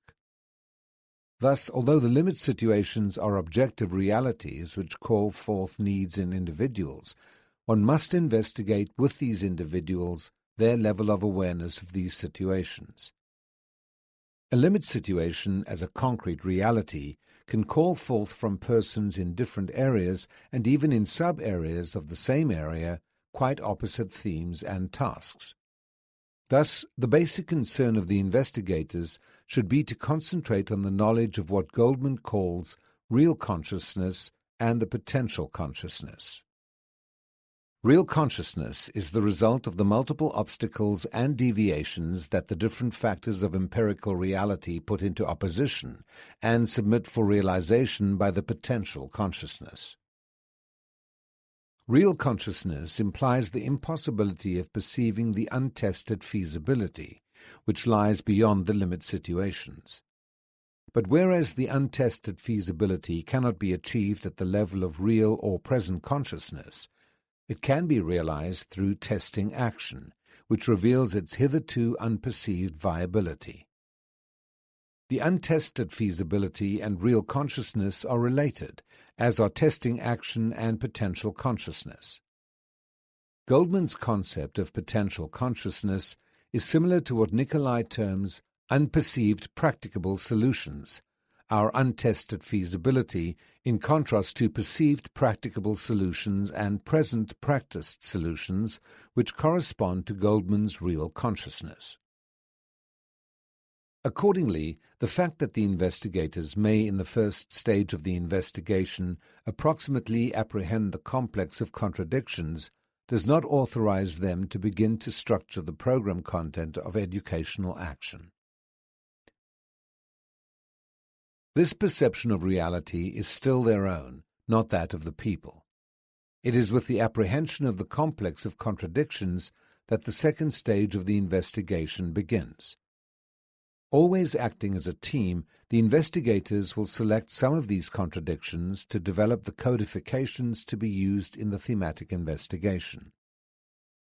Since the codifications, sketches or photographs, are the objects which mediate the decoders in their critical analysis, the preparation of these codifications must be guided by certain principles other than the usual ones for making visual aids. The first requirement is that these codifications must necessarily represent situations familiar to the individuals whose thematics are being examined, so that they can easily recognize the situations and thus their own relation to them. It is inadmissible, whether during the process of investigation or in the following stage, when the meaningful thematics are presented as program content, to present pictures of reality unfamiliar to the participants. The latter procedure, although dialectical, because individuals analyzing an unfamiliar reality could compare it with their own and discover the limitations of each, cannot precede the more basic one dictated by the participant's state of submersion, that is, the process in which individuals, analyzing their own reality, become aware of their prior distorted perceptions and thereby come to have a new perception of that reality. An equally fundamental requirement for the preparation of the codifications is that their thematic nucleus be neither overly explicit nor overly enigmatic. The former may degenerate into mere propaganda, with no real decoding to be done beyond stating the obviously predetermined content. The latter runs the risk of appearing to be a puzzle or a guessing game. Since they represent existential situations, the codifications should be simple in their complexity and offer various decoding possibilities in order to avoid the brainwashing tendencies of propaganda. Codifications are not slogans. They are cognizable objects, challenges towards which the critical reflection of the decoder should be directed. In order to offer various possibilities of analysis in the decoding process, the codification should be organized as a thematic fan.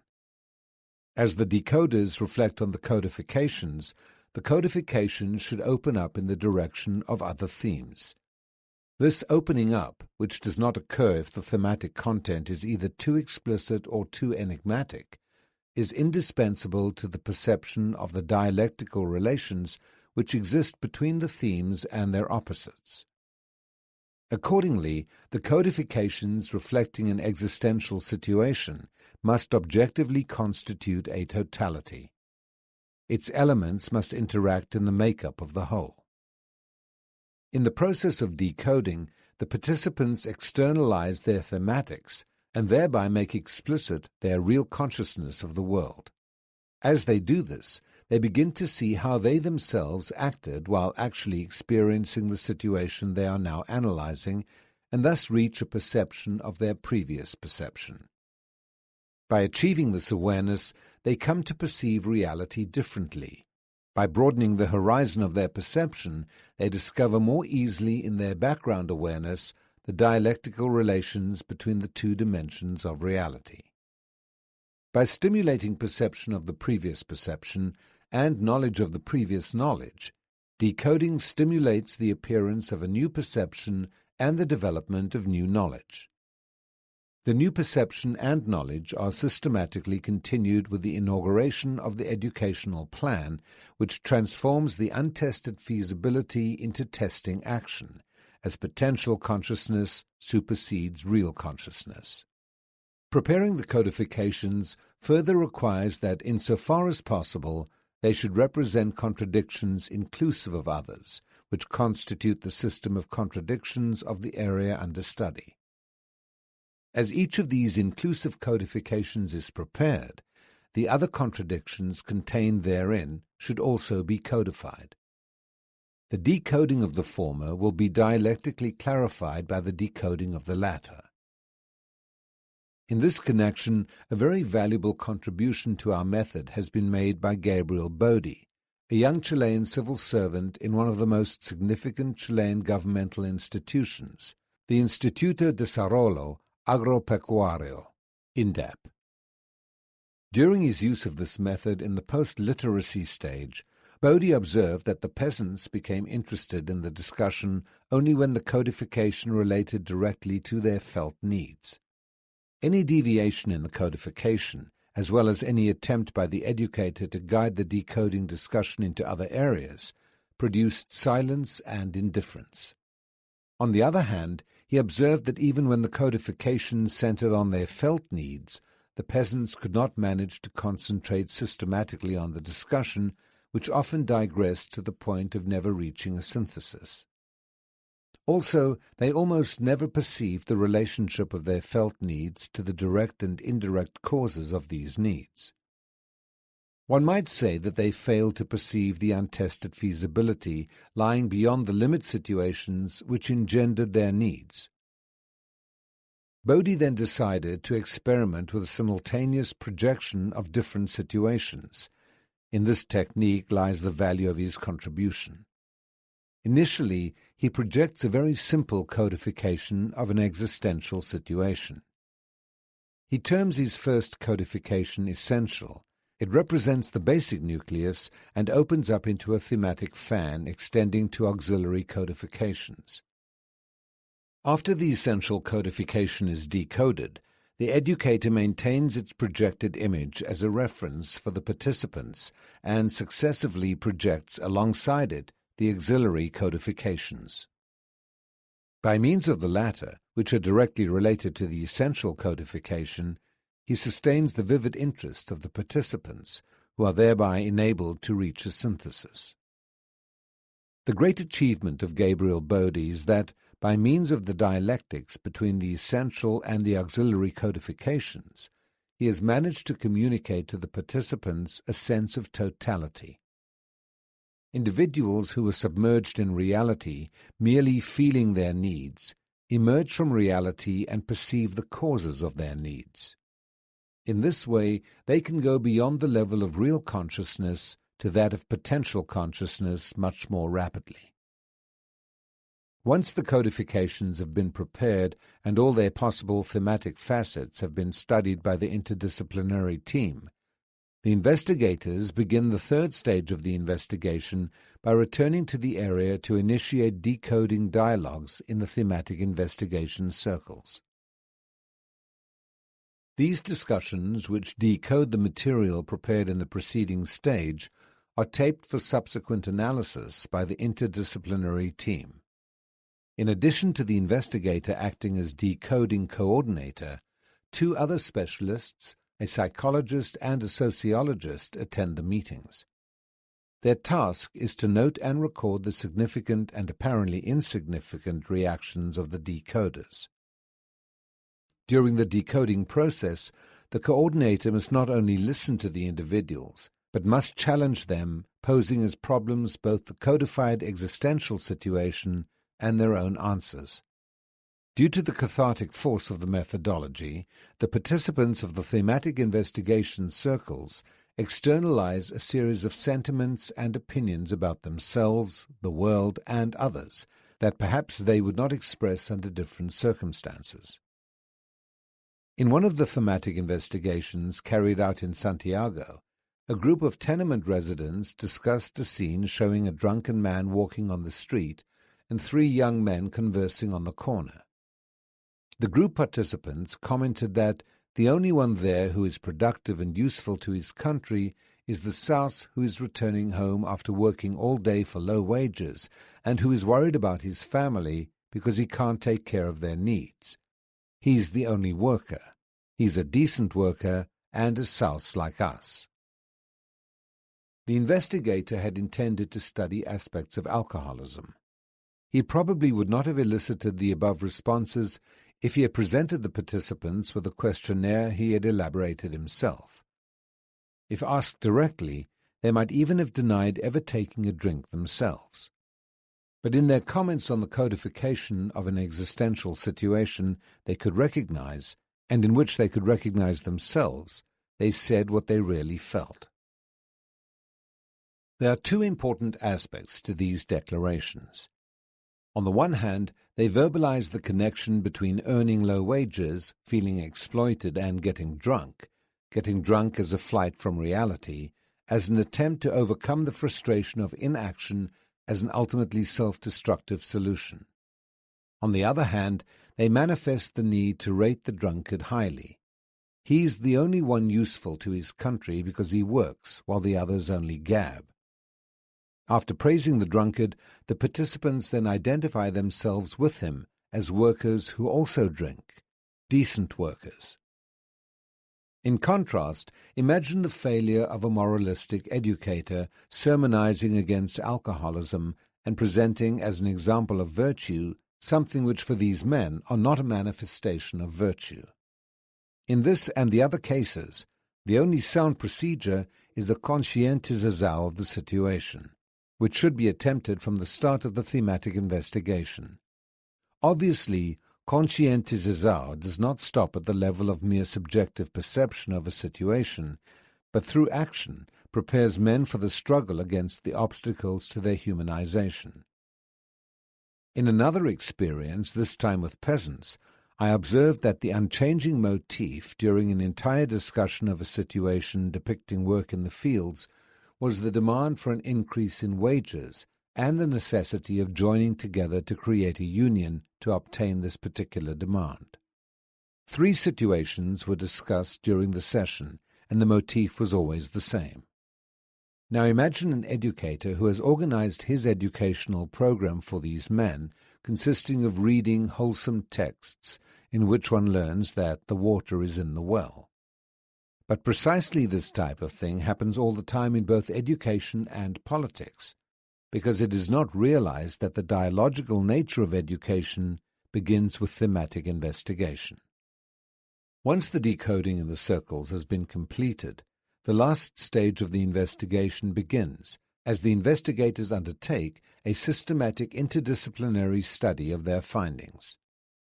Listening to the tapes recorded during the decoding sessions and studying the notes taken by the psychologists and the sociologist, the investigators begin to list the themes, explicit or implicit, in the affirmations made during the sessions. These themes should be classified according to the various social sciences. Classification does not mean that when the program is elaborated, the themes will be seen as belonging to isolated categories, but only that a theme is viewed in a specific manner by each of the social sciences to which it is related. The theme of development, for example, is especially appropriate to the field of economics, but not exclusively so. This theme would also be focalized on sociology, anthropology, and social psychology, fields concerned with cultural change and with the modification of attitudes and values, questions which are equally relevant to a philosophy of development. It would be focalized by political science, a field concerned with the decisions which involve development, by education, and so forth. In this way, the themes which characterize a totality will never be approached rigidly. It would indeed be a pity if the themes, after being investigated in the richness of their interpenetration with other themes of reality, were subsequently to be handled in such a way as to sacrifice their richness, and hence their force, to the strictures of specialties. Once the thematic demarcation is completed, each specialist presents to the interdisciplinary team a project for the breakdown of his theme. In breaking down the theme, the specialist looks for the fundamental nuclei which, comprising learning units and establishing a sequence, give a general view of the theme. As each specific project is discussed, the other specialists make suggestions. These may be incorporated into the project and/or may be included in the brief essays to be written on the theme. These essays, to which bibliographic suggestions are annexed, are valuable aids in training the teacher's students who will work in the culture circles. During this effort to break down the meaningful thematics, the team will recognize the need to include some fundamental themes which were not directly suggested by the people during the preceding investigation. The introduction of these themes has proved to be necessary and also corresponds to the dialogical character of education. If educational programming is dialogical, the teacher-students also have the right to participate by including themes not previously suggested. I call the latter type of theme hinged themes due to their function. They may either facilitate the connection between two themes in the program unit, filling a possible gap between the two, or they may illustrate the relations between the general program content and the view of the world held by the people. Hence, one of these themes may be located at the beginning of thematic units. The anthropological concept of culture is one of these hinged themes. It clarifies the role of people in the world and with the world as transforming rather than adaptive beings. Once the breakdown of the thematics is completed, there follows the stage of its codification, choosing the best channel of communication for each theme and its representation.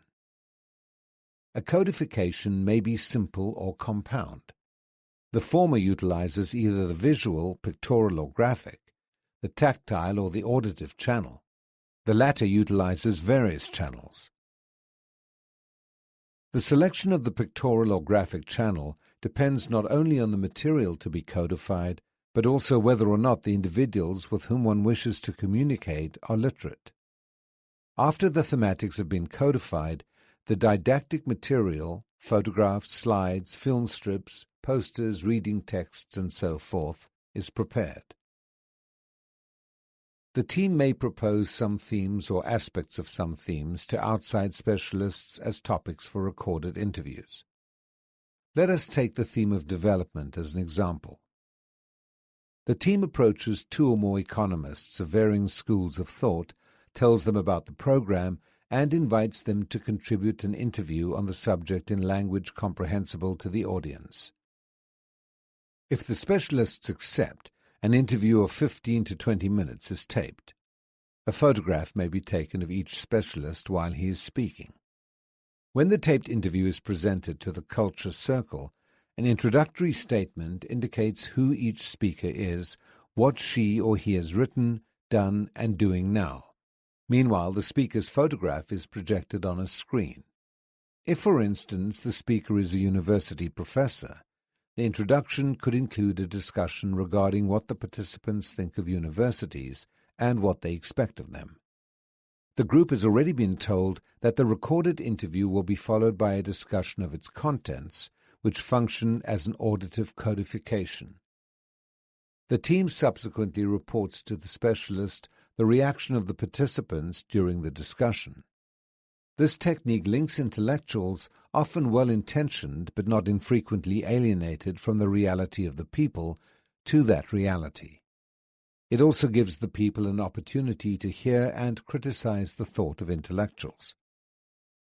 Some themes or nuclei may be presented by means of brief dramatizations, containing the theme only, no solutions. The dramatization acts as a codification, as a problem-posing situation to be discussed. Another didactic resource, as long as it is carried out within a problem-posing rather than a banking approach to education, is the reading and discussion of magazine articles, newspapers, and book chapters, beginning with passages. As in the case of the recorded interviews, the author is introduced before the group begins, and the contents are discussed afterward. Along the same lines, it is indispensable to analyze the contents of newspaper editorials following any given event. Why do different newspapers have such different interpretations of the same fact? This practice helps develop a sense of criticism, so that people will react to newspapers or news broadcasts not as passive objects of the communiques directed at them, but rather as consciousnesses seeking to be free. With all the didactic material prepared, to which should be added small introductory manuals, the team of educators is ready to represent to the people their own thematics, in systematized and amplified form. The thematics which have come from the people return to them, not as contents to be deposited, but as problems to be solved. The first task of the basic education teachers is to present the general program of the educational campaign. The people will find themselves in this program. It will not seem strange to them, since it originated with them. The educators will also explain, based on the dialogical character of education, the presence in the program of the hinged themes and their significance. If educators lack sufficient funds to carry out the preliminary thematic investigation as described above, they can, with a minimum knowledge of the situation, select some basic themes to serve as codifications to be investigated. Accordingly, they can begin with introductory themes and simultaneously initiate further thematic investigation. One of the basic themes, and one which I consider central and indispensable, is the anthropological concept of culture. Whether men and women are peasants or urban workers, learning to read or enrolled in a post-literacy program, the starting point of their search to know more in the instrumental meaning of the term is the debate of the concept. As they discuss the world of culture, they express their level of awareness of reality, in which various themes are implicit. Their discussion touches upon other aspects of reality which comes to be perceived in an increasingly critical manner. These aspects, in turn, involve many other themes. With the experience now behind me, I can affirm that the concept of culture, discussed imaginatively in all or most of its dimensions, can provide various aspects of an educational program. In addition, after several days of dialogue with the culture circle participants, the educators can ask the participants directly, what other themes or subjects could we discuss besides these? As each person replies, the answer is noted down and is immediately proposed to the group as a problem.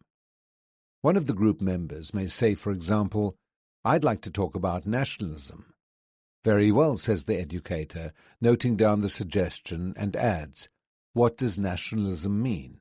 Why is a discussion about nationalism of any interest to us?" My experience shows that when a suggestion is posed as a problem to the group, new themes appear. If in an area where, for example, 30 culture circles meet on the same night, all the coordinators, educators, proceed in this fashion, the central team will have a rich variety of thematic material for study. The important thing, from the point of view of libertarian education, is for the people to come to feel like masters of their thinking, by discussing the thinking and views of the world explicitly or implicitly manifest in their own suggestions and those of their comrades. Because this view of education starts with a conviction that it cannot present its own program, but must search for this program dialogically with the people, it serves to introduce the pedagogy of the oppressed, in the elaboration of which the oppressed must participate. Chapter 4. This chapter, which analyzes the theories of cultural action which develop from anti-dialogical and dialogical matrices, will make frequent reference to points presented in the previous chapters, either to expand these points or to clarify new affirmations. I shall start by reaffirming that humankind, as beings of the praxis, differ from animals which are beings of pure activity. Animals do not consider the world, they are immersed in it. In contrast, human beings emerge from the world, objectify it, and in doing so can understand it and transform it with their labor. Animals which do not labor live in a setting which they cannot transcend. Hence each animal species lives in the context appropriate to it, and these contexts, while open to humans, cannot communicate among themselves. But human activity consists of action and reflection. It is praxis. It is transformation of the world. And as praxis, it requires theory to illuminate it. Human activity is theory and practice. It is reflection and action. It cannot, as I stressed in Chapter 2, be reduced to either verbalism or activism. Lenin's famous statement, "Without a revolutionary theory there can be no revolutionary movement," means that a revolution is achieved with neither verbalism nor activism, but rather with praxis, that is, with reflection and action directed at the structures to be transformed. The revolutionary effort to transform these structures radically cannot designate its leaders as thinkers and the oppressed as mere doers. If true commitment to the people involving the transformation of reality by which they are oppressed requires a theory of transforming action, this theory cannot fail to assign the people a fundamental role in the transformation process.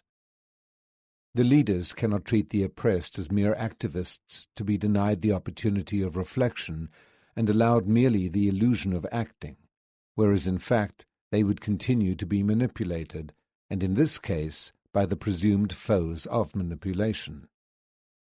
The leaders do bear the responsibility for coordination and, at times, direction. But leaders who deny praxis to the oppressed thereby invalidate their own praxis. By imposing their word on others, they falsify that word and establish a contradiction between their methods and their objectives. If they are truly committed to liberation, their action and reflection cannot proceed without the action and reflection of others. Revolutionary praxis must stand opposed to the praxis of the dominant elites, for they are by nature antithetical. Revolutionary praxis cannot tolerate an absurd dichotomy in which the praxis of the people is merely that of following the leader's decisions, a dichotomy reflecting the prescriptive methods of the dominant elites. Revolutionary praxis is a unity, and the leaders cannot treat the oppressed as their possession. Manipulation, sloganizing, depositing, regimentation, and prescription cannot be components of revolutionary praxis, precisely because they are components of the praxis of domination. In order to dominate, the dominator has no choice but to deny true praxis to the people, deny them the right to say their own word and think their own thoughts. He and she cannot act dialogically, for to do so would mean either that they had relinquished their power to dominate and joined the cause of the oppressed, or had lost that power through miscalculation. Obversely, revolutionary leaders who do not act dialogically in their relations with the people either have retained characteristics of the dominator and are not truly revolutionary, or they are totally misguided in their conception of their role and, prisoners of their own sectarianism, are equally non-revolutionary. They may even reach power, but the validity of any revolution resulting from anti-dialogical action is thoroughly doubtful. It is absolutely essential that the oppressed participate in the revolutionary process with an increasingly critical awareness of their role as subjects of the transformation. If they are drawn into the process as ambiguous beings, partly themselves and partly the oppressors housed within them, and if they come to power still embodying that ambiguity imposed on them by the situation of oppression, it is my contention that they will merely imagine they have reached power. Their existential duality may even facilitate the rise of sectarian climate, leading to the installation of bureaucracies which undermine the revolution. If the oppressed do not become aware of this ambiguity during the course of the revolutionary process, they may participate in that process with a spirit more revancist than revolutionary. They may aspire to revolution as a means of domination rather than as a road to liberation. If revolutionary leaders who incarnated genuine humanism have difficulties and problems, the difficulties and problems will be far greater for a group of leaders who try, even with the best intentions, to carry out the revolution for the people. To attempt this is equivalent to carrying out a revolution without the people, because the people are drawn into the process by the same methods and procedures used to oppress them.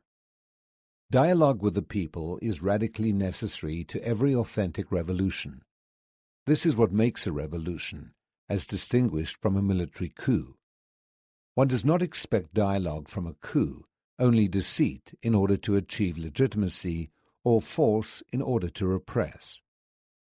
Sooner or later, a true revolution must initiate a courageous dialogue with the people. Its very legitimacy lies in that dialogue. It cannot fear the people, their expression, their effective participation in power. It must be accountable to them, must speak frankly to them of its achievements, its mistakes, its miscalculations, and its difficulties. The earlier dialogue begins, the more revolutionary will the movement be. The dialogue which is radically necessary to revolution corresponds to another radical need, that of women and men as beings who cannot be truly human apart from communication, for they are essentially communicative creatures. To impede communication is to reduce men to the status of things, and this is a job for oppressors, not for revolutionaries. Let me emphasize that my defense of the praxis implies no dichotomy by which this praxis could be divided into a prior stage of reflection and a subsequent stage of action. Action and reflection occur simultaneously. A critical analysis of reality may, however, reveal that a particular form of action is impossible or inappropriate at the present time. Those who through reflection perceive the infeasibility or inappropriateness of one another form of action, which should accordingly be postponed or substituted, cannot thereby be accused of inaction. Critical reflection is also action.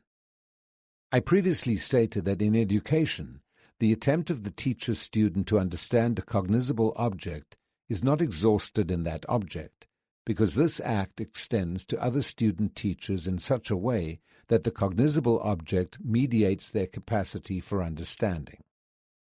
The same is true of revolutionary action.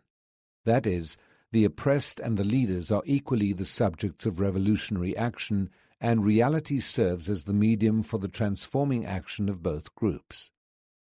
In this theory of action, one cannot speak of an actor, nor simply of actors, but rather of actors in intercommunication. This affirmation might appear to imply division, dichotomy, rupture of the revolutionary forces. In fact, it signifies exactly the opposite, their communion. Apart from this communion, we do see dichotomy, leaders on one side and people on the other, in a replica of the relations of oppression. Denial of communion in the revolutionary process, avoidance of dialogue with the people under the pretext of organizing them, of strengthening revolutionary power, or of ensuring a united front, is really a fear of freedom. It is fear of or lack of faith in the people. But if the people cannot be trusted, there is no reason for liberation. In this case, the revolution is not even carried out for the people, but by the people for the leaders, a complete self-negation. The revolution is made neither by the leaders for the people, nor by the people for the leaders, but by both acting together in unshakable solidarity. This solidarity is born only when the leaders witness it to their humble, loving, and courageous encounter with the people. Not all men and women have sufficient courage for this encounter, but when they avoid encounter, they become inflexible and treat others as mere objects. Instead of nurturing life, they kill life. Instead of searching for life, they flee from it. And these are oppressor characteristics. Some may think that to affirm dialogue, the encounter of women and men in the world in order to transform the world, is naively and subjectively idealistic. There is nothing, however, more real or concrete than people in the world and with the world, than humans with other humans, and some people against others as oppressing and oppressed classes. Authentic revolution attempts to transform the reality which begets this dehumanizing state of affairs. Those whose interests are served by that reality cannot carry out this transformation. It must be achieved by the tyrannized with their leaders. This truth, however, must become radically consequential. That is, the leaders must incarnate it through communion with the people. In this communion, both groups grow together, and the leaders, instead of being simply self-appointed, are installed or authenticated in their praxis with the praxis of the people. Many persons, bound to a mechanistic view of reality, do not perceive that the concrete situation of individuals conditions their consciousness of the world, and that in turn this consciousness conditions their attitudes and their ways of dealing with reality. They think that reality can be transformed mechanistically without posing the person's false consciousness of reality as a problem, or through revolutionary action, developing a consciousness which is less and less false. There is no historical reality which is not human. There is no history without humankind, and no history for human beings. There is only history of humanity made by people, and, as Marx pointed out, in turn making them. It is when the majorities are denied their right to participate in history as subjects that they become dominated and alienated. Thus, to supersede their conditions as objects by the status of subjects, the objective of any true revolution requires that the people act as well as reflect upon the reality to be transformed. It would indeed be idealistic to affirm that, by merely reflecting on oppressive reality and discovering their status as objects, persons have thereby already become subjects. But while this perception in and of itself does not mean that thinkers have become subjects, it does mean, as many of my co-investigators affirmed, that they are subjects in expectancy, an expectancy which leads them to seek to solidify their new status. On the other hand, it would be a false premise to believe that activism, which is not true action, is the road to revolution. People will be truly critical if they live the plenitude of the praxis, that is, if their action encompasses a critical reflection which increasingly organizes their thinking and thus leads them to move from a purely naive knowledge of reality to a higher level, one which enables them to perceive the causes of reality. If revolutionary leaders deny this right to the people, they impair their own capacity to think, or at least to think correctly. Revolutionary leaders cannot think without the people, nor for the people, but only with the people. The dominant elites, on the other hand, can and do think without the people, although they do not permit themselves the luxury of failing to think about the people in order to know them better and thus dominate them more efficiently. Consequently, any apparent dialogue or communication between the elites and the masses is really the depositing of communiques, whose contents are intended to exercise a domesticating influence. Why do the dominant elites not become debilitated when they do not think with the people? Because the latter constitute their antithesis, their very reason for existence. If the elites were to think with the people, the contradiction would be superseded, and they could no longer dominate. From the point of view of the dominators in any epoch, correct thinking presupposes the non-thinking of the people. A Mr. Giddy, later president of the Royal Society, raised objections which could be matched in every country. However spacious in theory the project might be of giving education to the laboring classes of the poor, it would be prejudicial to their morals and happiness. It would teach them to despise their lot in life instead of making them good servants in agricultural and other laborious employments. Instead of teaching them subordination, it would render them fractious and refractory, as was evident in the manufacturing countries. It would enable them to read seditious pamphlets, vicious books, and publications against Christianity. It would render them insolent to their superiors, and in a few years the legislature would find it necessary to direct the strong arm of power against them. What Mr. Giddy really wanted, and what the elites of today want, although they do not denounce popular education so cynically and openly, was for the people not to think. Since the Mr. Giddys of all epochs, as the oppressor class, cannot think with the people, neither can they let the people think for themselves. The same is not true, however, of revolutionary leaders. If they do not think with the people, they become devitalized. The people are their constituent matrix, not mere objects thought of. Although revolutionary leaders may also have to think about the people in order to understand them better, this thinking differs from that of the elite, for in thinking about the people in order to liberate rather than dominate them, the leaders give of themselves to the thinking of the people. One is the thinking of the master, the other is the thinking of the comrade. Domination by its very nature requires only a dominant pole and a dominated pole in antithetical contradiction. Revolutionary liberation, which attempts to resolve this contradiction, implies the existence not only of these poles, but also of a leadership group which emerges during this attempt. This leadership group either identifies itself with the oppressed state of the people, or it is not revolutionary. To simply think about the people as the dominators do, without any self-giving in that thought, to fail to think with the people, is a sure way to cease being revolutionary leaders. In the process of oppression, the elite subsist on the living death of the oppressed, and find their authentication in the vertical relationship between themselves and the latter. In the revolutionary process, there is only one way for the emerging leaders to achieve authenticity. They must die in order to be reborn through and with the oppressed. We can legitimately say that in the process of oppression, someone oppresses someone else. We cannot say that in the process of revolution, someone liberates someone else, nor yet that someone liberates himself, but rather that human beings in communion liberate each other. This affirmation is not meant to undervalue the importance of revolutionary leaders, but, on the contrary, to emphasize their value. What could be more important than to live and work with the oppressed, with the rejects of life, with the wretched of the earth? In this communion, the revolutionary leaders should find not only their raison d'être, but a motive for rejoicing. By their very nature, revolutionary leaders can do what the dominant elites, by their very nature, are unable to do in authentic terms.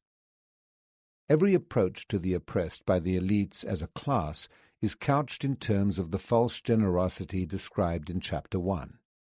But the revolutionary leaders cannot be falsely generous, nor can they manipulate. Whereas the oppressor elites flourish by trampling the people underfoot, the revolutionary leaders can flourish only in communion with the people. Thus it is that the activity of the oppressor cannot be humanist, while that of the revolutionary is necessarily so. The inhumanity of the oppressors and revolutionary humanism both make use of science.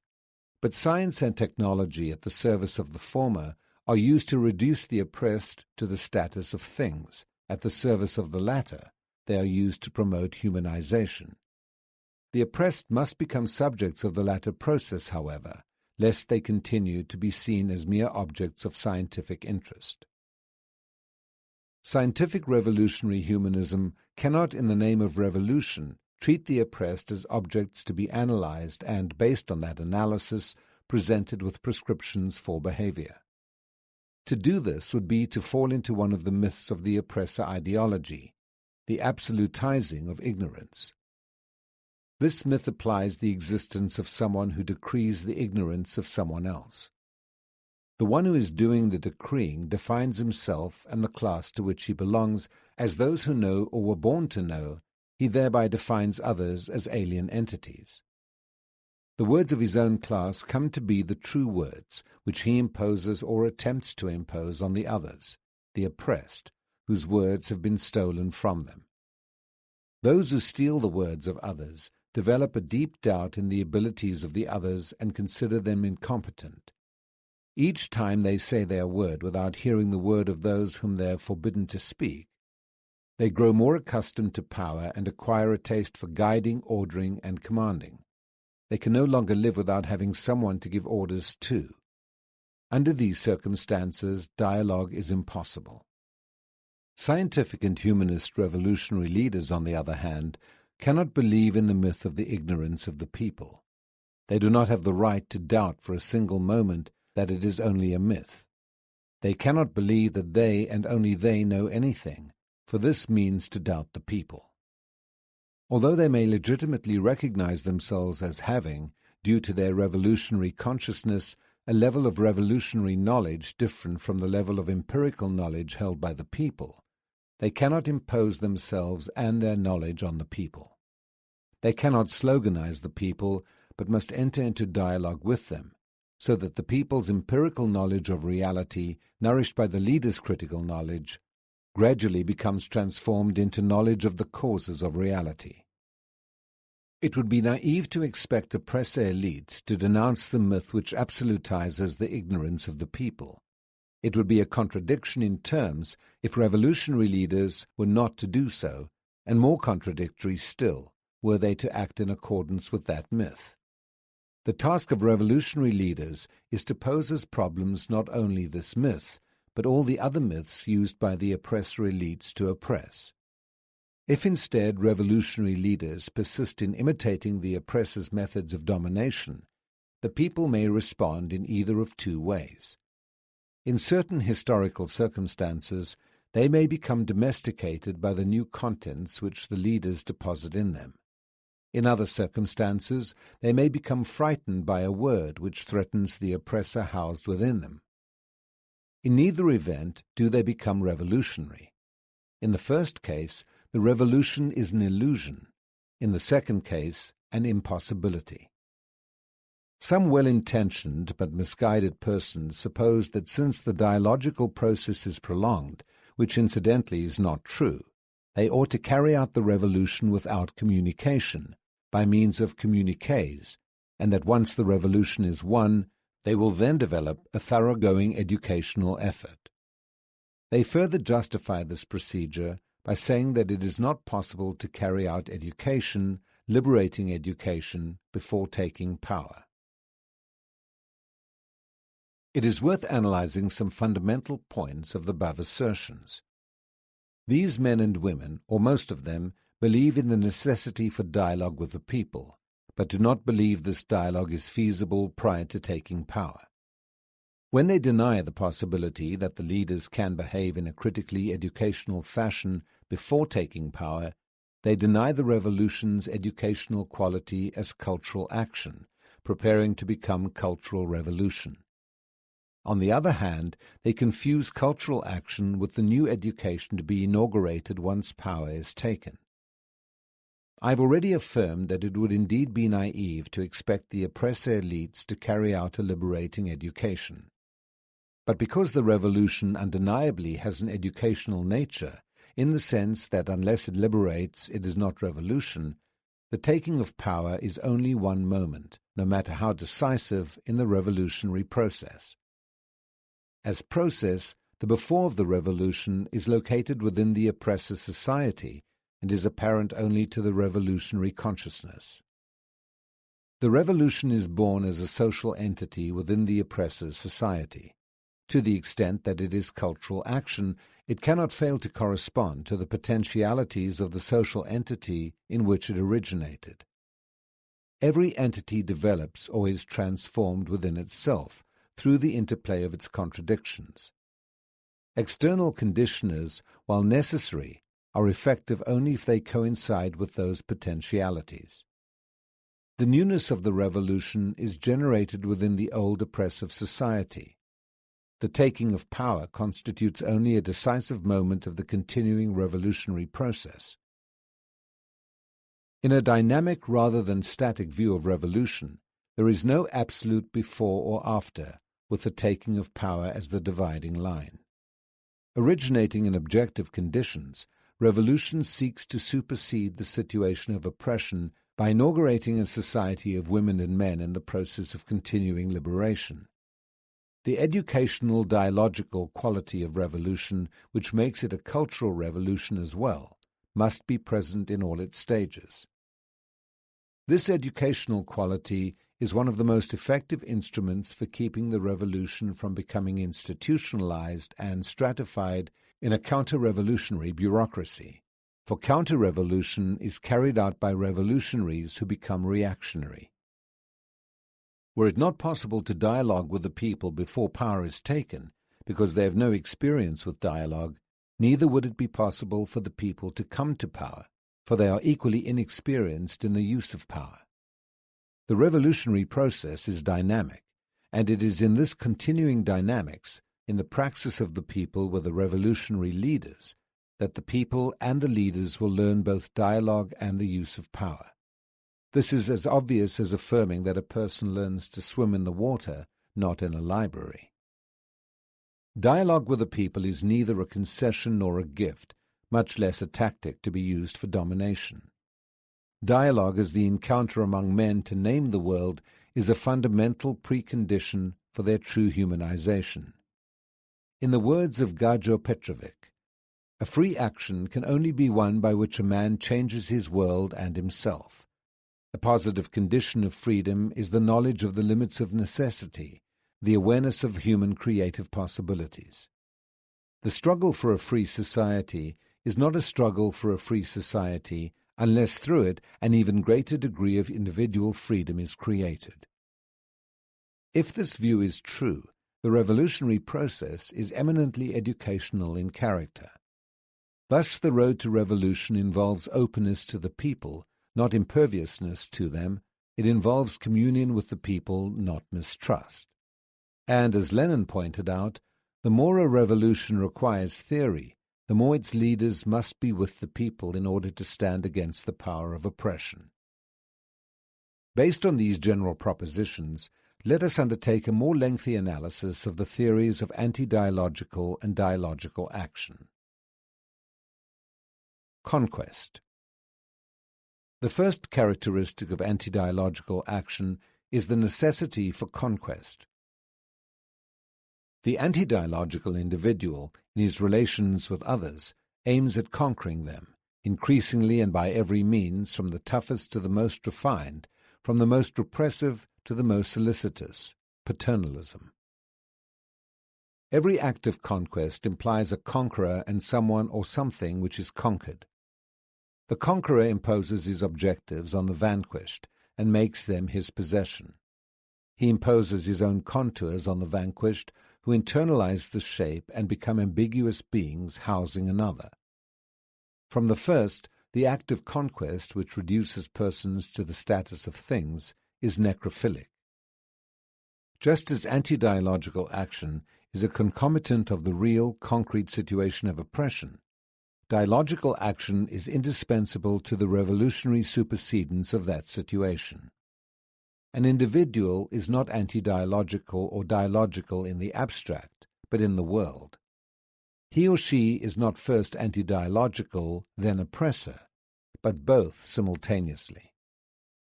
Within an objective situation of oppression, anti-dialogue is necessary to the oppressor as a means of further oppression, not only economic but cultural.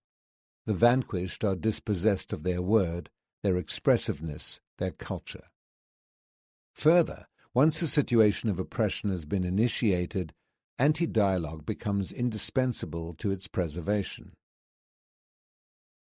Because liberating action is dialogical in nature, dialogue cannot be posteriori to that action, but must be concomitant with it.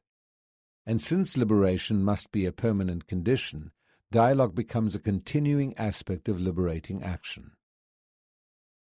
The desire for conquest, or rather the necessity of conquest, is at all times present in anti-dialogical action. To this end, the oppressors attempt to destroy in the oppressed their quality as considerers of the world. Since the oppressors cannot totally achieve this destruction, they must mythicize the world.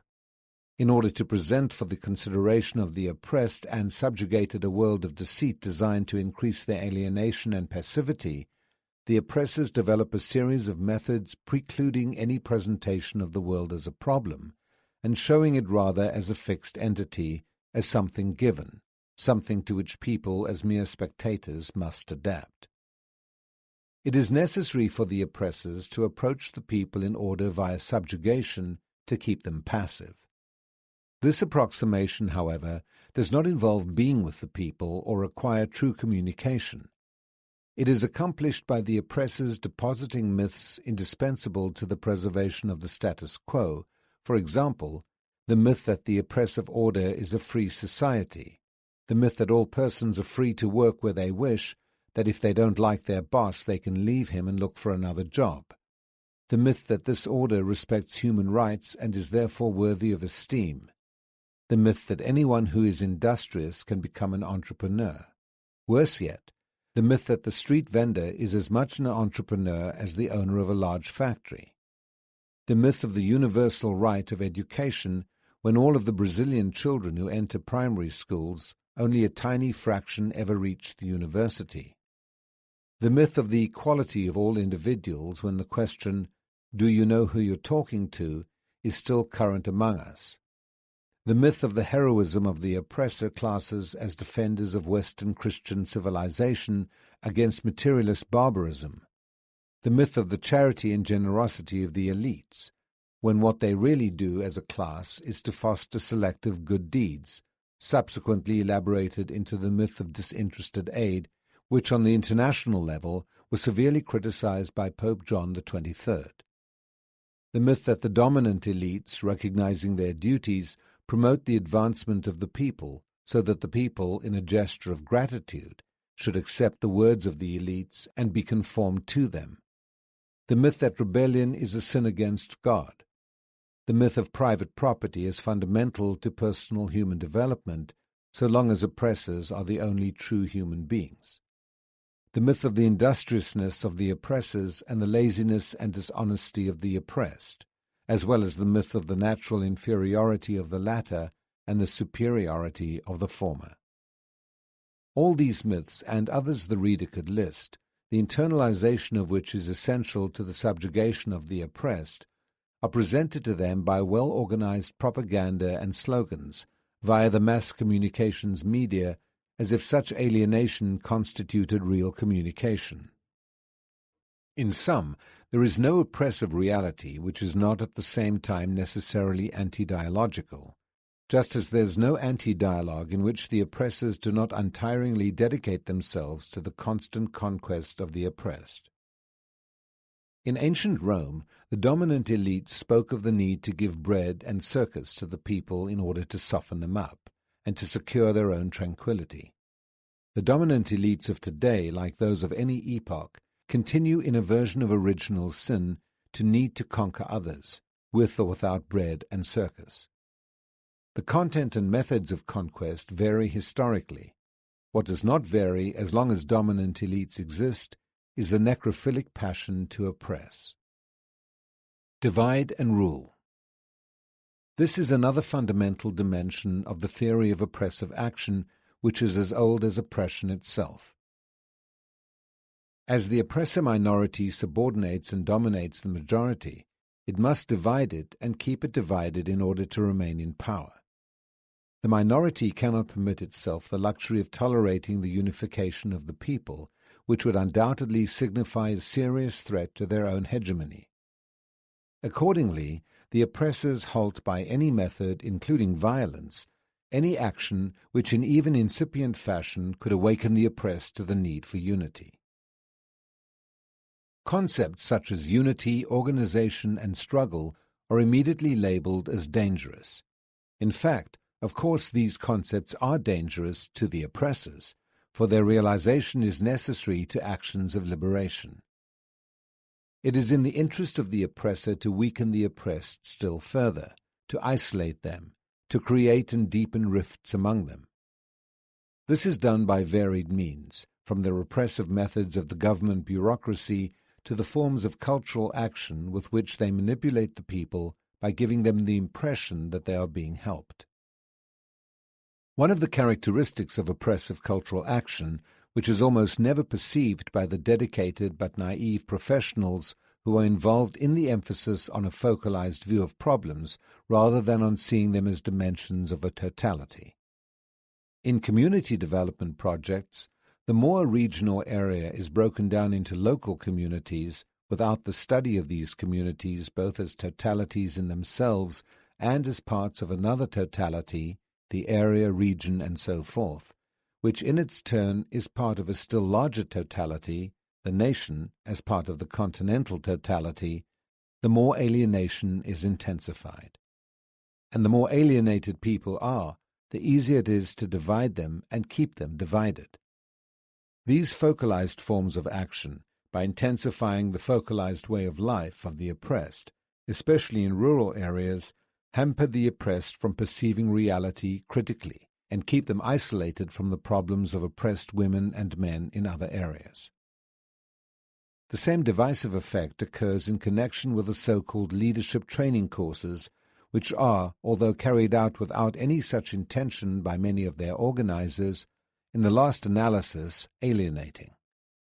These courses are based on the naive assumption that one can promote the community by training its leaders, as if it were the parts that promote the whole, and not the whole which, in being promoted, promotes the parts.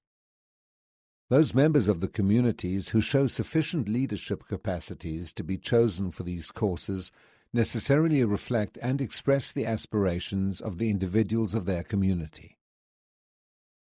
They are in harmony with the way of the living and thinking about reality which characterizes their comrades, even though they reveal special abilities which give them the status of leaders. As soon as they complete the course and return to the community with resources they did not formerly possess, they either use these resources to control the submerged and dominated consciousness of their comrades, or they become strangers in their own communities, and their former leadership position is thus threatened. In order not to lose their leadership status, they will probably tend to continue manipulating the community, but in a more efficient manner. When cultural action as a totalized and totalizing process approaches an entire community and not merely its leaders, the opposite process occurs. Either the former leaders grow along with everyone else, or they are replaced by new leaders who emerge as a result of the new social consciousness of the community. The oppressors do not favor promoting the community as a whole, but rather selected leaders. The latter course, by preserving a state of alienation, hinders the emergence of consciousness and critical intervention in a total reality. And without this critical intervention, it is always difficult to achieve the unity of the oppressed as a class. Class conflict is another concept which upsets the oppressors, since they do not wish to consider themselves an oppressive class. Unable to deny, try as they may, the existence of social classes, they preach the need for understanding and harmony between those who buy and those who are obliged to sell their labor. However, the unconcealable antagonism which exists between the two classes makes this harmony impossible.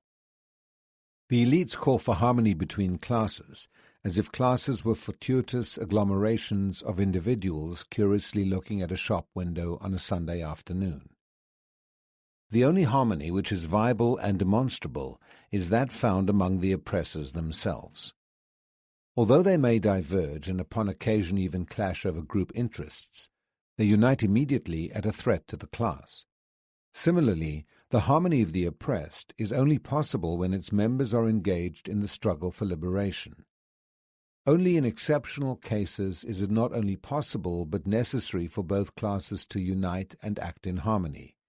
But when the emergency which united them is past, they will return to the contradiction which defines their existence and which never really disappeared. All the actions of the dominant class manifest its need to divide in order to facilitate the preservation of the oppressor state. Its interference in the unions, favoring certain representatives of the dominated classes, who actually represent the oppressor, not their own comrades, its promotion of individuals who reveal leadership capacity and could signify a threat if they were not softened up in this way, its distribution of benefits to some and penalties to others. All these are ways of dividing in order to preserve the system which favors the elite. They are forms of action which exploit directly or indirectly one of the weak points of the oppressed, their basic insecurity. The oppressed are insecure in their duality as beings which house the oppressor. On the one hand, they resist her or him. On the other hand, at a certain stage in their relationship, they are attracted by him or her. Under these circumstances, the oppressors easily obtain positive results from divisive action. In addition, the oppressed know from experience the price of not accepting an invitation offered for the purpose of preventing their unity as a class, losing their jobs and finding their names on a blacklist, signifying closed doors to other jobs, is the least that can happen. Their basic insecurity is thus directly linked to the enslavement of their labor, which really implies the enslavement of their person, as Bishop Split emphasized.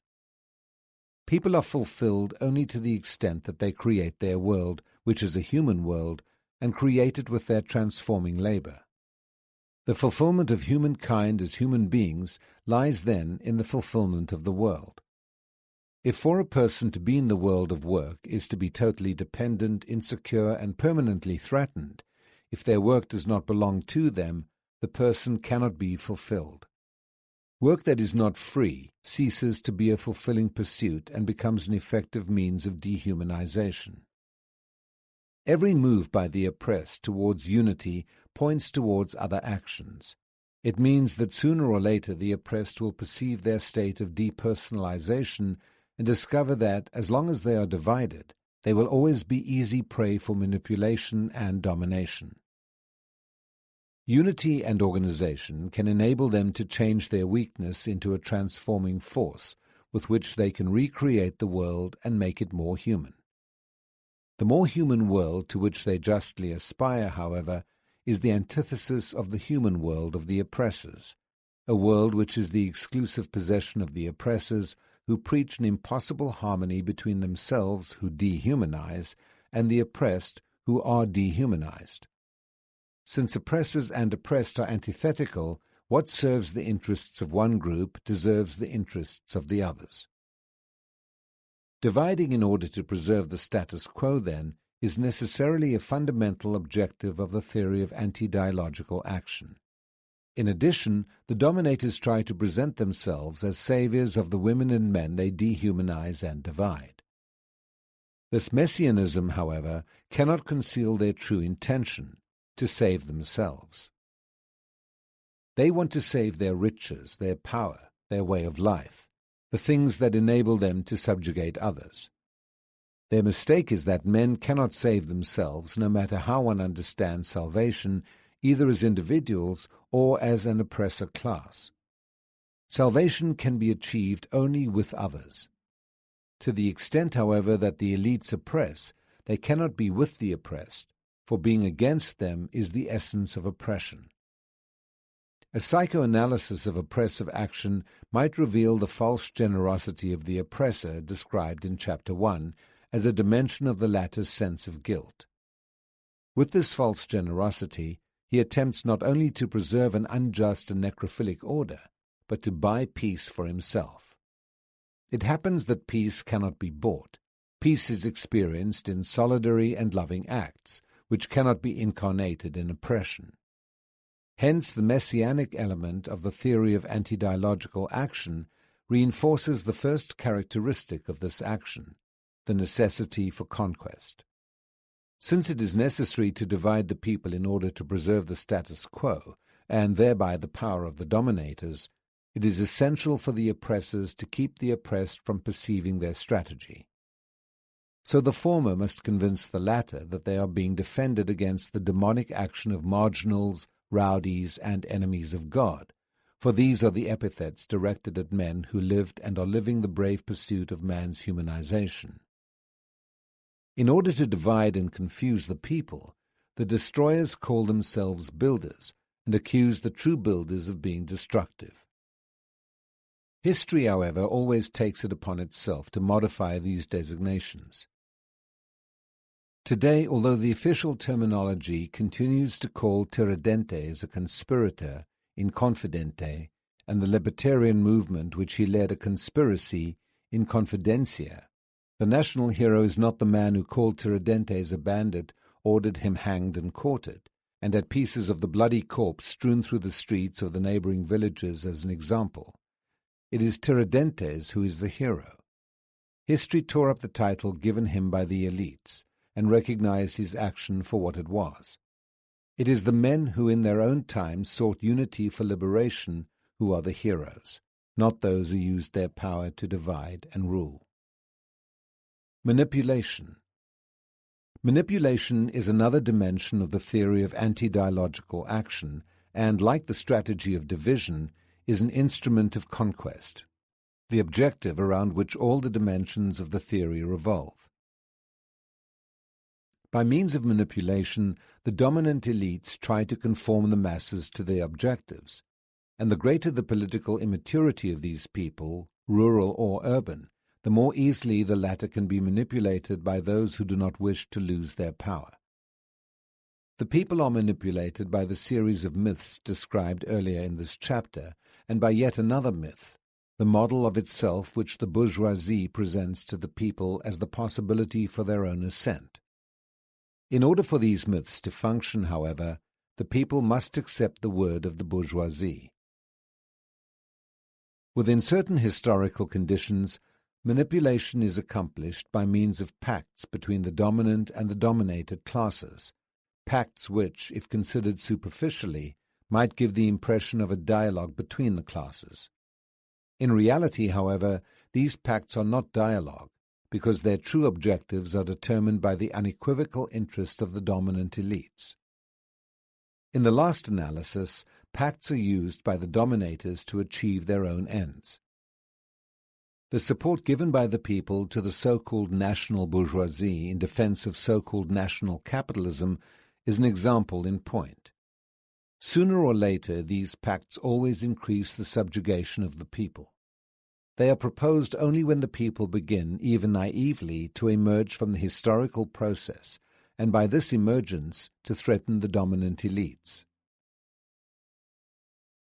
The presence of the people in the historical process, no longer as mere spectators, but with the first signs of aggressivity, is sufficiently disquieting to frighten the dominant elites into doubling the tactics of manipulation. In this historical phase, manipulation becomes a fundamental instrument for the preservation of domination. Prior to the emergence of the people, there is no manipulation, precisely speaking, but rather total suppression. When the oppressed are almost completely submerged in reality, it is unnecessary to manipulate them. In the anti-dialogical theory of action, manipulation is the response of the oppressor to the new concrete conditions of the historical process. Through manipulation, the dominant elites can lead the people into an unauthentic type of organization, and can thus avoid the threatening alternative, the true organization of the emerged and emerging people. The latter have only two possibilities as they enter the historical process. Either they must organize authentically for their liberation, or they will be manipulated by the elites. Authentic organization is obviously not going to be stimulated by the dominators. It is the task of the revolutionary leaders. It happens, however, that large sectors of the oppressed form an urban proletariat, especially in the more industrialized centers of the country. Although these sectors are occasionally restive, they lack revolutionary consciousness and consider themselves privileged. Manipulation, with its series of deceits and promises, usually finds fertile ground here. The antidote to manipulation lies in a critically conscious revolutionary organization which will pose to the people as problems their position in the historical process, the national reality, and manipulation itself. In the words of Francisco Wevet, all the policies of the left are based on the masses and depend on the consciousness of the latter. If that consciousness is confused, the left will lose its roots and certain downfall will be imminent, although, as in the Brazilian case, the left may be deluded into thinking it can achieve the revolution by means of a quick return to power. In a situation of manipulation, the left is almost always tempted by a quick return to power, forgets the necessity of joining with the oppressed to forge an organization, and strays into an impossible dialogue with the dominant elites. It ends by being manipulated by these elites, and not infrequently itself falls into an elitist game, which it calls realism. Manipulation, like the conquest whose objectives it serves, attempts to anesthetize the people so they will not think. For if the people join to their presence in the historical process critical thinking about that process, the threat of their emergence materializes in revolution. Whether one calls this correct thinking revolutionary consciousness or class consciousness, it is an indispensable precondition of revolution. The dominant elites are so well aware of this fact that they instinctively use all means, including physical violence, to keep the people from thinking. They have a shrewd intuition of the ability of dialogue to develop a capacity for criticism. While some revolutionary leaders consider dialogue with the people a bourgeois and reactionary activity, the bourgeoisie regard dialogue between the oppressed and the revolutionary leaders as a very real danger to be avoided. One of the methods of manipulation is to inoculate individuals with a bourgeois appetite for personal success. This manipulation is sometimes carried out directly by the elites and sometimes indirectly through populist leaders. As Wevet points out, these leaders serve as intermediaries between the oligarchical elites and the people. The emergence of populism as a style of political action thus coincides causally with the emergence of the oppressed. The populist leader who rises from this process is an ambiguous being, an amphibian who lives in two elements. Shuttling back and forth between the people and the dominant oligarchies, he bears the marks of both groups. Since the populist leader simply manipulates instead of fighting for authentic popular organization, this type of leader serves the revolution little, if at all. Only by abandoning his ambiguous character and dual action, and by opting decisively for the people, thus ceasing to be populist, does he renounce manipulation and dedicate himself to the revolutionary task of organization. At this point, he ceases to be an intermediary between the people and the elites, and becomes a contradiction of the latter. Thereupon the elites immediately join forces to curb him. Observe the dramatic and finally unequivocal terms in which Getulio Vargas spoke to the workers at a May 1 celebration during his last period as head of state. I want to tell you that the gigantic work of renewal which my administration is beginning to carry out cannot be completed successfully without the support and the daily steadfast cooperation of the workers. Vargas then spoke of his first 90 days in office, which he called an estimate of the difficulties and obstacles which, here and there, are being raised in opposition to the actions of the government. He spoke directly to the people about how deeply he felt the helplessness, poverty, the high cost of living, low salaries, the hopelessness of the unfortunate, and the demands of the majority who live in hope of better days. His appeal to the workers then took on more objective tones. I have come to say that at this moment the administration does not yet have the laws or the concrete instruments for immediate action to defend the people's economy. It is thus necessary for the people to organize, not only to defend their own interests, but also to give the government the base of support it requires to carry out its objectives. I need your unity. I need for you, in solidarity, to organize yourselves in unions. I need for you to form a strong and cohesive bloc to stand beside the government so that it will have all the force it needs to solve your problems.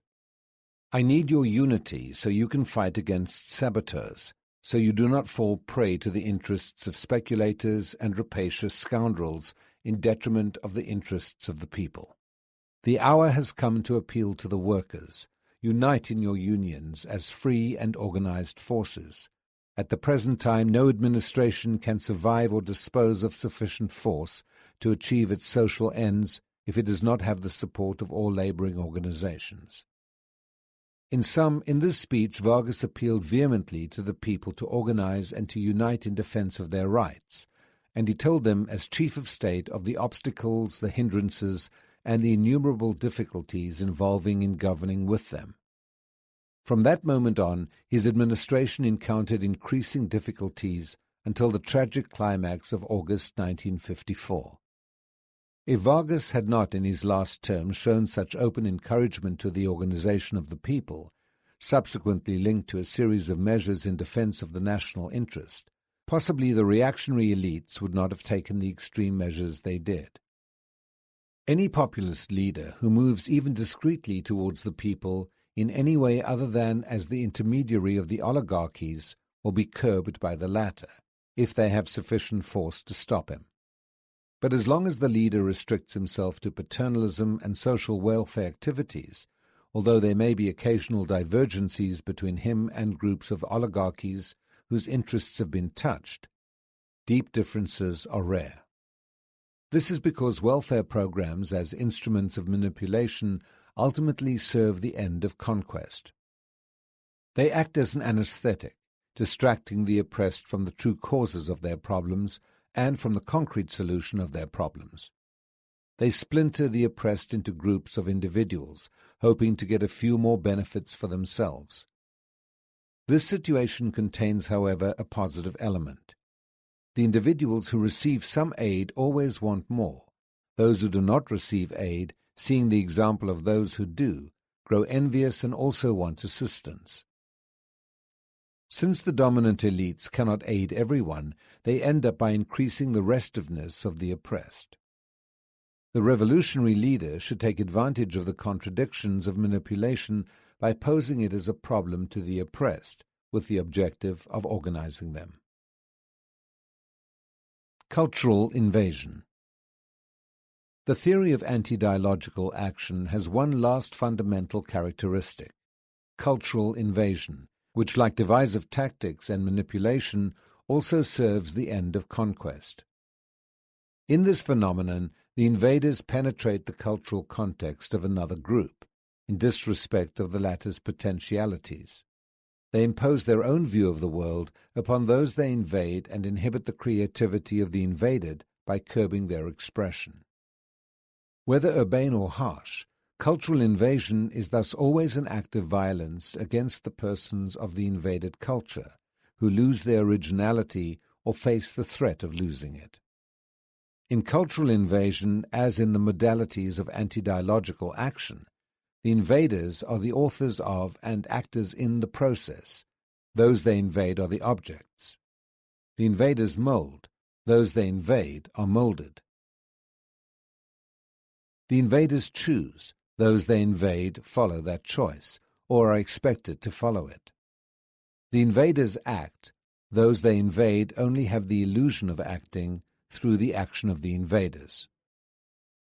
All domination involves invasion, at times physical and overt, at times camouflaged, with the invader assuming the role of a helping friend. In the last analysis, invasion is a form of economic and cultural domination. Invasion may be practiced by a metropolitan society upon a dependent society, or it may be implicit in the domination of one class over another within the same society. Cultural conquest leads to the cultural inauthenticity of those who are invaded. They begin to respond to the values, the standards, and the goals of the invaders. In their passion to dominate, to mold others to their patterns and their way of life, the invaders desire to know how those they have invaded apprehend reality, but only so they can dominate the latter more effectively. In cultural invasion, it is essential that those who are invaded come to see their reality with the outlook of the invaders rather than their own, for the more they mimic the invaders, the more stable the position of the latter becomes. For cultural invasion to succeed, it is essential that those invaded become convinced of their intrinsic inferiority.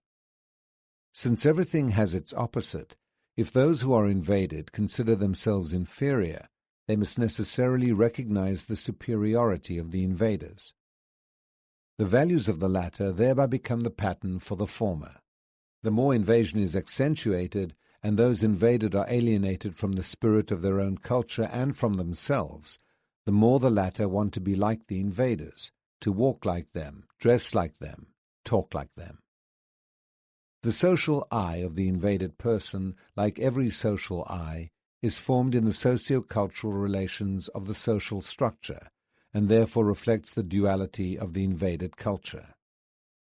This duality, which was described earlier, explains why invaded and dominated individuals at a certain moment of their existential experience almost adhere to the oppressor, thou.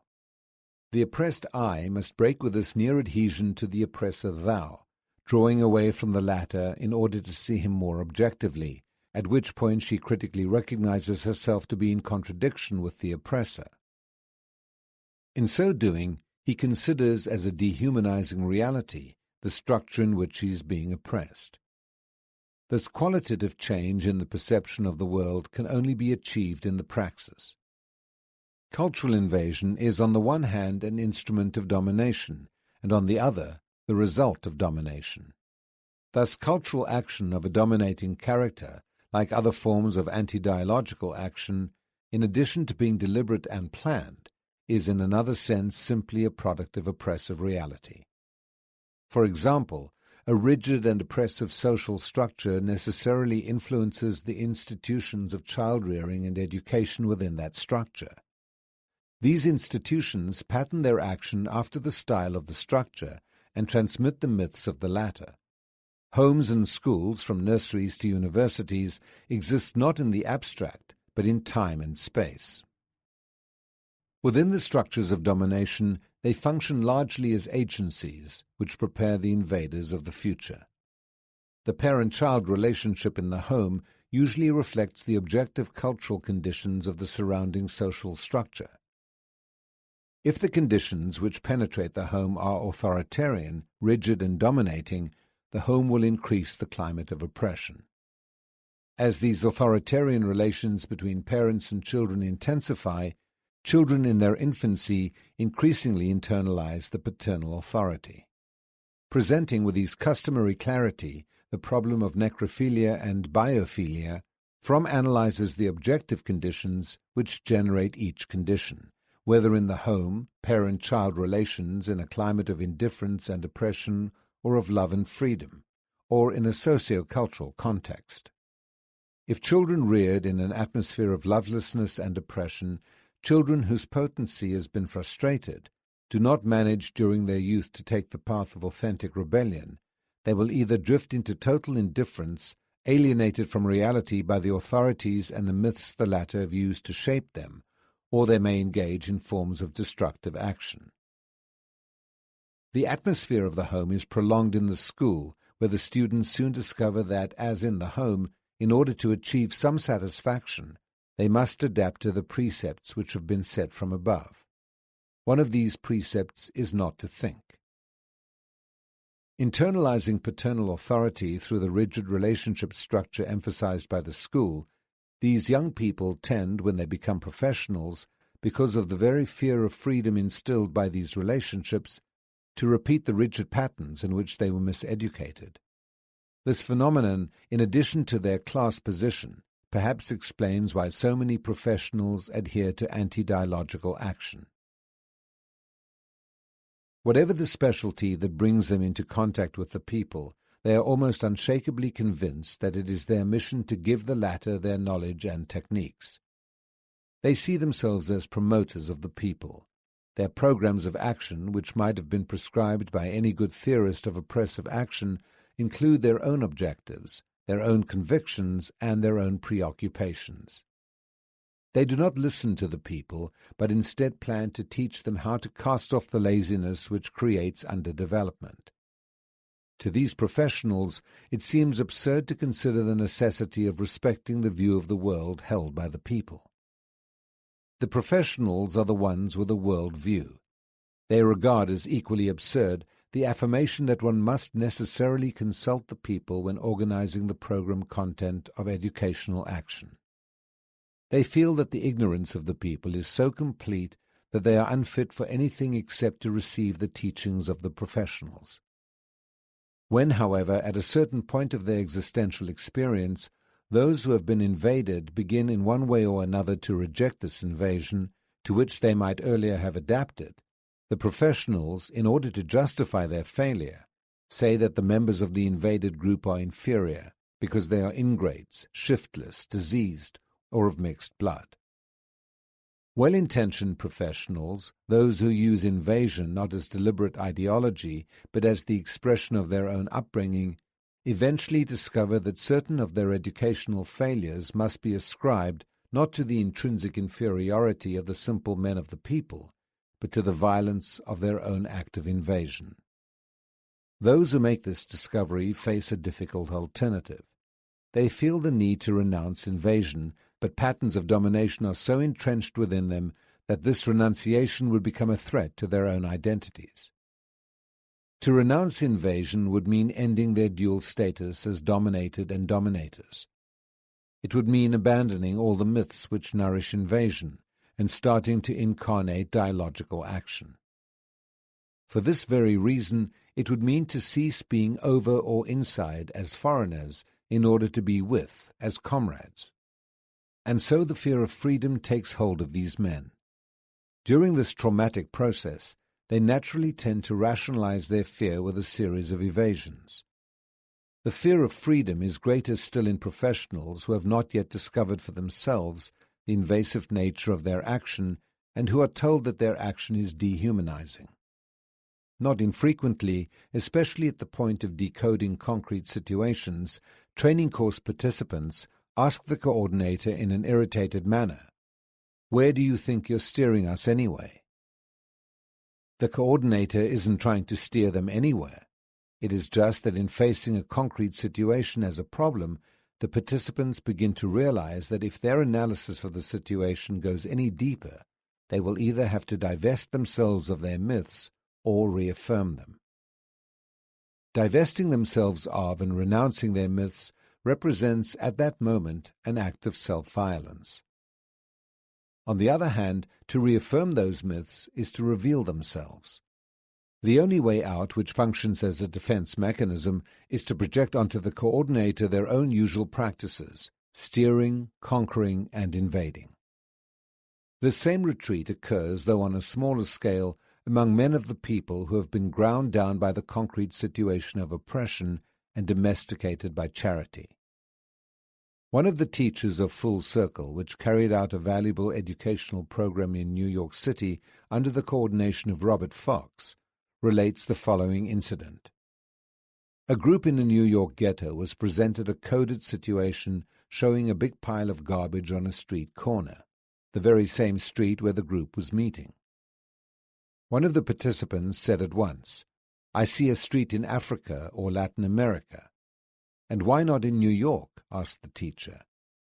"Because we are the United States, and that can't happen here." Beyond a doubt, this man and some of his comrades who agreed with him were retreating from a reality so offensive to them that even to acknowledge that reality was threatening. For an alienated person, conditioned by a culture of achievement and personal success, to recognize his situation as objectively unfavorable seems to hinder his own possibilities of success. In the case cited and in that of the professionals, the determining force of the culture which develops the myths men subsequently internalize is evident. In both cases, the culture of the dominant class hinders the affirmation of men as beings of decision. Neither the professionals nor the discussion participants in the New York slums talk and act for themselves as active subjects of the historical process. None of them are theoreticians or ideologues of domination. On the contrary, they are effects which in turn become causes of domination. This is one of the most serious problems the revolution must confront when it reaches power. This stage demands maximum political wisdom, decision, and courage from the leaders, who for this very reason must have sufficient judgment not to fall into irrationally sectarian positions. Professional women and men of any specialty, university graduates or not, are individuals who have been determined from above by a culture of domination which has constituted them as dual beings. If they had come from the lower classes, this miseducation would be the same, if not worse. These professionals, however, are necessary to the reorganization of the new society. And since many among them, even though afraid of freedom and reluctant to engage in humanizing action, are in truth more misguided than anything else, they not only could be, but ought to be reclaimed by the revolution. This reclamation requires that the revolutionary leaders, progressing from what was previously dialogical cultural action, initiate the cultural revolution. At this point, revolutionary power moves beyond its role as a necessary obstacle confronting those who wish to negate humanity, and assumes a new and bolder position with a clear invitation to all who wish to participate in the reconstruction of society. In this sense, cultural revolution is a necessary continuation of the dialogical cultural action which must be carried out before the revolution reaches power. Cultural revolution takes the total society to be reconstructed, including all human activities, as the object of its remolding action.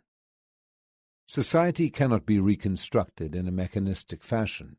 The culture which is culturally recreated through revolution is the fundamental instrument for this reconstruction.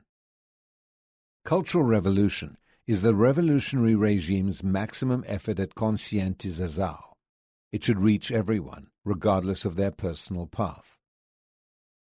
Consequently, this effort at conscientization cannot rest content with the technical or scientific training of intended specialists. The new society becomes qualitatively distinct from the old in more than a partial way. Revolutionary society cannot attribute to technology the same ends attributed by the previous society. Accordingly, the training of people in the two societies must also differ. Technical and scientific training need not be inimical to humanistic education, as long as science and technology in the revolutionary society are at the service of permanent liberation of humanization. From this point of view, the training of individuals for any occupation, since all occupations occur in time and space, requires the understanding of A, culture as a superstructure which can maintain remnants of the past, alive in the substructure undergoing revolutionary transformation, and B, the occupation itself as an instrument for the transformation of culture. As the Cultural Revolution deepens, conscientizazao in the creative praxis of the new society, people will begin to perceive why mythical remnants of the old society survive in the new. And they will then be able to free themselves more rapidly of these spectres, which, by hindering the edification of a new society, have always constituted a serious problem for every revolution. Through these cultural remnants, the oppressor society continues to invade, this time invading the revolutionary society itself. This invasion is especially terrible because it is carried out not by the dominant elite reorganized as such, but by those who have participated in the revolution. As men who house the oppressor, they resist as might the latter themselves the further basic steps which the revolution must take. And as dual beings, they also accept, still due to the remnants, power which becomes bureaucratized and which violently represses them. In turn, this violently repressive bureaucratic power can be explained by what Althusser calls the reactivation of old elements in the new society each time special circumstances permit. For all the above reasons, I interpret the revolutionary process as dialogical cultural action which is prolonged in cultural revolution once power is taken. In both stages, a serious and profound effort at conscientizazao, by means of which the people, through a true praxis, leave behind the status of objects to assume the status of historical subjects, is necessary. Finally, cultural revolution develops the practice of permanent dialogue between leaders and people, and consolidates the participation of the people in power. In this way, as both leaders and people continue their critical activity, the revolution will more easily be able to defend itself against bureaucratic tendencies, which lead to new forms of oppression, and against invasion, which is always the same. The invader, whether in a bourgeois or in a revolutionary society, may be an agronomist or sociologist, an economist or a public health engineer, a priest or a pastor, an educator or a social worker, or a revolutionary. Cultural invasion, which serves the ends of conquest and the preservation of oppression, always involves a parochial view of reality, a static perception of the world, and the imposition of one world view upon another. It implies the superiority of the invader and the inferiority of those who are invaded, as well as the imposition of values by the former, who possess the latter and are afraid of losing them. Cultural invasion further signifies that the ultimate seat of decision regarding the action of those who are invaded lies not with them, but with the invaders. And when the power of decision is located outside rather than within the one who should decide, the latter has only the illusion of deciding. This is why there can be no socio-economic development in a dual reflex invaded society. For development to occur, it is necessary, A, that there be a movement of search and creativity having its seat of decision in the searcher, B, that this movement occur not only in space, but in the existential time of the conscious searcher. Thus, while all development is transformation, not all transformation is development. The transformation occurring in a seed which under favorable conditions germinates and sprouts is not development. In the same way, the transformation of an animal is not development. The transformations of seeds and animals are determined by the species to which they belong, and they occur in a time which does not belong to them, for time belongs to humankind. Women and men among the uncompleted beings are the only ones which develop. As historical, autobiographical beings for themselves, their transformation development occurs in their own existential time, never outside it. Men who are submitted to concrete conditions of oppression in which they become alienated beings for another of the false being for himself, on whom they depend, are not able to develop authentically. Deprived of their own power of decision which is located in the oppressor, they follow the prescriptions of the latter. The oppressed only begin to develop when, surmounting the contradiction in which they are caught, they become beings for themselves. If we consider society as a being, it is obvious that only a society which is a being for itself can develop. Societies which are dual reflex-invaded and dependent on the metropolitan society cannot develop because they are alienated. Their political, economic, and cultural decision-making power is located outside themselves in the invader's society. In the last analysis, the latter determines the destiny of the former, mere transformation, for it is their transformation, not their development, that is to the interest of the metropolitan society. It is essential not to confuse modernization with development. The former, although it may affect certain groups in the satellite society, is almost always induced, and it is the metropolitan society which derives the true benefits therefrom. A society which is merely modernized without developing will continue, even if it takes over some minimal delegated powers of decision, to depend on the outside country. This is the fate of any dependent society, as long as it remains dependent. In order to determine whether or not a society is developing, one must go beyond criteria based on indices of per capita income, which expressed in statistical form are misleading, as well as those which concentrate on the study of gross income. The basic elementary criterion is whether or not the society is a being for itself. If it is not, the other criteria indicate modernization rather than development. The principal contradiction of dual societies is the relationship of dependency between them and the metropolitan society. Once the contradiction has been superseded, the transformation hitherto effected through aid, which has primarily benefited the metropolitan society, becomes true development which benefits the being for itself. For the above reasons, the purely reformist solutions attempted by these societies, even though some of the reforms may frighten and even panic the more reactionary members of the elite groups, do not resolve their external and internal contradictions. Almost always the metropolitan society induces these reformist solutions in response to the demands of the historical process as a new way of preserving its hegemony. It is as if the metropolitan society was saying, "Let us carry out reforms before the people carry out a revolution." And in order to achieve this goal, the metropolitan society has no options other than conquest, manipulation, economic and cultural, and sometimes military invasion of the dependent society, an invasion in which the elite leaders of the dominated society, to a large extent, act as mere brokers for the leaders of the metropolitan society. To close this tentative analysis of the theory of anti-dialogical action, I wish to reaffirm that revolutionary leaders must not use the same anti-dialogical procedures used by the oppressors. On the contrary, revolutionary leaders must follow the path of dialogue and of communication. Before proceeding to analyze the theory of dialogical action, it is essential to discuss briefly how the revolutionary leadership group is formed, and some of the historical and sociological consequences for the revolutionary process. Usually this leadership group is made up of men and women who in one way or another have belonged to the social strata of the dominators.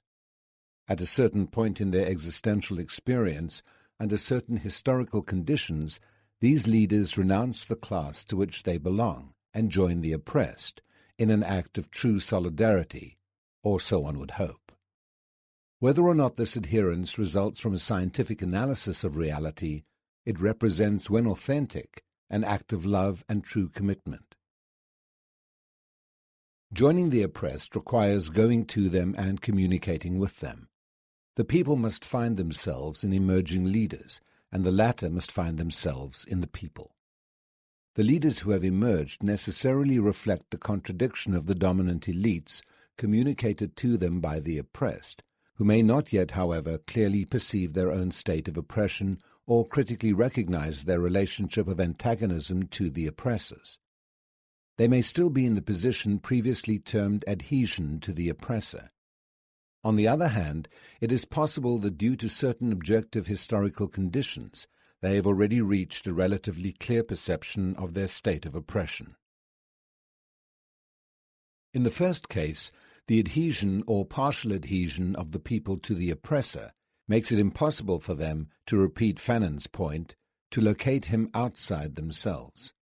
In the second case, they can locate the oppressor and can thus critically recognize their relationship of antagonism to him. In the first case, the oppressor is housed within the people, and their resulting ambiguity make them fearful of freedom.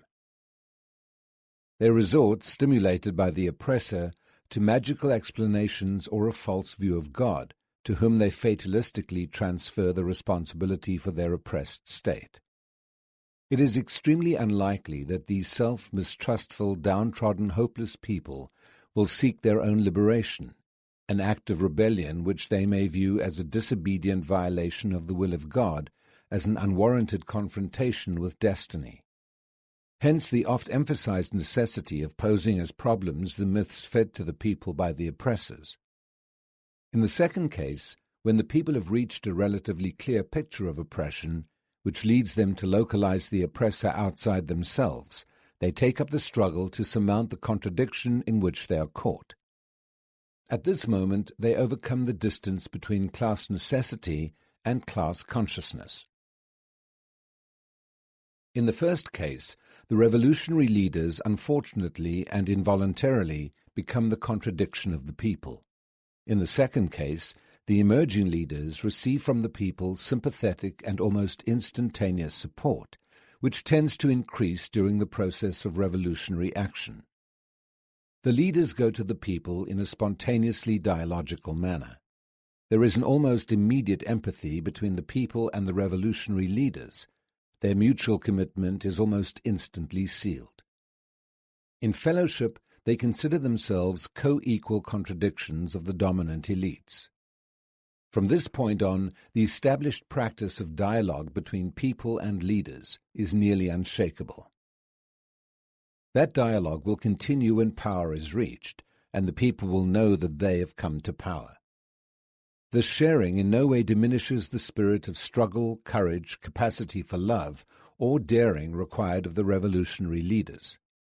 Fidel Castro and his comrades, whom many at the time termed irresponsible adventurers, an eminently dialogical leadership group, identified with the people who endured the brutal violence of the Batista dictatorship.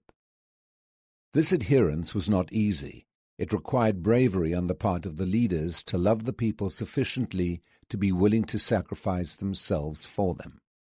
It required courageous witness by the leaders to recommence after each disaster, moved by undying hope in a future victory which, because forged together with the people, would belong not to the leaders alone, but to the leaders and the people, or to the people including the leaders. Fidel gradually polarized the adherents of the Cuban people, who, due to their historical experience, had already begun to break their adhesion to the oppressor.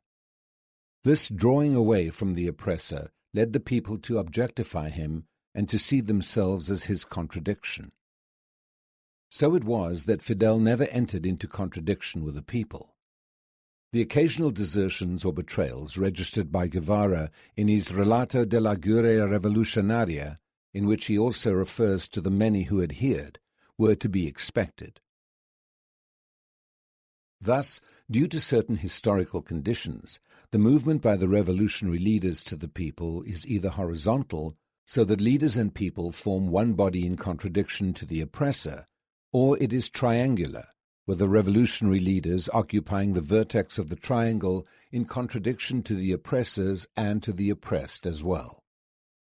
As we have seen, the latter situation is forced on the leaders when the people have not yet achieved a critical perception of oppressive reality.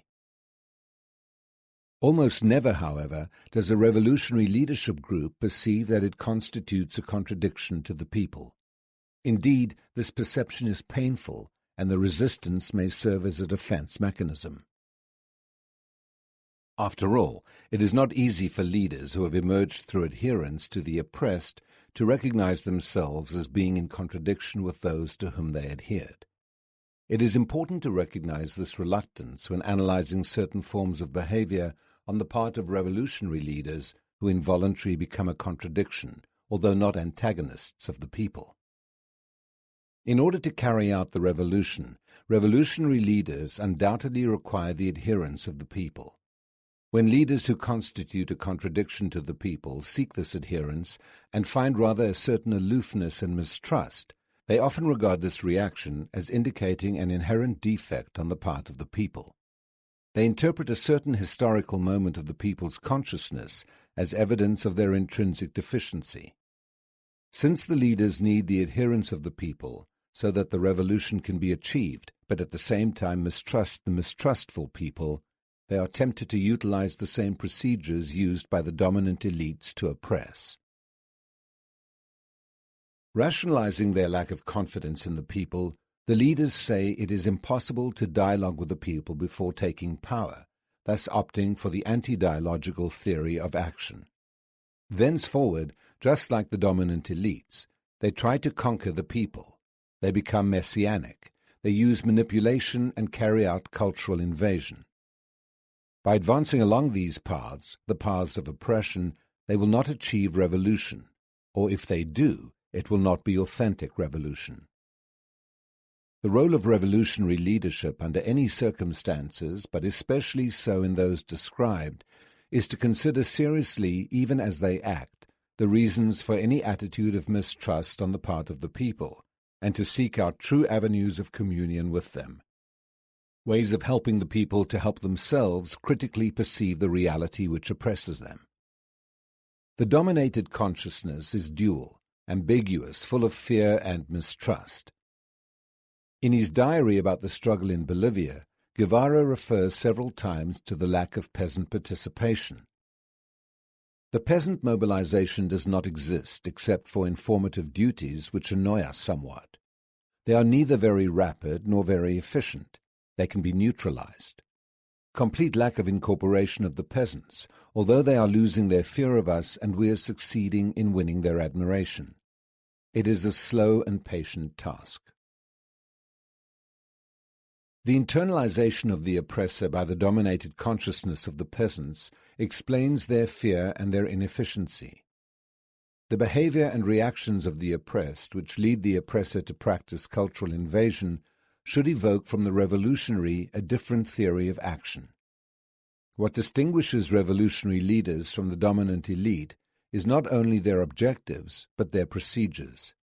If they act in the same way, the objectives become identical. It is self-contradictory for the dominant elites to pose human-world relations as problems to the people, as it is for the revolutionary leaders not to do so. Let us now analyze the theory of dialogical cultural action and attempt to apprehend its constituent elements. Cooperation. In the theory of anti-dialogical action, conquest as its primary characteristic involves a subject who conquers another person and transforms her or him into a thing. In a dialogical theory of action, subjects meet in cooperation in order to transform the world. The anti-dialogical dominating I transforms the dominated, conquered thou into a mere it. The dialogical I, however, knows that it is precisely the thou, not I, which has called forth his or her own existence.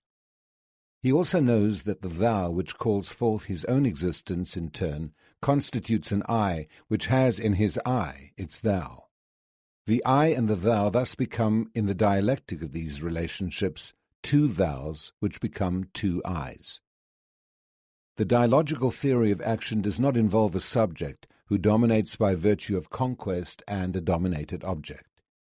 Instead, they are subjects who meet to name the world in order to transform it. If at a certain historical moment the oppressed, for the reasons previously described, are unable to fulfill their vocation as subjects, the posing of their very oppression as a problem, which always involves some form of action, will help them achieve this vocation. The above does not mean that in the dialogical task there is no role for revolutionary leadership. It means merely that the leaders, in spite of their important, fundamental, and indispensable role, do not own the people and have no right to steer the people blindly towards their salvation. Such salvation would be a mere gift from the leaders to the people, a breaking of the dialogical bond between them, and a reducing of the people from co-authors of liberating action into the objects of this action. Cooperation as a characteristic of dialogical action, which occurs only among subjects, who may, however, have diverse levels of functions and thus of responsibility, can only be achieved through communication. Dialogue as essential communication must underlie any cooperation. In the theory of dialogical action, there is no place for conquering the people on behalf of the revolutionary cause, but only for gaining their adherence. Dialogue does not impose, does not manipulate, does not domesticate, does not sloganize. This does not mean, however, that the theory of dialogical action leads nowhere, nor does it mean that the dialogical human does not have a clear idea of what she wants or of the objectives to which she is committed. The commitment of the revolutionary leaders to the oppressed is at the same time a commitment to freedom, and because of that commitment, the leaders cannot attempt to conquer the oppressed, but must achieve their adherence to liberation. Conquered adherence is not adherence, it is adhesion of the vanquished to the conqueror, who prescribes the options open to the former. Authentic adherence is the free coincidence of choices. It cannot occur apart from communication among people mediated by reality. Thus, cooperation leads dialogical subjects to focus their attention on the reality, which mediates them and which, posed as a problem, challenges them. The response to that challenge is the action of dialogical subjects upon reality in order to transform it. Let me re-emphasize that posing reality as a problem does not mean sloganizing. It means critical analysis of a problematic reality. As opposed to the mythicizing practices of the dominant elites, dialogical theory requires that the world be unveiled. No one can, however, unveil the world for another. Although one subject may initiate the unveiling on behalf of others, the others must also become subjects of this act. The adherence of the people is made possible by this unveiling of the world and of themselves in authentic praxis. This adherence coincides with the trust the people begin to place in themselves and in the revolutionary leaders, as the former perceive the dedication and authenticity of the latter. The trust of the people in the leaders reflects the confidence of the leaders in the people. This confidence should not, however, be naive. The leaders must believe in the potentialities of the people, whom they cannot treat as mere objects of their own action. They must believe that the people are capable of participating in the pursuit of liberation. But they must always mistrust the ambiguity of oppressed people, mistrust the oppressor housed in the latter. Accordingly, when Guevara exhorts the revolutionary to be always mistrustful, he is not disregarding the fundamental condition of the theory of dialogical action. He is merely being a realist. Although trust is basic to dialogue, it is not an a priori condition of the latter. It results from the encounter in which persons are co-subjects in denouncing the world as part of the world's transformation. But as long as the oppressor within the oppressed is stronger than they themselves are, their natural fear of freedom may lead them to denounce the revolutionary leaders instead. The leaders cannot be credulous, but must be alert for these possibilities. Guevara's episodes confirms these risks, not only desertions, but even betrayal of the cause. At times in this document, while recognizing the necessity of punishing the deserter in order to preserve the cohesion and discipline of the group, Guevara also recognizes certain factors which explain the desertion.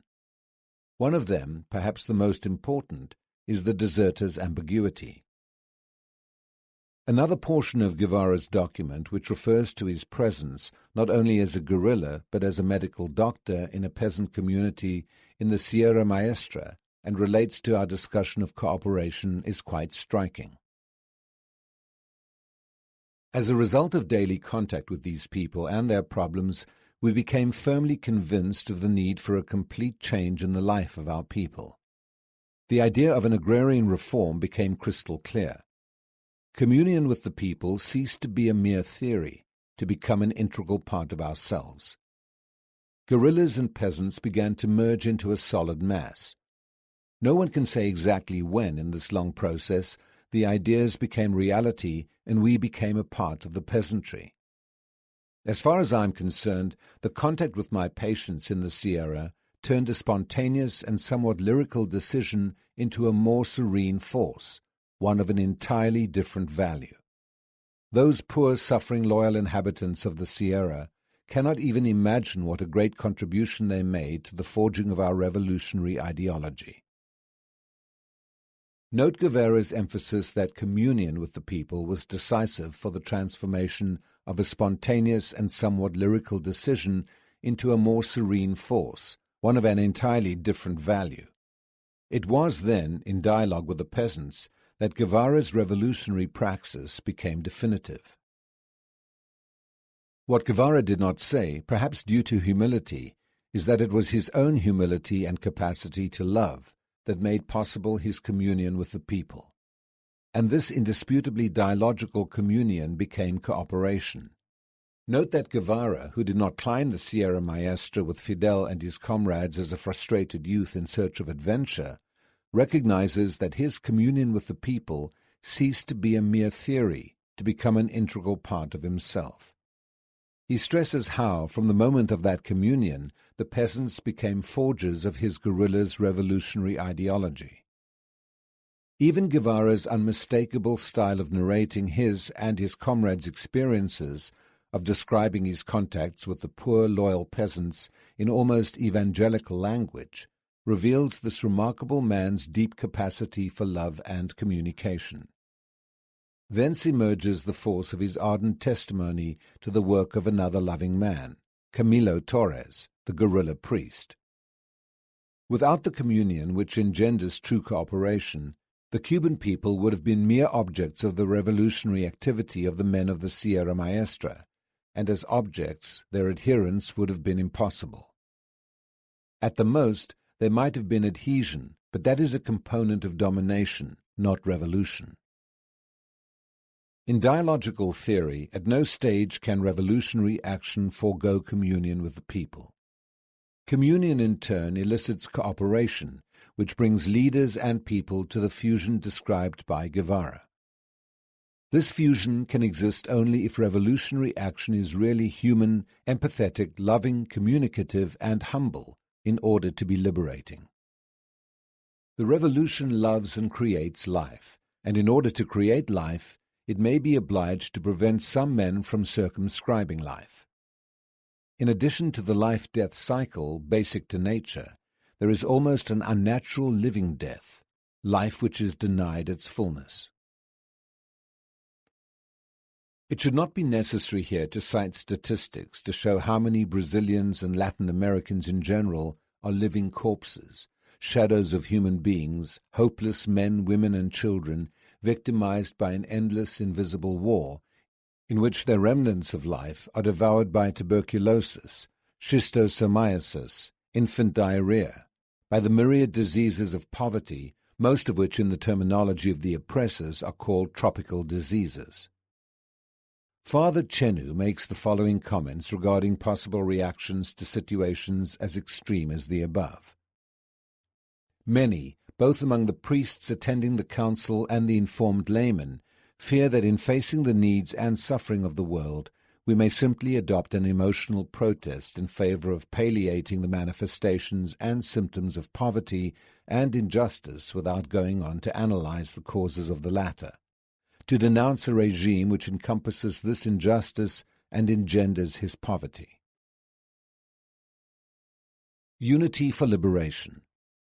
Whereas in the anti-dialogical theory of action, the dominators are compelled by necessity to divide the oppressed, the more easily to preserve the state of oppression, in the dialogical theory the leaders must dedicate themselves to an untiring effort for unity among the oppressed, and unity of the leaders with the oppressed, in order to achieve liberation.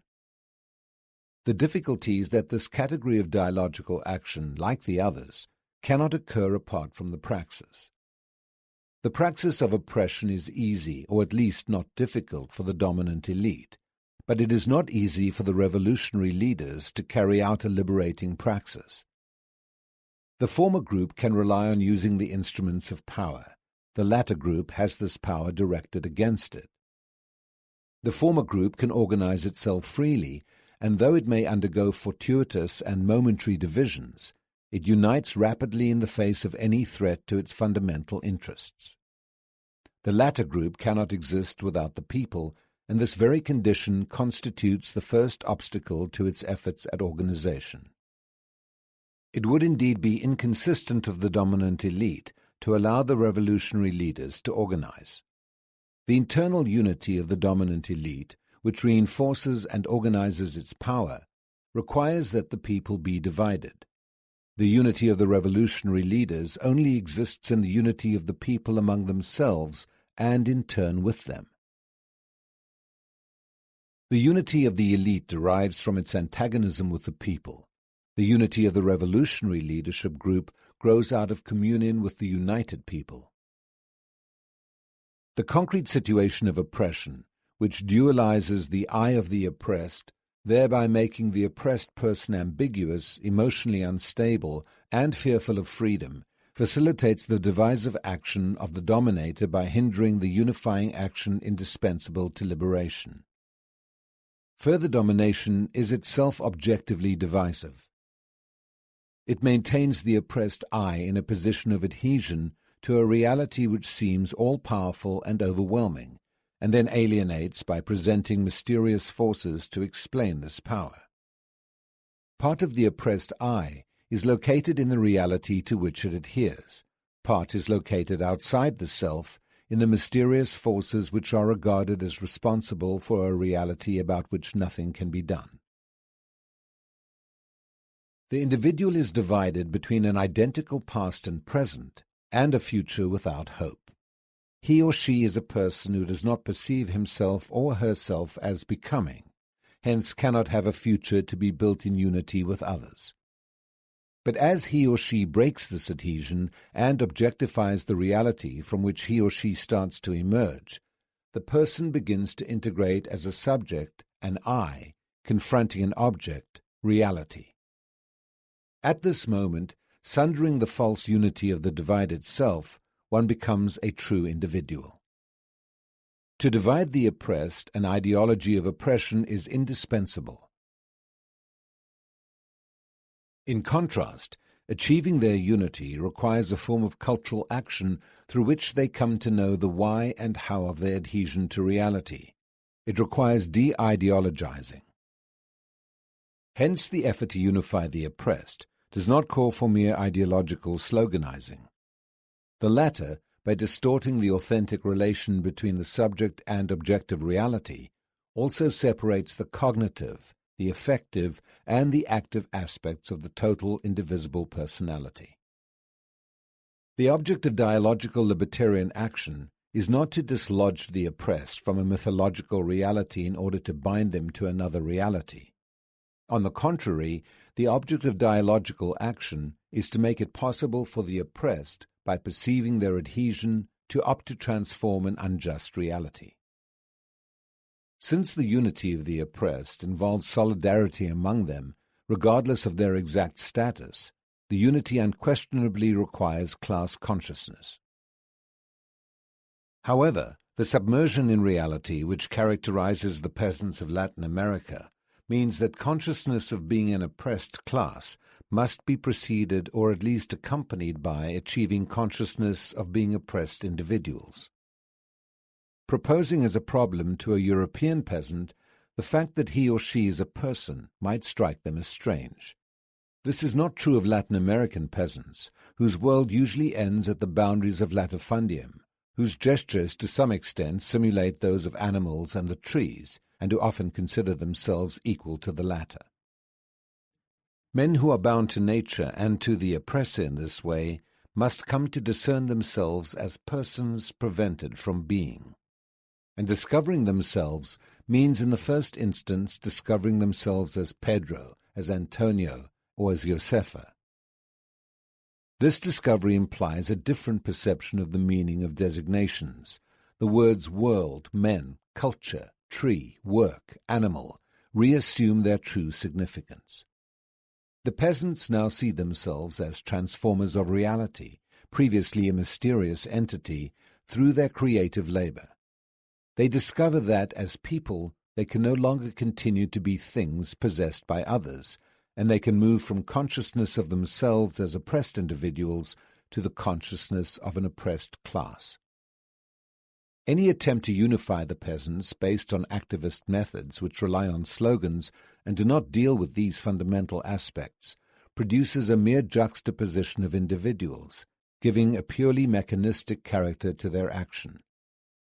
The unity of the oppressed occurs at the human level, not at the level of things.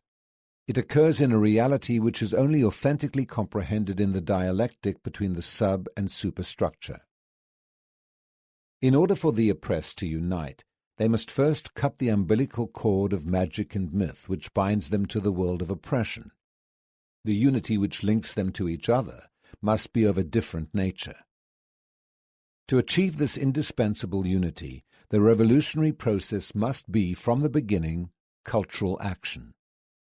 The methods used to achieve the unity of the oppressed will depend on the latter's historical and existential experience within the social structure.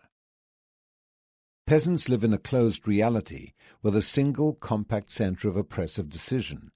The urban oppressed live in an expanding context in which the oppressive command center is plural and complex. Peasants are under the control of a dominant figure who incarnates the oppressive system. In urban areas, the oppressed are subjected to an oppressive impersonality. In both cases, the oppressive power is to a certain extent invisible. In the rural zone, because of its proximity to the oppressed, in the cities because of its dispersion. Forms of cultural action in such different situations as these have, nonetheless, the same objective: to clarify to the oppressed and the objective situation which binds them to the oppressors, visible or not. Only forms of action which avoid mere speech-making and ineffective blah on the one hand, and mechanistic activism on the other, can also oppose the divisive action of the dominant elites and move towards the unity of the oppressed. Organization. In the theory of anti-dialogical action, manipulation is indispensable to conquest and domination. In the dialogical theory of action, the organization of the people presents the antagonistic opposite of this manipulation. Organization is not only directly linked to unity, but is a natural development of that unity. Accordingly, the leader's pursuit of unity is necessarily also an attempt to organize the people, requiring witness to the fact that the struggle for liberation is a common task. This constant, humble, and courageous witness emerging from cooperation in a shared effort, the liberation of women and men, avoids the danger of anti-dialogical control. The form of witness may vary depending on the historical conditions of any society. Witness itself, however, is an indispensable element of revolutionary action. In order to determine the what and how of that witness, it is therefore essential to have an increasingly critical knowledge of the current historical context, the view of the world held by the people, the principal contradiction of society, and the principal aspect of that contradiction. Since these dimensions of witness are historical, dialogical, and therefore dialectical, witness cannot simply import them from other contexts without previously analyzing its own. To do otherwise is to absolutize and mythologize the relative. Alienation then becomes unavoidable. Witness in the dialogical theory of action is one of the principal expressions of the cultural and educational character of the revolution. The essential elements of witness, which do not vary historically, include consistency between words and actions, boldness, which urges the witnesses to confront existence as a permanent risk, radicalization, not sectarianism, leading both the witnesses and the ones receiving that witness to increasing action, courage to love, which, far from being accommodation to an unjust world, is rather the transformation of that world in behalf of the increasing liberation of humankind, and faith in the people, since it is to them that witness is made, although witness to the people, because of their dialectical relations with the dominant elites, also affects the latter, who respond to that witness in their customary way. All authentic, that is, critical witness involves the daring to run risks, including the possibility that the leaders will not always win the immediate adherence of the people. Witness which has not borne fruit at a certain moment and under certain conditions is not thereby rendered incapable of bearing fruit tomorrow. Since witness is not an abstract gesture but an action, a confrontation with the world and with people, it is not static. It is a dynamic element which becomes part of the societal context in which it occurred. From that moment, it does not cease to affect that context. In anti-dialogical action, manipulation anesthetizes the people and facilitates their domination. In anti-dialogical action, manipulation serves the end of conquest. In dialogical action, daring and loving witness serve the ends of organization. For the dominant elites, organization means organizing themselves. For the revolutionary leaders, organization means organizing themselves with the people. In the first event, the dominant elite increasingly structures its power so that it can be more efficiently dominant and depersonalize. In the second, organization only corresponds to its nature and objective if in itself it constitutes the practice of freedom. Accordingly, the discipline necessary to any organization must not be confused with regimentation. It is quite true that without leadership, discipline, determination, and objectives, without tasks to fulfill and accounts to be rendered, an organization cannot survive, and revolutionary action is thereby diluted.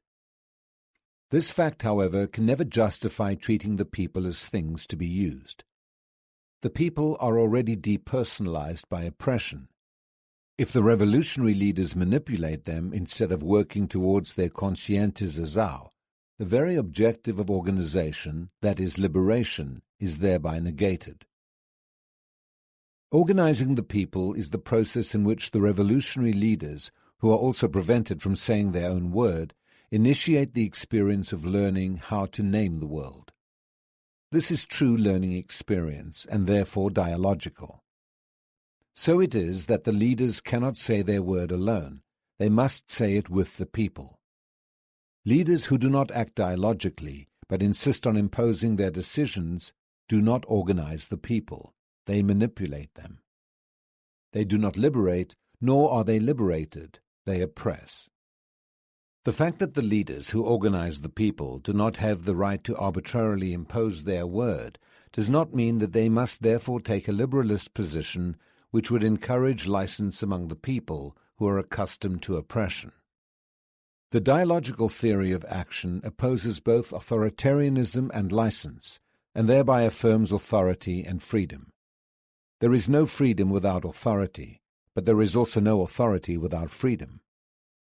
All freedom contains the possibility that under special circumstances and at different existential levels it may become authority.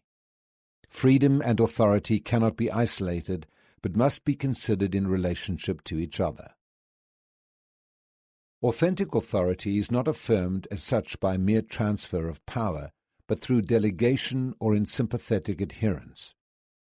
If authority is merely transferred from one group to another, or is imposed upon the majority, it degenerates into authoritarianism. Authority can avoid conflict with freedom only if it is freedom become authority. Hypertrophy of the one provokes atrophy of the other. Just as authority cannot exist without freedom and vice versa, authoritarianism cannot exist without denying freedom, nor license without denying authority. In the theory of dialogical action, organization requires authority, so it cannot be authoritarian. It requires freedom, so it cannot be licentious.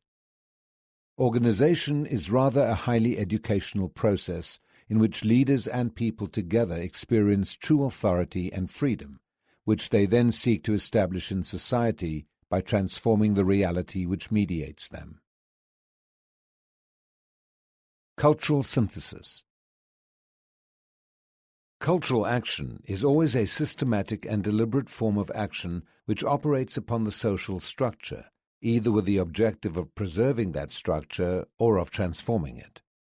As a form of deliberate and systematic action, all cultural action has its theory which determines its ends and thereby defines its methods. Cultural action either serves domination, consciously or unconsciously, or it serves the liberation of men and women. As these dialectically opposed types of cultural action operate in and upon the social structure, they create dialectical relations of permanence and change. The social structure, in order to be, must become. In other words, becoming is the way the social structure expresses duration in the Bergsonian sense of the term. Dialogical cultural action does not have as its aim the disappearance of the permanence-change dialectic, an impossible aim, since disappearance of the dialectic would require the disappearance of the social structure itself, and thus of men. It aims rather at surmounting the antagonistic contradictions of the social structure, thereby achieving the liberation of human beings. Anti-dialogical cultural action, on the other hand, aims at mythicizing such contradictions, thereby hoping to avoid or hinder insofar as possible the radical transformation of reality. Anti-dialogical action explicitly or implicitly aims to preserve within the social structure situations which favor its own agents. While the latter would never accept a transformation of the structure sufficiently radical to overcome its antagonistic contradictions, they may accept reforms which do not affect their power of decision over the oppressed. Hence, this modality of action involves the conquest of the people, their division, their manipulation, and cultural invasion.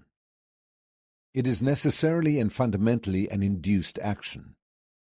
Dialogical action, however, is characterized by the supersedence of any induced aspect.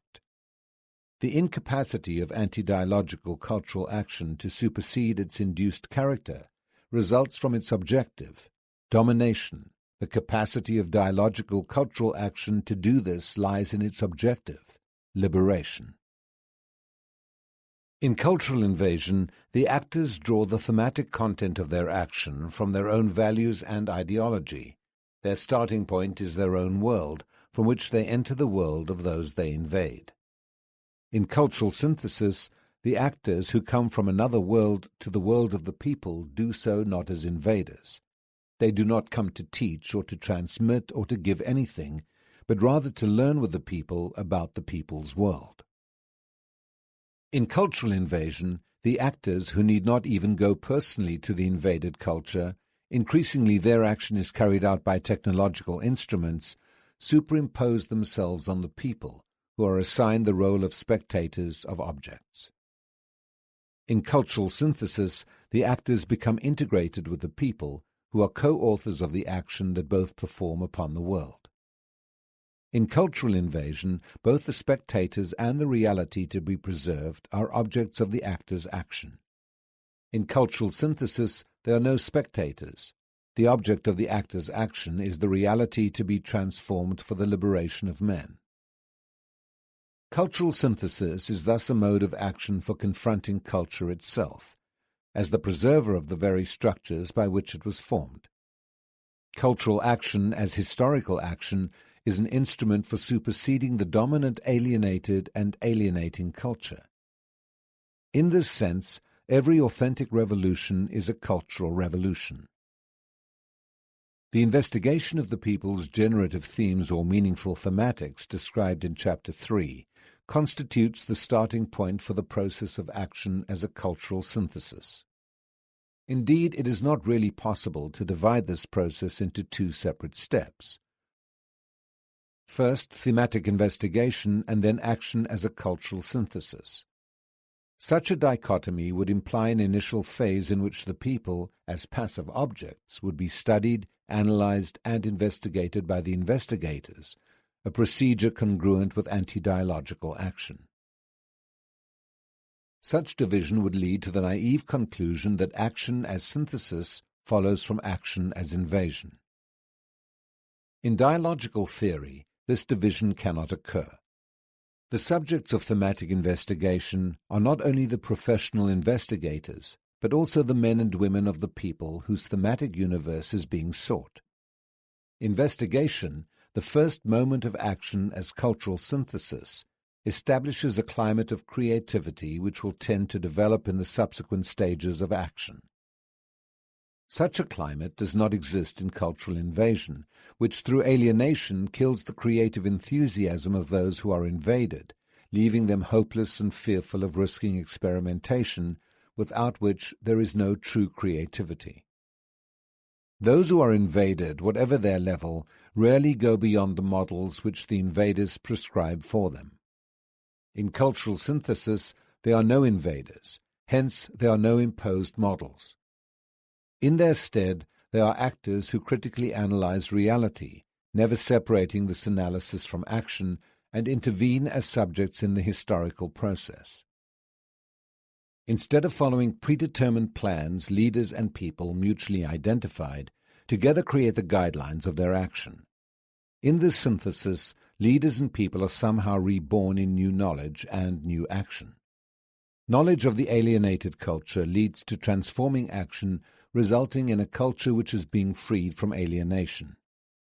The more sophisticated knowledge of the leaders is remade in the empirical knowledge of the people, while the latter is refined by the former.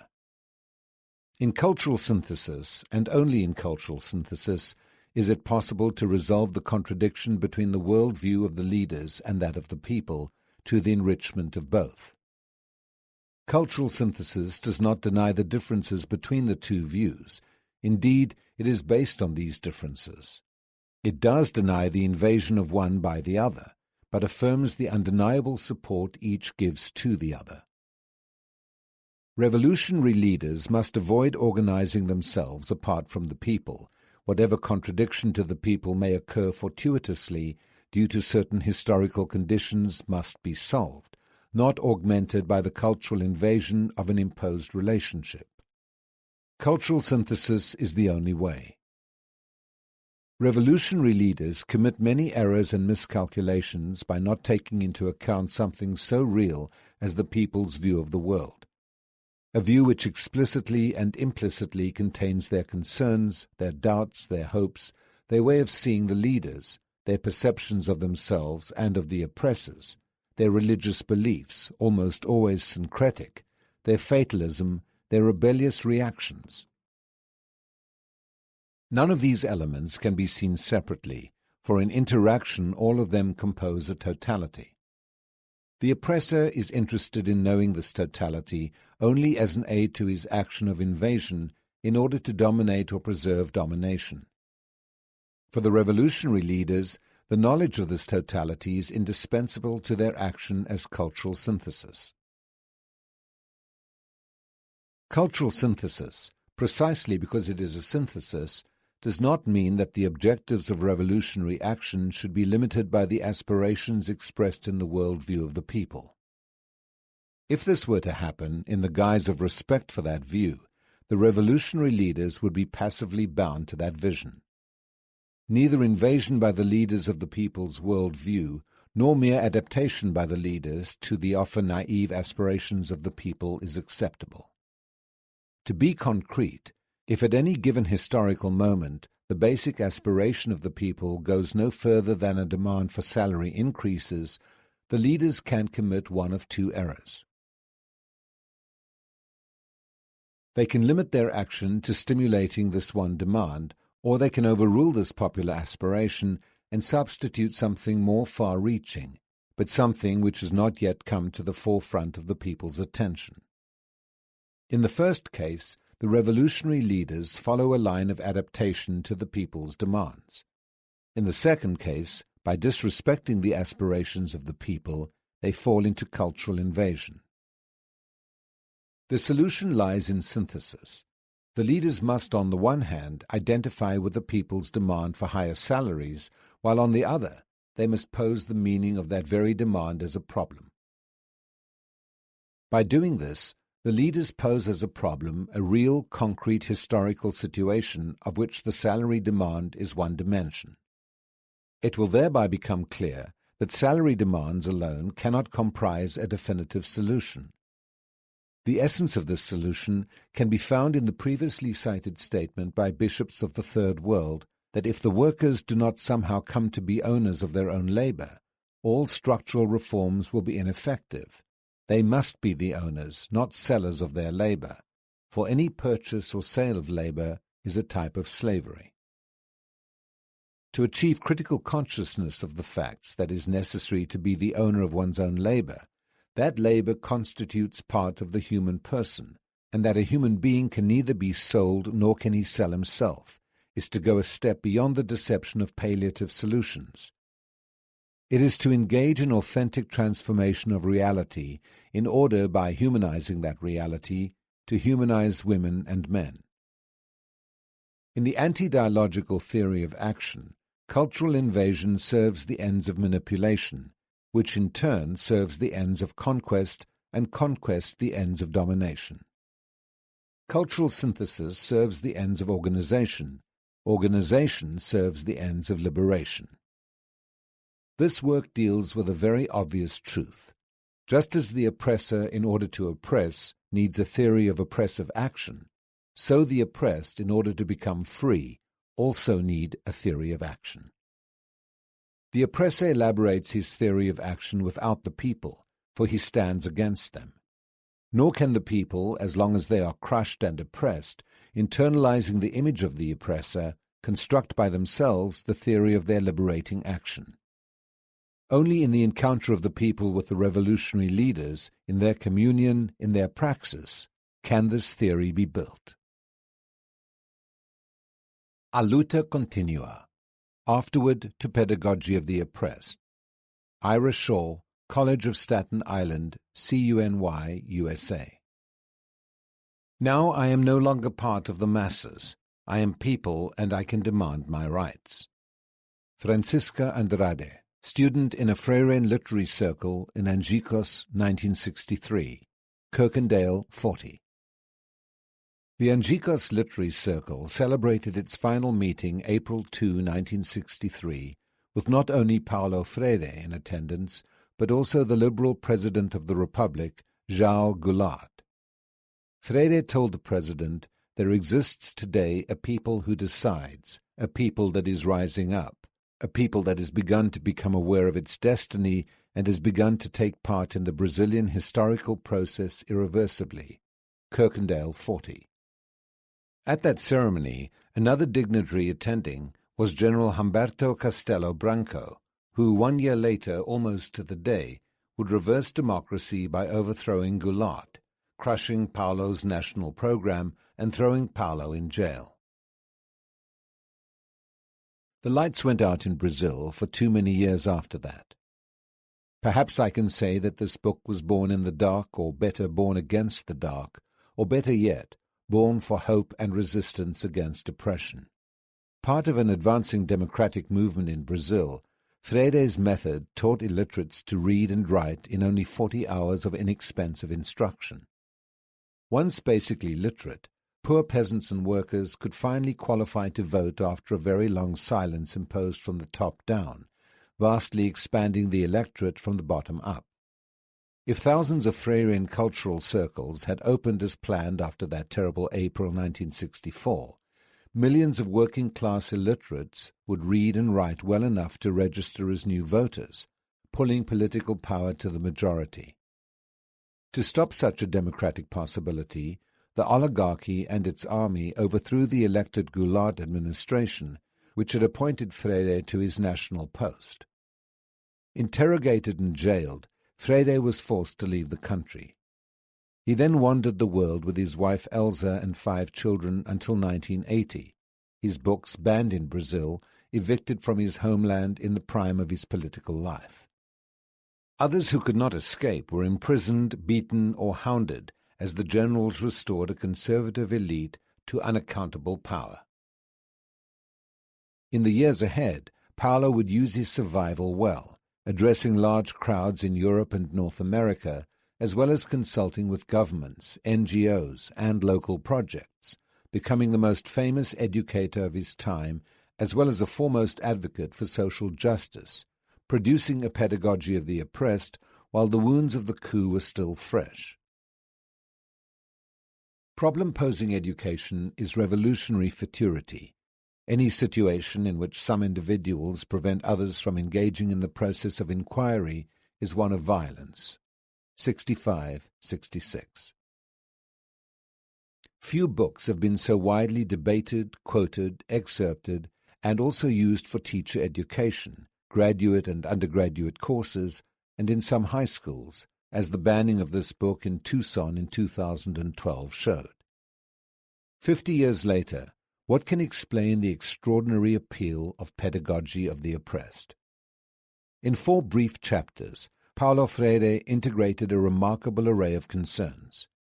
1. A theory and a practice for a critical pedagogy to question the status quo in the name of social justice. 2. The theory and practice involved a situated pedagogy which could be adapted for diverse places, different stakeholders, and varying conditions. 3. This situated pedagogy provided a rich lexicon of practice, a dialogue method of instruction, problem-posing inquiry instead of banking pedagogy, memorization, untested feasibility, limit situations and limit acts, the cultural circle, the teacher-student with students-teachers, the vocabulary universe, the generative theme and the generative word, codification and decodification, conscientization or coming to critical consciousness, hinged themes, and the anthropological notion of culture, praxis or action reflection, cyclically theorizing practice and practicing theory. 4. This lexicon for critical theory and practice evolved as Paulo experimented before the coup for 15 years in adult literacy education outside formal school systems. Later it would be adapted for K through 12 and higher education units. 5. Open to diverse settings for critical practice, this book crossed paths with multicultural, anti-racist and feminist pedagogies and movements also emerging at that time with similar orientations toward equality, democracy, and social justice. 6. The social justice orientation of this book appeared just when mass movements for radical change became global phenomena, in a period famous for the immense and proliferating criticizability of things, institutions and practices and discourses, as Michel Foucault put it. 6. And when student-centered approaches and constructivist methods were on the offensive in educational circles. 7. Student-centered, constructivist, and critical of inequality, Freire's theory and practice proposed all education as politics. No pedagogy can be neutral, because all develop human subjects and produce consciousness one way or another, depending on the ideology of the contents, the social relations of discourse, and the learning process of the curriculum. Any pedagogy or curriculum which does not question the status quo tacitly or actively endorses it. 8.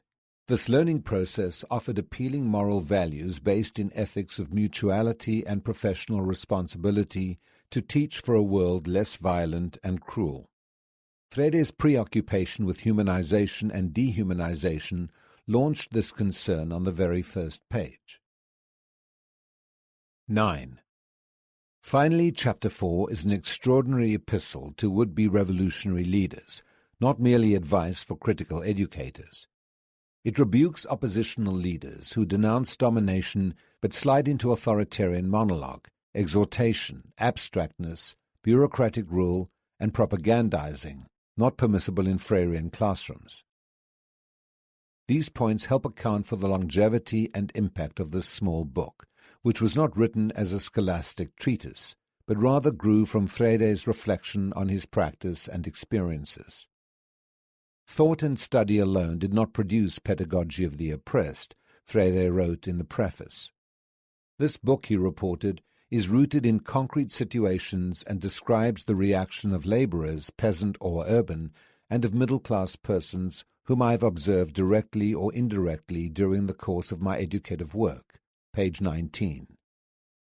Paulo considered critical education in schools or in social movements intellectually demanding and politically risky. Movements with internal education programs confront formidable authorities who Paulo called the power now in power. In schools and colleges, teachers and students make themselves each day, but under terms largely dominated from outside and above, limit situations against which critical pedagogy is a limit act. Paulo was especially oriented to the critical learning possible inside mass movements, the power not yet in power, but found himself appointed Secretary of Education for São Paulo's 643 schools when the Workers' Party won control of that city administration in 1989. For Paulo, throughout his life and work, the essential questions of this famous book remained. What kind of world do we live in? Why is it like that? What kind of world do we want? How do we get there from here? April 2017, New York, USA. Interviews with contemporary scholars. Marina Aparicio Barberan, Paulo Freire Institute, Spain. Please tell us about your background and current areas of expertise. I'm a political scientist with an undergraduate degree from Pompeu Fabra University, and I specialize in public and social policy analysis and evaluation, with 2 master's degrees from UPF Johns Hopkins and Valencia UVEG. My research areas are policy analysis, political and electoral behavior, and political and parliamentary elites analysis. How did you come to read Freire's Pedagogy of the Oppressed for the first time? My first time reading Pedagogy of the Oppressed was in 2006. I was a participant and collaborative member of the Centro de Recursos y Educación Continua, CREC, Deputación de Valencia, directed by Pep Aparicio Guadas, 1999 to 2013. In this center, I conducted publishing tasks and took on organizational and educational functions related to my training and field. At the same time, I continued with my studies in political science, as well as various activities within social movements. Previously, I had read some of Freire's other works, but I think it is important to note how this book enticed me, the analysis, the words, and the way Freire articulates the different realities in which we are all immersed, his concretion, his ideas, his clairvoyance, his coherence. We could say that books like Pedagogy of the Oppressed, Pedagogy of the Question, or Pedagogy of Hope have been the key in shaping a perspective or dynamic of reading the world, and also writing the world and the word, and in putting this perspective into action. What do you think Paulo Freire would say about how his theories are used today? From my perspective, Freire would have mixed feelings. On the one hand, the joy of seeing his utopia, practices and theories, his way of living and doing having mushroomed in the world and society at the hands of women and men involved in processes of subjectivity and or awareness.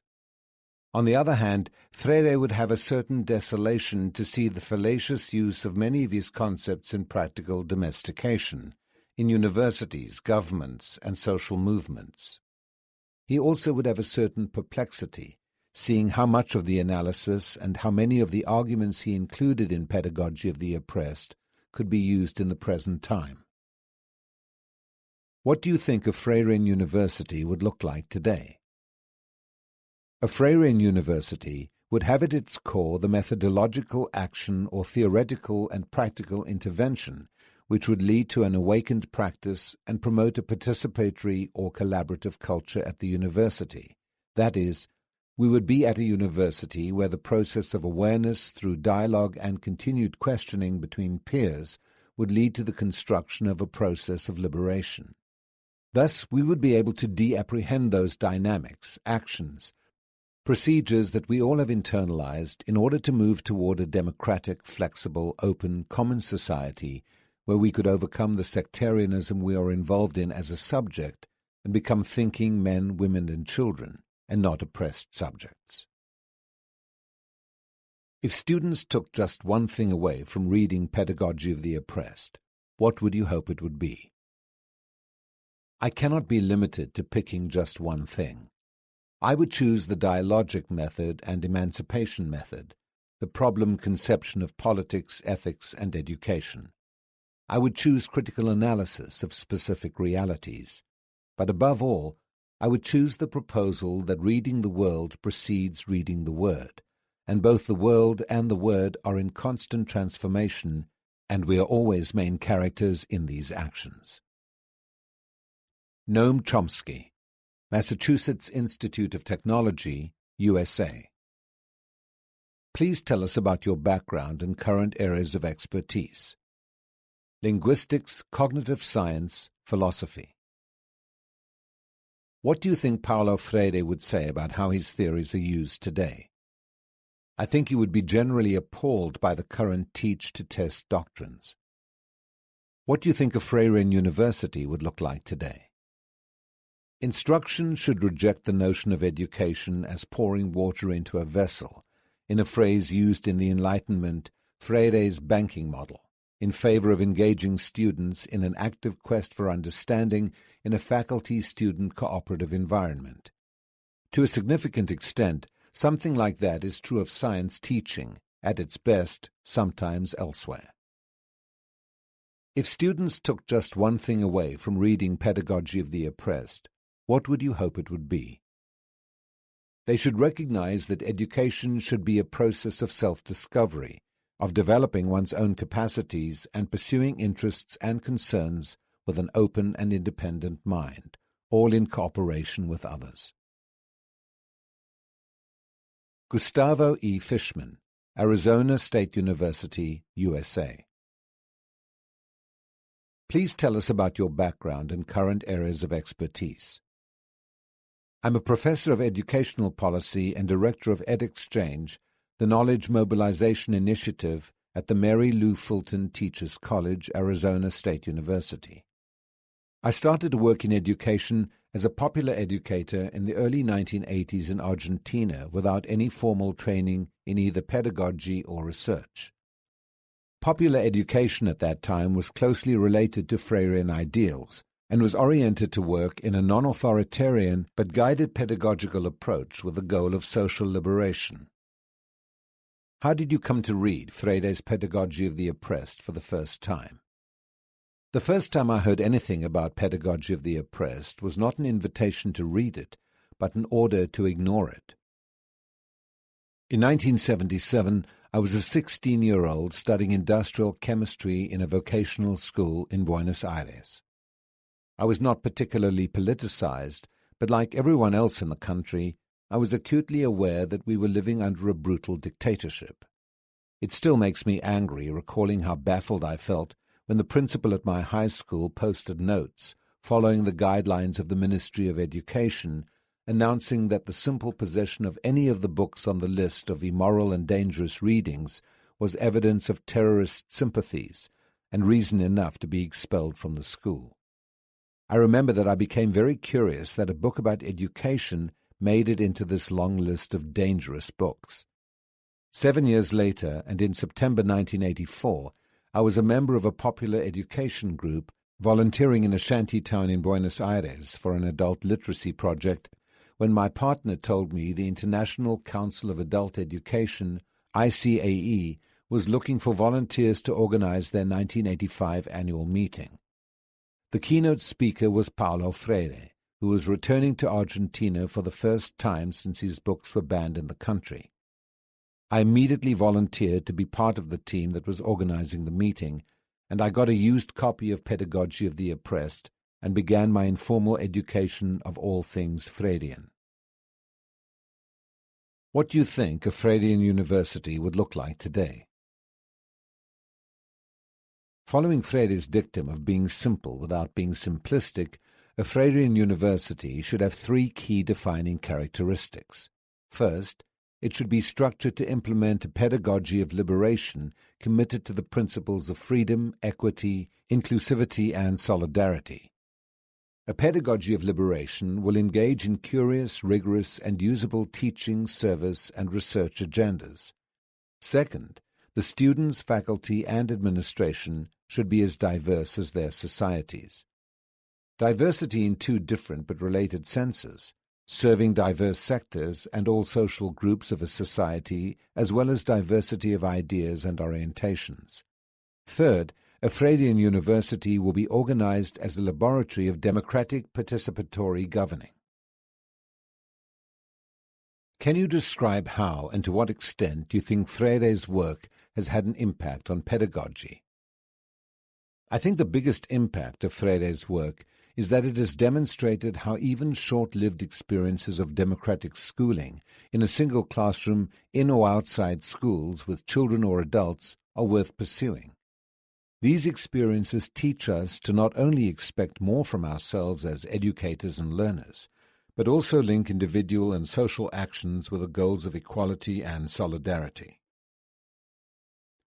Ramon Fletcher, University of Barcelona, Spain. Please tell us about your background and current areas of expertise. I am devoted to scientific research in search of both intellectual and human excellence, focusing on the identification of actions that tackle inequalities in different social fields, ethnic and minority groups, gender issues, especially in the field of masculinity studies, education, and economy, specifically focusing on organizations that are successful in overcoming income inequalities, etc. In other words, I've never been interested in the analysis of inequality by itself, because I think such analysis benefits only the people who develop it. Rather, I'm interested in the analysis of human actions that are actively overcoming inequalities, something that Freire appreciated very much. What do you think Paulo Freire would say about how his theories are used today? I do not know what Freire would think, but what I can say is that Freire had a great intuition and was always ahead of his time. In 1969, with Pedagogy of the Oppressed, he had already developed a theory of dialogic action, which did not arrive in the social sciences until 1981, 12 years later, with Habermas's theory of communicative action. What Freire defined as dialogic action or dialogic perspective is the current trend in social sciences in the field of economics, sociology, anthropology, and political science. I think Freire would be satisfied to see how the social sciences today are in line with the dialogic perspective that he foresaw in the 1960s. Can you describe how and to what extent you think Freire's work has had an impact on research? I think the impact of Freire's work on research has been extremely positive. The dialogic perspective helped show that it is necessary to open a dialogue with the people who are the object of study. What happens is that the meaning of this dialogue, what dialogue meant to Freire, has often not been well understood. Research should be truly dialogic with the end users of a given study. Although the subject may be a person working 8 hours a day in domestic cleaning, the researcher is being paid to read and study the scientific knowledge. Unfortunately, some people have understood only the go and dialogue with the subject's part, without doing the rest of their job, without working hard like Freire did, without reading the applicable social sciences literature so that they can use that knowledge in the dialogue with the end users. Can you describe how and to what extent you think Freire's work has had an impact on pedagogy? Honestly, Freire's work has had an impressive impact worldwide. Freire is possibly the most influential scholar in education. The problem is that this influence has not always reached educational practice. For example, in universities, many people declare themselves as being Freirean, but they are not helping transform the actual conditions of the schools or the educational practices to be in line with Freirean guidelines. If students took just one thing away from reading Pedagogy of the Oppressed, what would you hope it would be? I especially wish students would prioritize something that is forgotten in most educational systems, which is the right to education for all children. Very often, decisions are made based on reasons that are very far from the improvement of educational outcomes for all children. It is critical that students in education embrace this ethical and human commitment. This will be their real professional task. Ronald David Glass, University of California, Santa Cruz, USA. Please tell us about your background and current areas of expertise.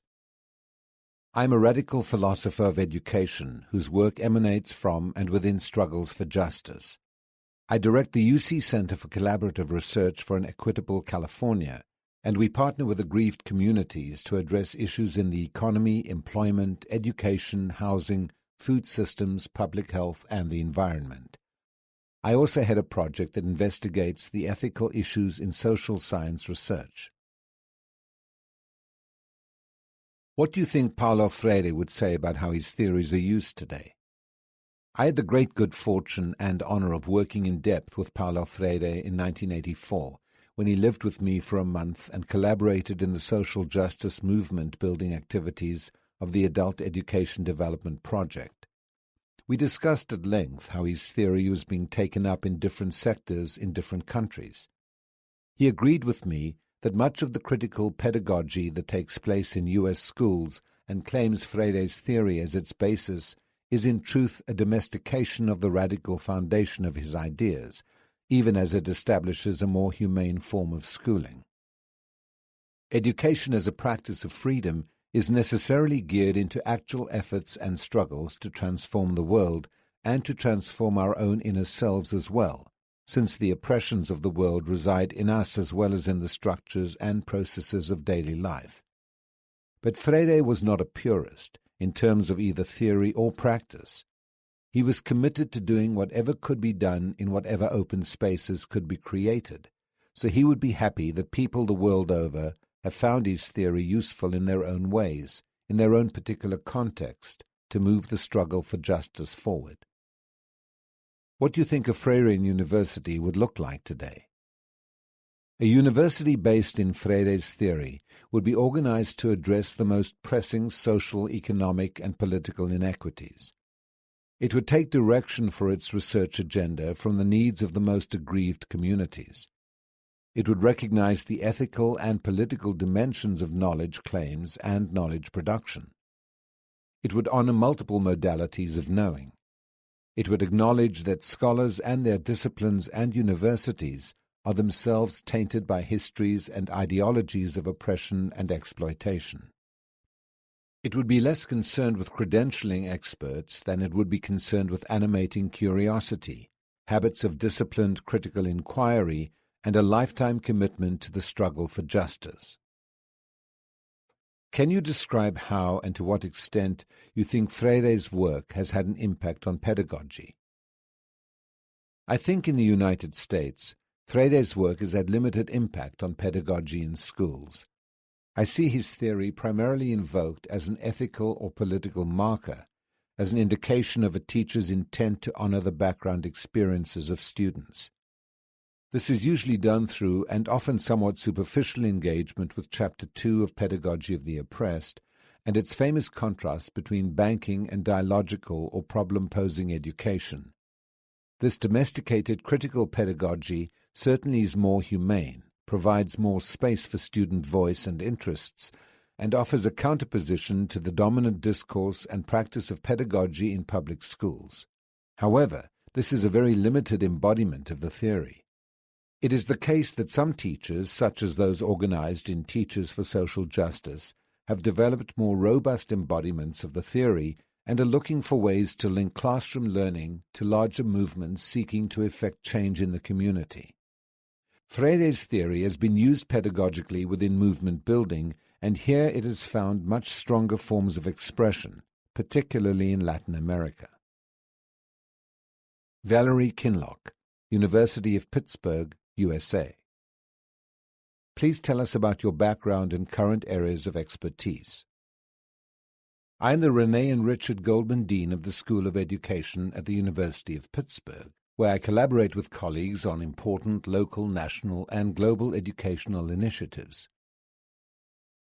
Before being named Dean, I was Professor of Literacy Studies and Associate Dean at Ohio State University, where I facilitated initiatives on diversity and inclusion in education, international education partnerships, and school and community engagement. My research examines the literacies and community engagements of young people and adults inside and outside schools.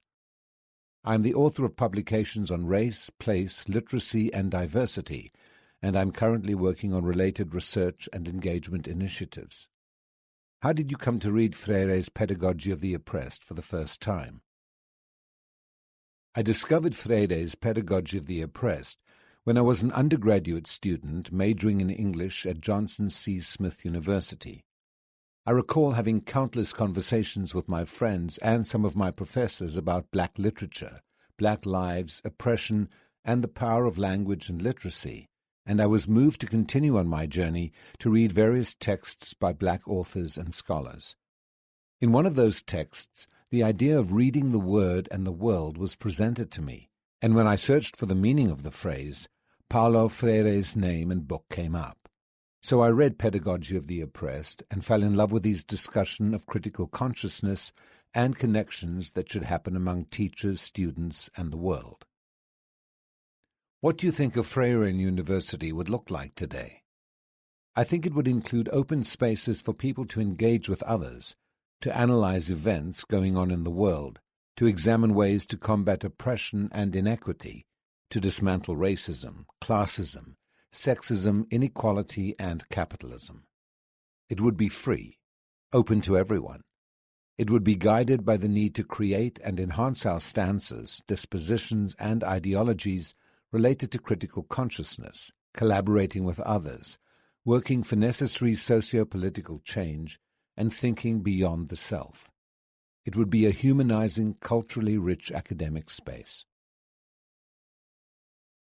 Can you describe how and to what extent you think Freire's work has had an impact on research? To this day, Freire continues to push scholars to consider the complicated ways identities and locations need to be nuanced in discussions about education. He encourages us to take a critical perspective, especially when collaborating with other people in community contexts, as we attempt to address pervasive questions about inequality. He also situates research within the reach of the everyday realities, lives, lived conditions, struggles, and hope of people, to make research accessible to who we are working with and writing with and about in our research. Thus, research is not singularly about publishing articles and books, but about writing new ways of being into existence that can, fundamentally, change the world for the better. If students took just one thing away from reading Pedagogy of the Oppressed, what would you hope it would be? I hope it would be this: Freire's 1971 insistence that we work to eradicate systems of oppression so that students can become beings for themselves, as opposed to students being forced to integrate into the structure of oppression, page 55. I believe his focus on transforming systems of oppression points to all systems, schools, universities, and political systems that we live under in our specific contexts. It also speaks to the need for us to work in solidarity to revolutionize and transform the world. Peter Mayo, University of Malta, Malta. Please tell us about your background and current areas of expertise. I was brought up in Malta, where I worked as a part-time journalist for a few years, then took up teaching and eventually the academic life after having pursued postgraduate studies at the University of Alberta and OISE, University of Toronto in Canada. I specialize in sociology of education with a focus on adult education, and have also been involved in university outreach developing projects that have their basis in issues and commemorations that capture community members' imagination and are therefore rooted in popular consciousness. How did you come to read Freire's Pedagogy of the Oppressed for the first time? The occasion for reading Pedagogy of the Oppressed presented itself at the start of my graduate studies in Edmonton, Alberta, and the book certainly proved a revelation to me. It seemed to contain many of the insights and elements necessary for me to understand the context in which my previous teaching in Malta had taken place. These included subalterneity, colonial legacies, relative poverty, class issues including language issues, and issues concerning racism. There were African Maltese students in our school at a time when Maltese society was nowhere near the multi-ethnic society it has become in recent times. What do you think a Freirean university would look like today? It would be one wherein the institution and the education it provides are conceived of as public goods, not consumption goods. It would be one where engagement with the community would be given central importance. It would be one where the starting point for learning is the student's existential situation, with knowledge deriving from thematic complexes researched within and emerging from the community. It would be one in which the transmission model of lecturing is replaced by co-investigation, involving lecturers, students, and community members, debating issues which are raised in a manner that arouses epistemological curiosity and becomes the object of collective inquiry. Can you describe how and to what extent you think Freire's work has had an impact on research? The greatest Freirean impact on research can be felt in that approach known as participatory action research, a collective form of research where community members are assisted in researching issues that affect their own and surrounding lives. I would argue that Freire has a lot to tell us about the ethics of research and the extent to which those whose lives and issues are being examined are genuinely involved in determining the research agenda and research process. They would benefit from co-ownership of the entire research process and its outcomes. This research process and outcome should serve to improve their ways of life. It is a value-committed effort which affirms the choice and purposes of research in line with a view that knowledge and research are not neutral. In short, it is research geared not simply to interpret the world, but primarily to contribute toward changing it.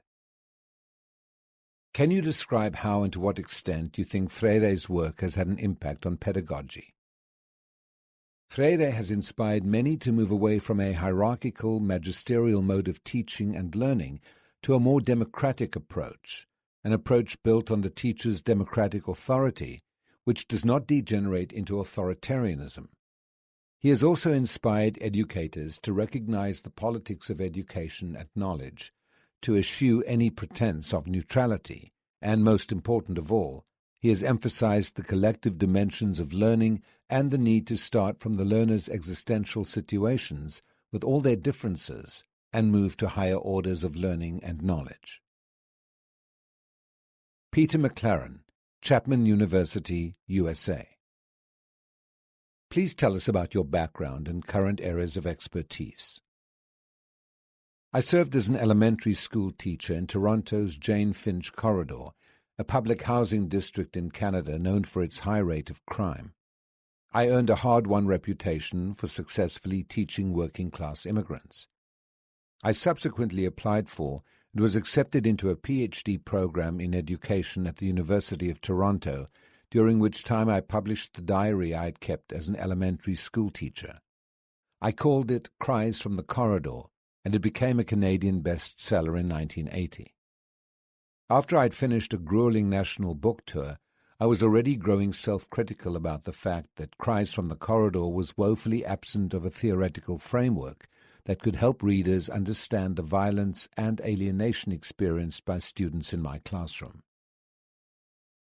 Progressive and radical educators alike had for decades winced in gut-churning unison at the tellingly restrained efforts to take seriously education reform throughout the country, establishing a bog-standard evasion for challenging seriously the role that education plays in the reproduction of the asymmetrical relations of power and privilege of the capitalist state. And I fear that my book was not sufficiently helpful in deepening an understanding of capitalist schooling. To remedy both the calculated indifference of educational officials as well as my insufficiently developed theoretical center of gravity, I began to read across disciplines shifting my early interest in Chaucer, Beowulf, Shakespeare, and Blake towards an incorporation of the sociology of knowledge, anthropology, critical theory, and semiotics. I took the time to audit courses with Michael Foucault, Umberto Eco, Ernesto Laclau, and other visiting intellectuals. I finally graduated with my doctorate in 1984, still feeling that there was so much to learn. My doctoral dissertation was published as a book, Schooling as a Ritual Performance, and to my great excitement, Professor Henri Giraud agreed to write the preface. Henri became a mentor to me and invited me to join him at Miami University of Ohio as a fellow professor. Henri introduced me to one of his best friends, Donaldo Machado, from whom I learned a great deal about Paulo Freire and his work.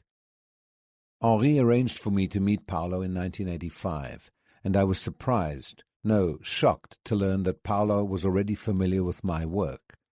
In fact, he would refer to me as his intellectual cousin and a part of his pedagogical family. In the ensuing years, he was gracious enough to write prefaces for 2 of my books and an endorsement for a 3rd. In subsequent years until his death, he exhibited a soulful kindness toward me and my ongoing project of developing critical pedagogy in North America, and later primarily Latin America and Asian contexts. How did you come to read Freire's Pedagogy of the Oppressed for the first time? I read Pedagogy of the Oppressed while a doctoral student in Toronto. It was not on any required reading lists in my classes, but friends of mine on the left pronounced it as a must-read work, so I read it in conjunction with other educators and social and political theorists that I was reading at the time. Paulo's work stood out for its relevance to my own life experiences, both as a student and as an educator, dramatically so. It helped to sharpen my understanding of praxis and the necessity for engaging in social struggles, and then returning to theoretical and philosophical works for clarification and for deepening my understanding of those experiences. What do you think Paulo Freire would say about how his theories are used today? I think Paulo, in all of his great humility, would be appreciative that his work has made such a powerful impact on so many fields, and that it has become such a powerful antidote to prevailing forms of social and political amnesia and to the motivated forgetfulness that surrounds the foundational violence of all societies.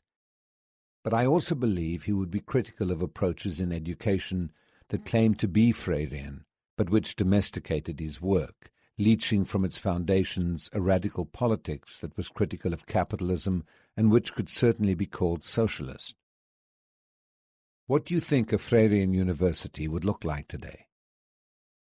A Freirean university in the North American context would be centered around the elimination of economic inequality and social relations of oppression related to sexuality, age, species, gender, white supremacy, and the coloniality of power, all of which are related in different ways to the unequal ownership of capital and to capitalist value production itself, and the exploitation, alienation, and logic of abstraction that accompanies it.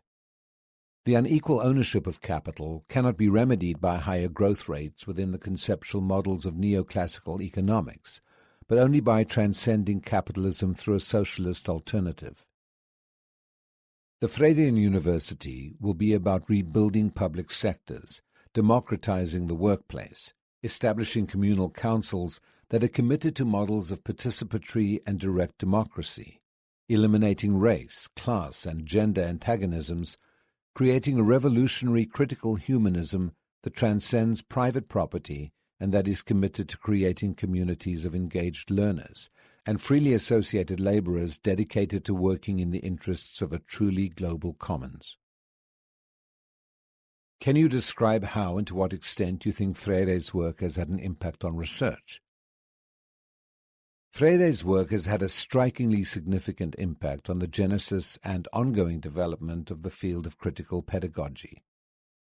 Critical pedagogy is constituted by a body of theory associated with Freire's work, and critical social theory more generally that emphasizes praxis. The field of critical pedagogy has recently expanded its purview to include revolutionary critical pedagogy, an attempt to reclaim Freire's Marxist epistemological roots through the development of a philosophy of praxis driven primarily by the work of Marx, Hegel, and humanist philosophers.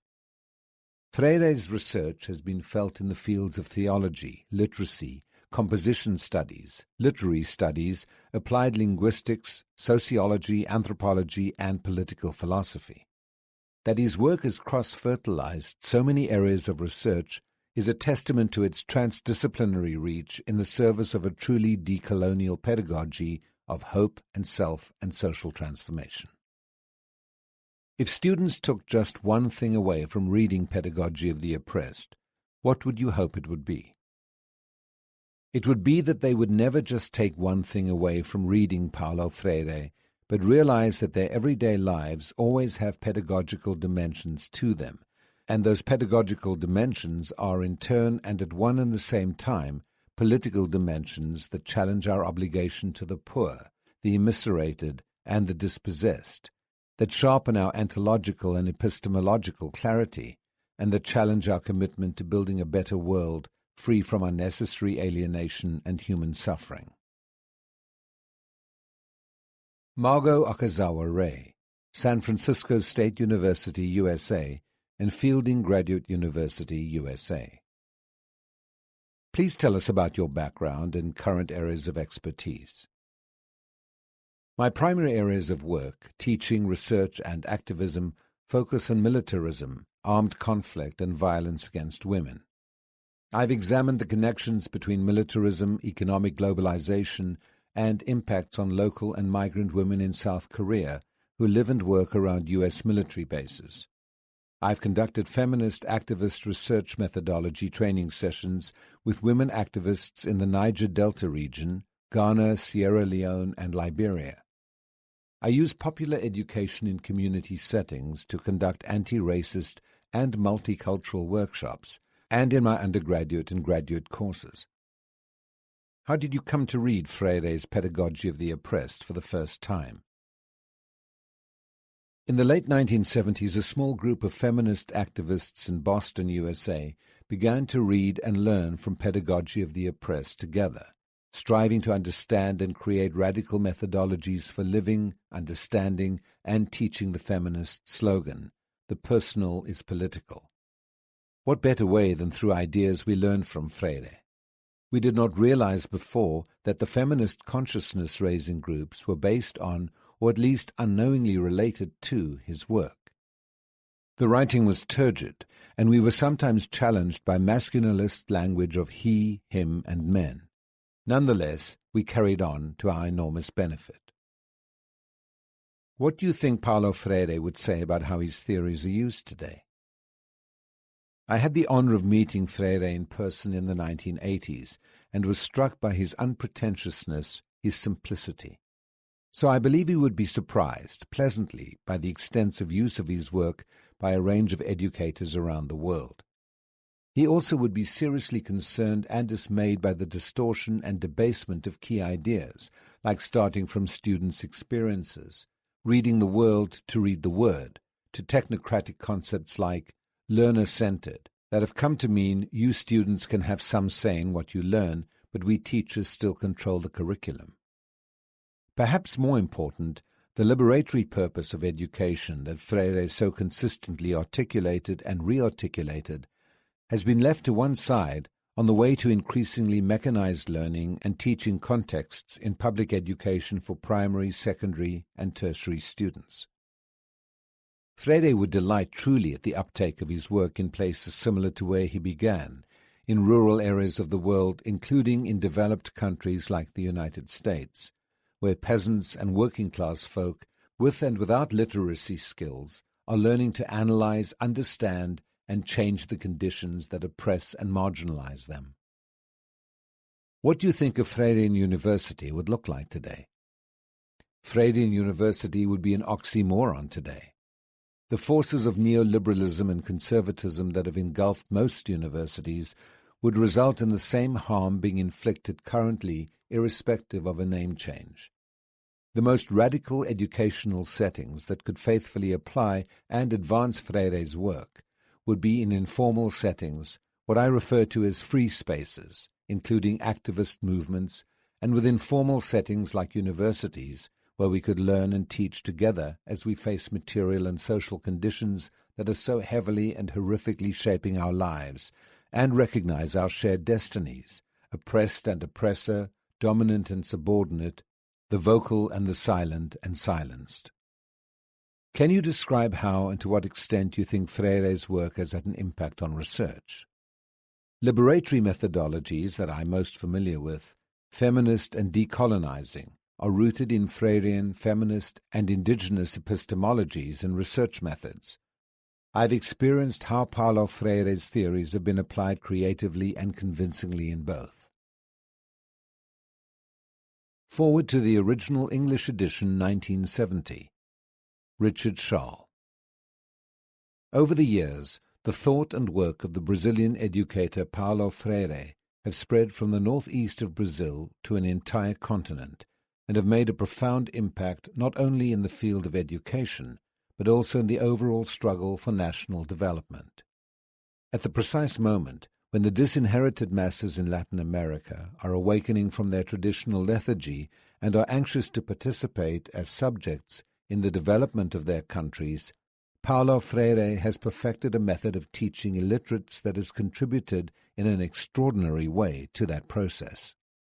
In fact, those who, in learning to read and write, come to a new awareness of selfhood and begin to look critically at the social situation in which they find themselves, often take the initiative in acting to transform the society that has denied them from this opportunity of participation.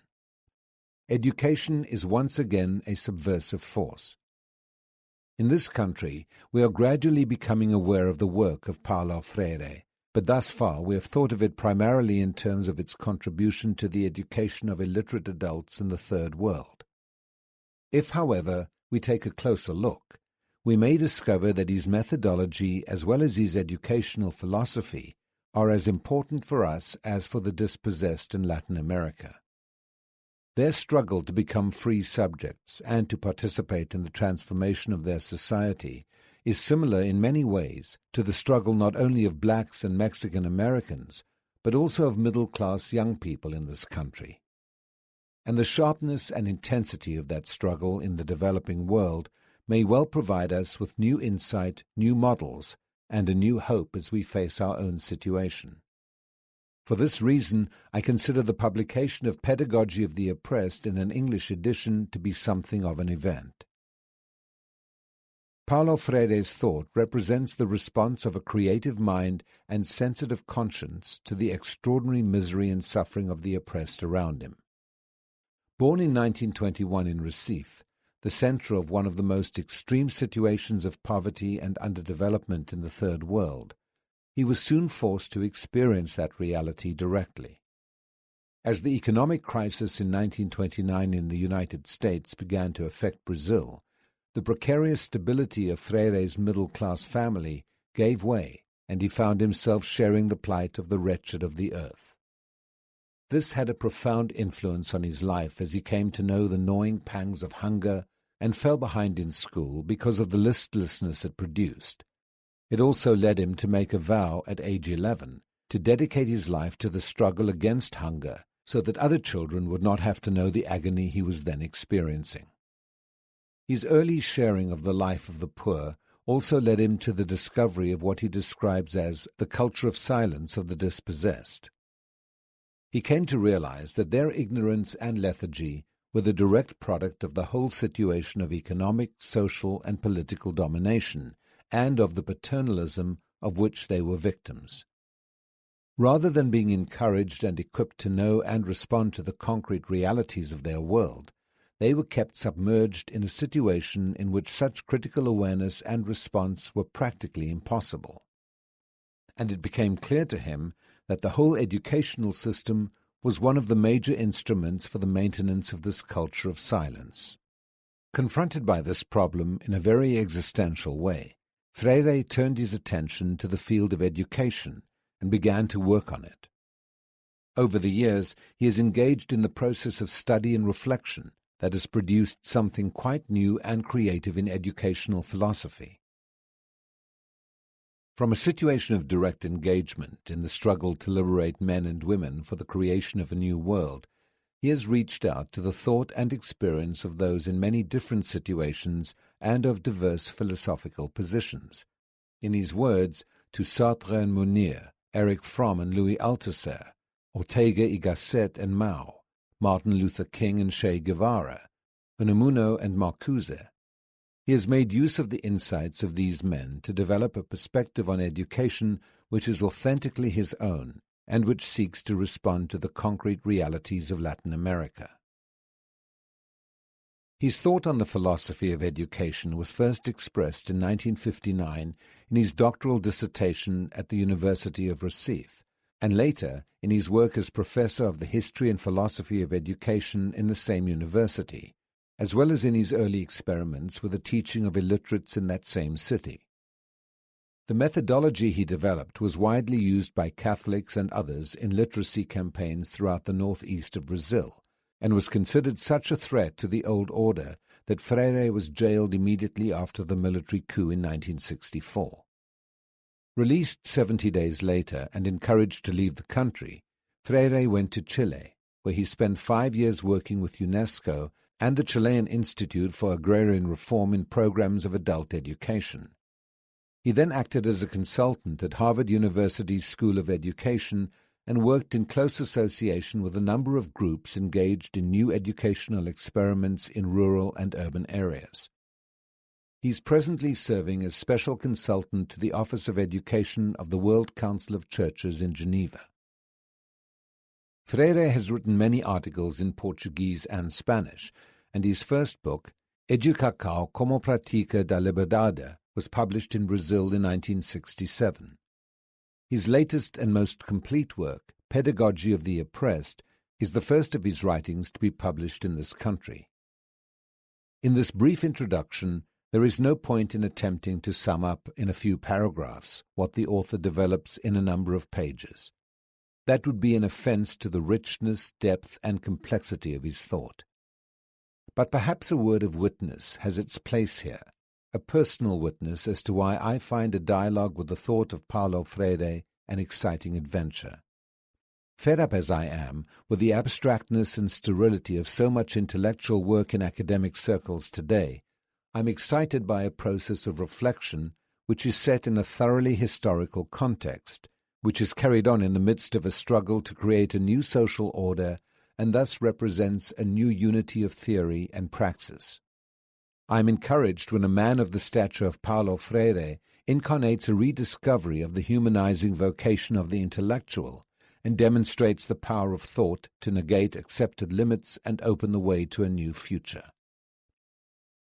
Freire is able to do this because he operates on one basic assumption, that man's ontological vocation, as he calls it, is to be a subject who acts upon and transforms his world, and in doing so moves toward ever new possibilities of fuller and richer life individually and collectively.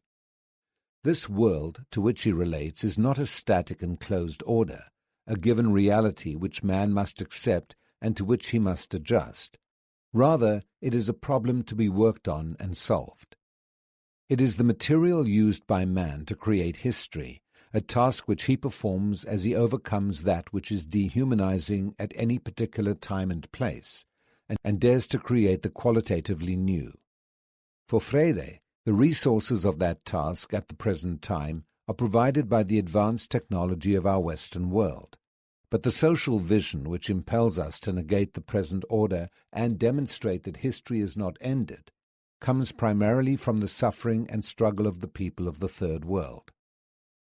Coupled with this is Freire's conviction, now supported by a wide background of experience, that every human being, no matter how ignorant or submerged in the culture of silence he or she may be, is capable of looking critically at the world in a dialogical encounter with others.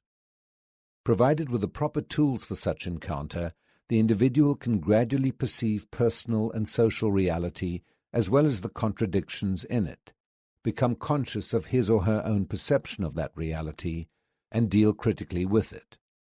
In this process, the old paternalistic teacher-student relationship is overcome. A peasant can facilitate this process for a neighbor more effectively than a teacher brought in from outside. People educate each other through the mediation of the world. As this happens, the word takes on new power. It is no longer an abstraction or magic, but a means by which people discover themselves and their potential as they give names to things around them. As Freire puts it, each individual wins back the right to say his or her own word, to name the world. When an illiterate peasant participates in this sort of educational experience, he or she comes to a new awareness of self, has a new sense of dignity, and is stirred by a new hope.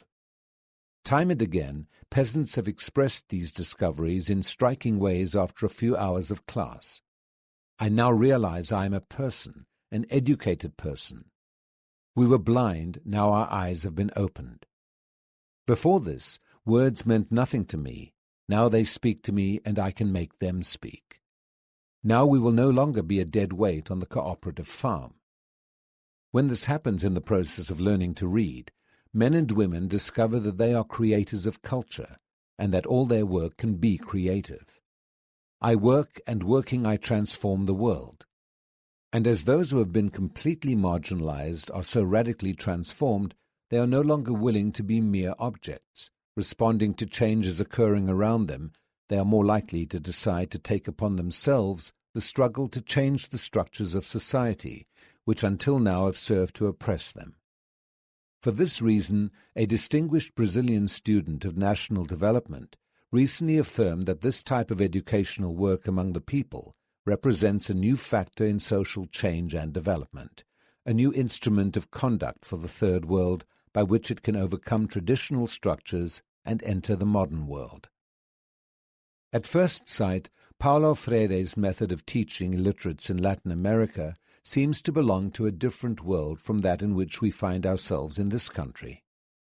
Certainly, it would be absurd to claim that it should be copied here. But there are certain parallels in the two situations that should not be overlooked. Our advanced technological society is rapidly making objects of most of us and subtly programming us into conformity to the logic of its system. To the degree that this happens, we are also becoming submerged in a new culture of silence. The paradox that is the same technology that does this to us also creates a new sensitivity to what is happening. Especially among young people, the new media together with the erosion of old concepts of authority open the way to acute awareness of this new bondage. The young perceive that their right to say their own word has been stolen from them, and that few things are more important than the struggle to win it back. They also realize that the educational system today, from kindergarten to university, is their enemy. There is no such thing as a neutral educational process. Education either functions as an instrument that is used to facilitate the integration of the younger generation into the logic of the present system and bring about conformity to it, or it becomes the practice of freedom, the means by which men and women deal critically and creatively with reality and discover how to participate in the transformation of their world.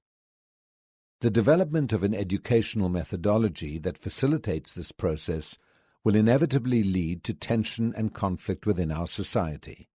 But it could also contribute to the formation of a new man and mark the beginning of a new era in Western history. For those who are committed to that task and are searching for concepts and tools for experimentation, Paulo Freire's thought will make a significant contribution in the years ahead.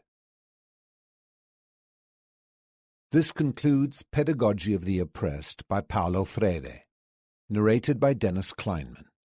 Copyright 1970-1993 by Paulo Freire. Copyright 2018 by Paulo Freire and contributors. Copyright Introduction 2018 by Donaldo Macedo. Copyright Afterword 2018 by Ira Shaw.